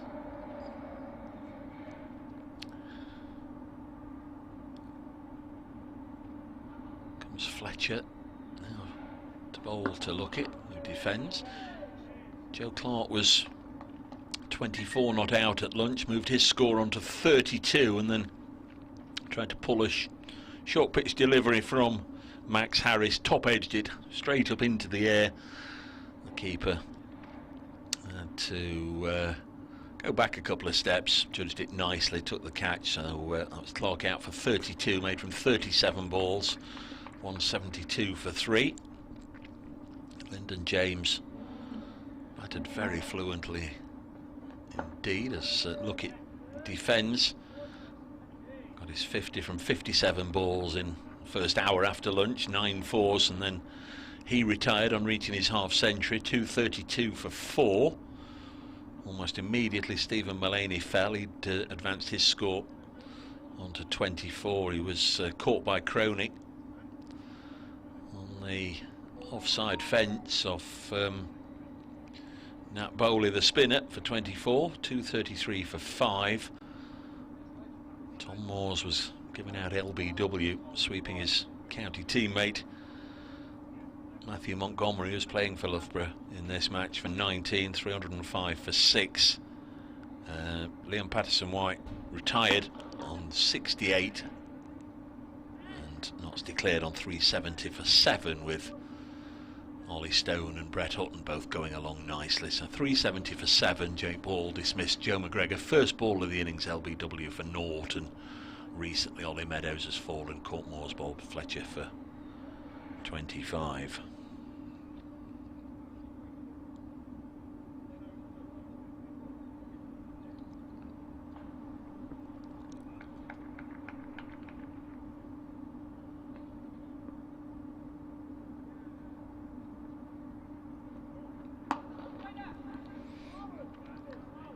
$68 for 2. Howard's been in touch from Argentina. Oh, no, he's not in Argentina. Hi, Dave, I'm here in Ruddington. But I can't go to Trent Bridge. I'm going back to Buenos Aires on the 8th. Hope all is well, Howard. It is indeed. Thank you, Howard. Lovely to hear from you. Our Argentinian correspondent who's in Ruddington.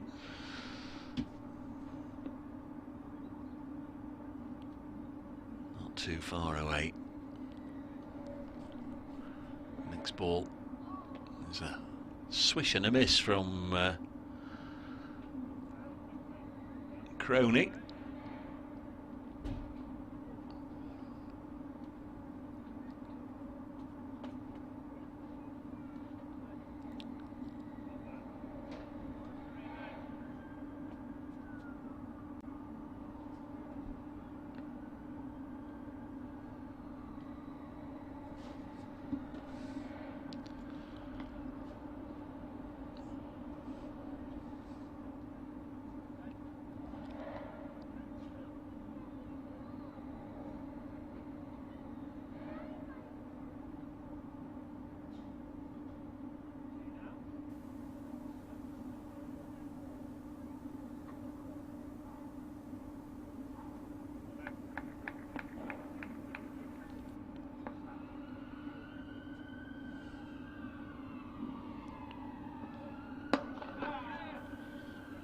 This one's hit nicely down the ground. Jake Ball's after it.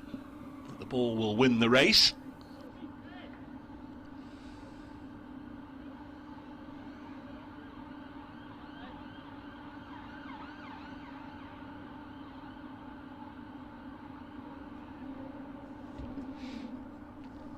$72 for 2.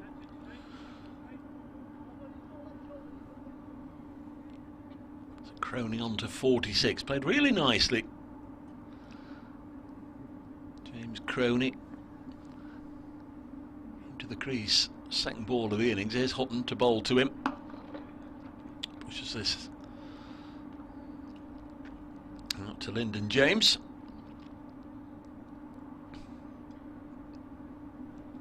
And we have 3 overs left in the day.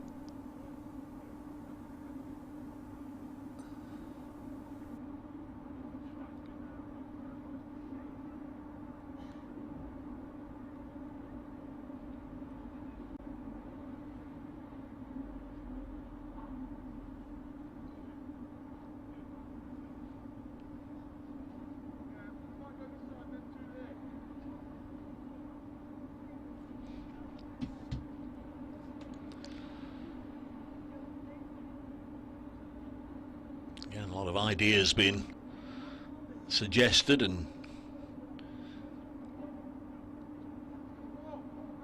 put in to put into play here. Luke Fletcher about to begin his 4th over. He's got 3 overs, 1 maiden, 1 for 3. So you can perhaps see on the stream lots of catching options for the night watchman. Look it. Let's this go through to the keeper. So there are 3 slips. I'm going to say a backward point, but Calvin Harrison's now moving to form a 2-man offside wall. 2 short extra covers, and then there are 3, as you can see, Slater, Patterson, White and Hamid catching on the onside between a couple of shortish mid-wickets and almost a silly mid-on, as Fletcher in to look it and clip this one away. The only one we haven't mentioned is Jake Ball down at long leg, and he'll have to chase after this one and return it as they come back for a second.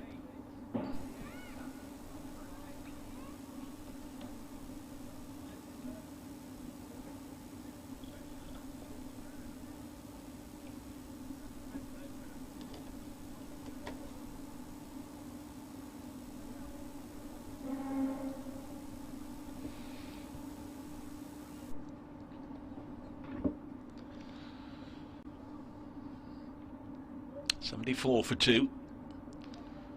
Fletcher again to look it. Again, he leaves it alone. Good. It's a good shot selection. It's just a sound bit of cricket, just not to play at that one. Lets it go through to Tom Moores. Interesting decision for Loughborough to make if a wicket does go down. Do you send out?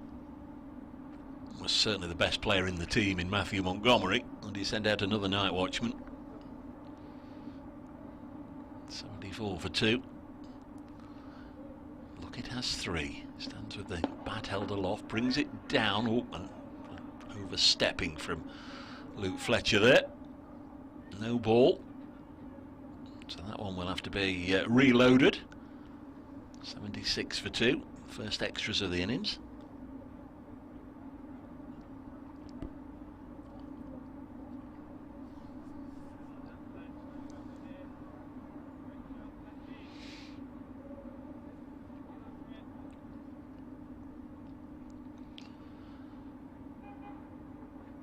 Bowls to Lockett. I think that one got up round about bat handle height, and I think for a second 1 or 2 thought it might just fly away in the air, but it didn't.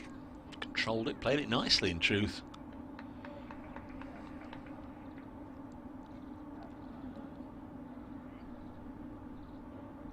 "14 deliveries left in the day."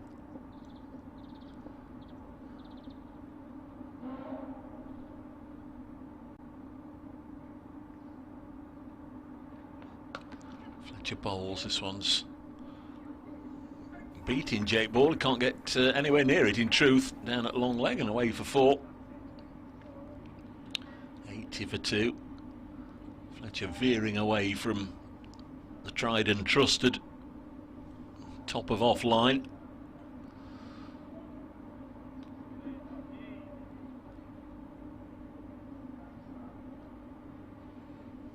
Lockett moves on to 7. Promoted from the bottom of the order with 6 overs left in the day to try and protect Matthew Montgomery. Moved on to 7. He's still there. Defends this one as the 18th over comes to an end. Fletcher now having leaked his first boundaries. 4 overs, 1 maiden, 1 for 11.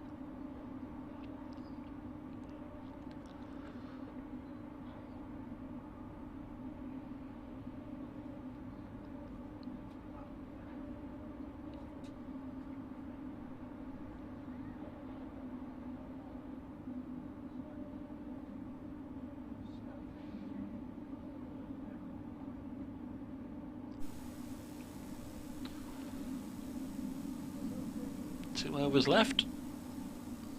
Brett Hutton to bowl the penultimate one, then presumably one from Fletcher to wrap it up. He's bowling to Crony, who's got something to play for here. He's on 46 and can't get anywhere near that one as Hutton bangs it in short.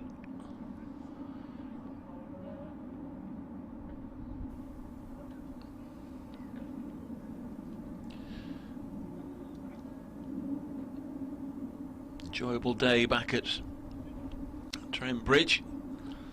Full day as well. Floodlights only came on the fall of the last wicket with 6 overs remaining in the day. Cries of catch here as Croney clipped it in the air. It fell between Hamid and Jake Ball, who chased after it. Just 1 run taken. Croney on to 47, he's at the non-striker's end, and now Brett Hutton can have a go at the night watchman.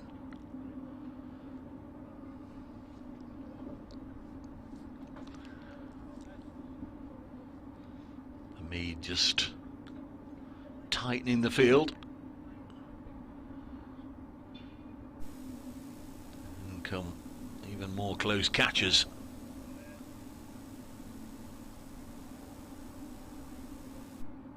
Luckett on 7, Brett Hutton to bowl to him, bouncer, and he's gone for the hook, taken it on and made a nice connection, getting it away for a sweet sounding 6 for Max Luckett. Nice shot, not the traditional night watchman shot. They'll very much enjoy that. Moves on to 13. Fetched out of the stand by the Notts bowling coach Kevin Shine, who's sat over there with Stephen Mullaney.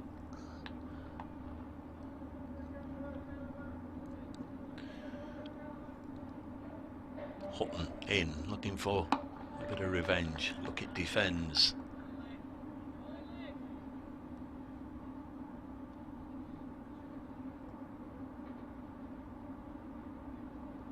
Bowlers' run-ups are clearly visible. They've all been pounding their way in through the course of the day. The snap's been taken now by Brett Hutton. He's in again and bowls, and Luckett once more defends.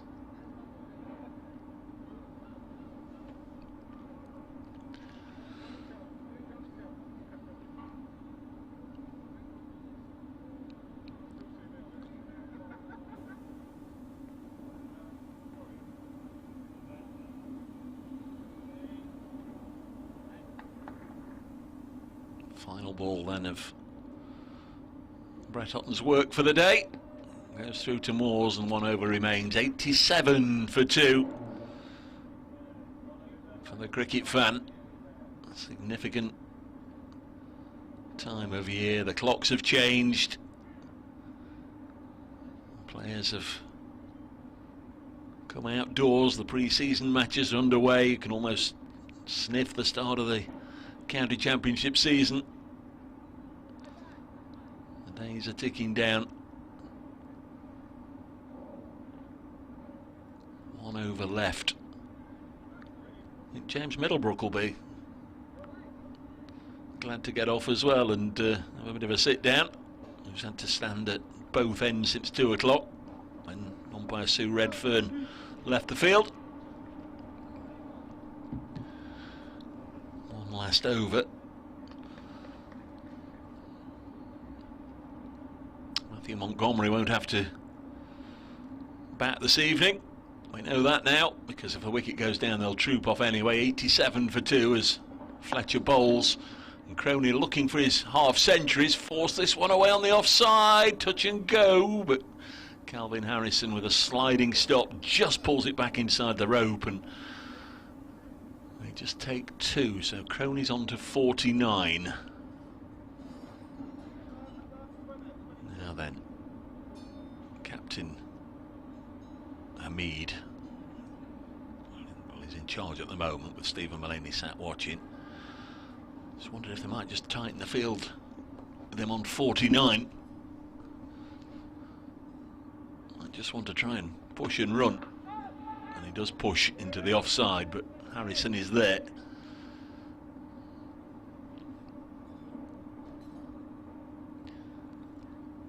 So 4 balls left in the day.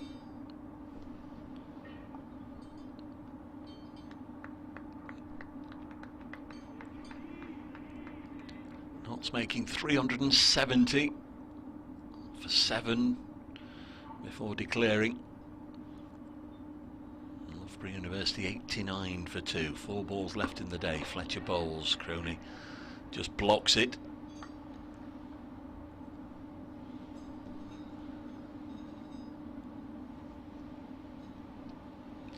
More than happy to walk off 49 not out, of course. He'd be even happier to walk off 50 not out. The ground staff getting the tarpaulins ready. Over away to my left in front of the Fox Road stand. You would imagine the ground will be well and truly lagged overnight. Some wet stuff expected. Fletcher into Croney, 3 balls left. Bowls now to the right-hander who's nicked it past the slip cordon and away for 4, and he's got a half century, James Croney. Very nicely done indeed. 63 balls he's faced, 9 fours. The crease for 83 minutes, and James Croney will sleep a lot happier tonight, I guess. Go to bed a lot happier. Just wonder how much sleep you get if you're buzzing and got a half century against this Notts attack and the way he has. I want to come back tomorrow. 2 balls to survive in the day. Fletcher bowls to him down the leg side and he's tickled it fine. Now will it go for 4? No, they're going to come back for 2. Might well have been a case there. In fact, there was a strong case there, especially as it's leg byes. There was a strong case for them only taking 1 and letting the night watchman face the final ball of the day. That I don't think was the wisest outcome there. You could have just said 1 and let the night watchman just take the last ball. Let your half centurion start again tomorrow. Might not matter, shouldn't matter. The last ball of the day is a bouncer, and that is the end of what's been a very compelling day's cricket. Very much enjoyed what we've seen today. Croney 53 not out, and Max Luckett, the night watchman, 13 not out. Wickets for Jake Ball and for Luke Fletcher earlier in the day. Half centuries for Slater and Ameed and James, and Patterson White has not racked up 370 for 7 before declaring. A really good workout, good time in the middle for the top 6, 7, 8 of the Nottinghamshire batters, and then the 4 quicks, Ollie Stone and Jake Ball and Luke Fletcher and Brett Hutton have all had a bowl in the final 20 overs of the day. We sincerely hope that the weather will play ball tomorrow and not be as bad as 1 or 2 websites I see are predicting. Nice to see shake of hands there, Peter Moores, who stood in for umpire Sue Redfern since 2 o'clock, forcing James Middlebrook, the ECB registered umpire, proper first class umpire, James Middlebrook, to do both ends. Peter Moores just stood at square leg, and nice just to see a handshake there. Moores has done a very good job there. So it's 95 for 2 at stumps. Very much hope you've enjoyed the coverage today, and hope we can do it for you again tomorrow if the weather allows. Play will start just before 11 o'clock, and we hope you'll join us then. From us all at Trent Bridge, many thanks to Charlie out there shooting the pictures for you on the gantry with the camera from up on high, and Farron and Kirsty in the production team. From us all, a very good night from Trent Bridge.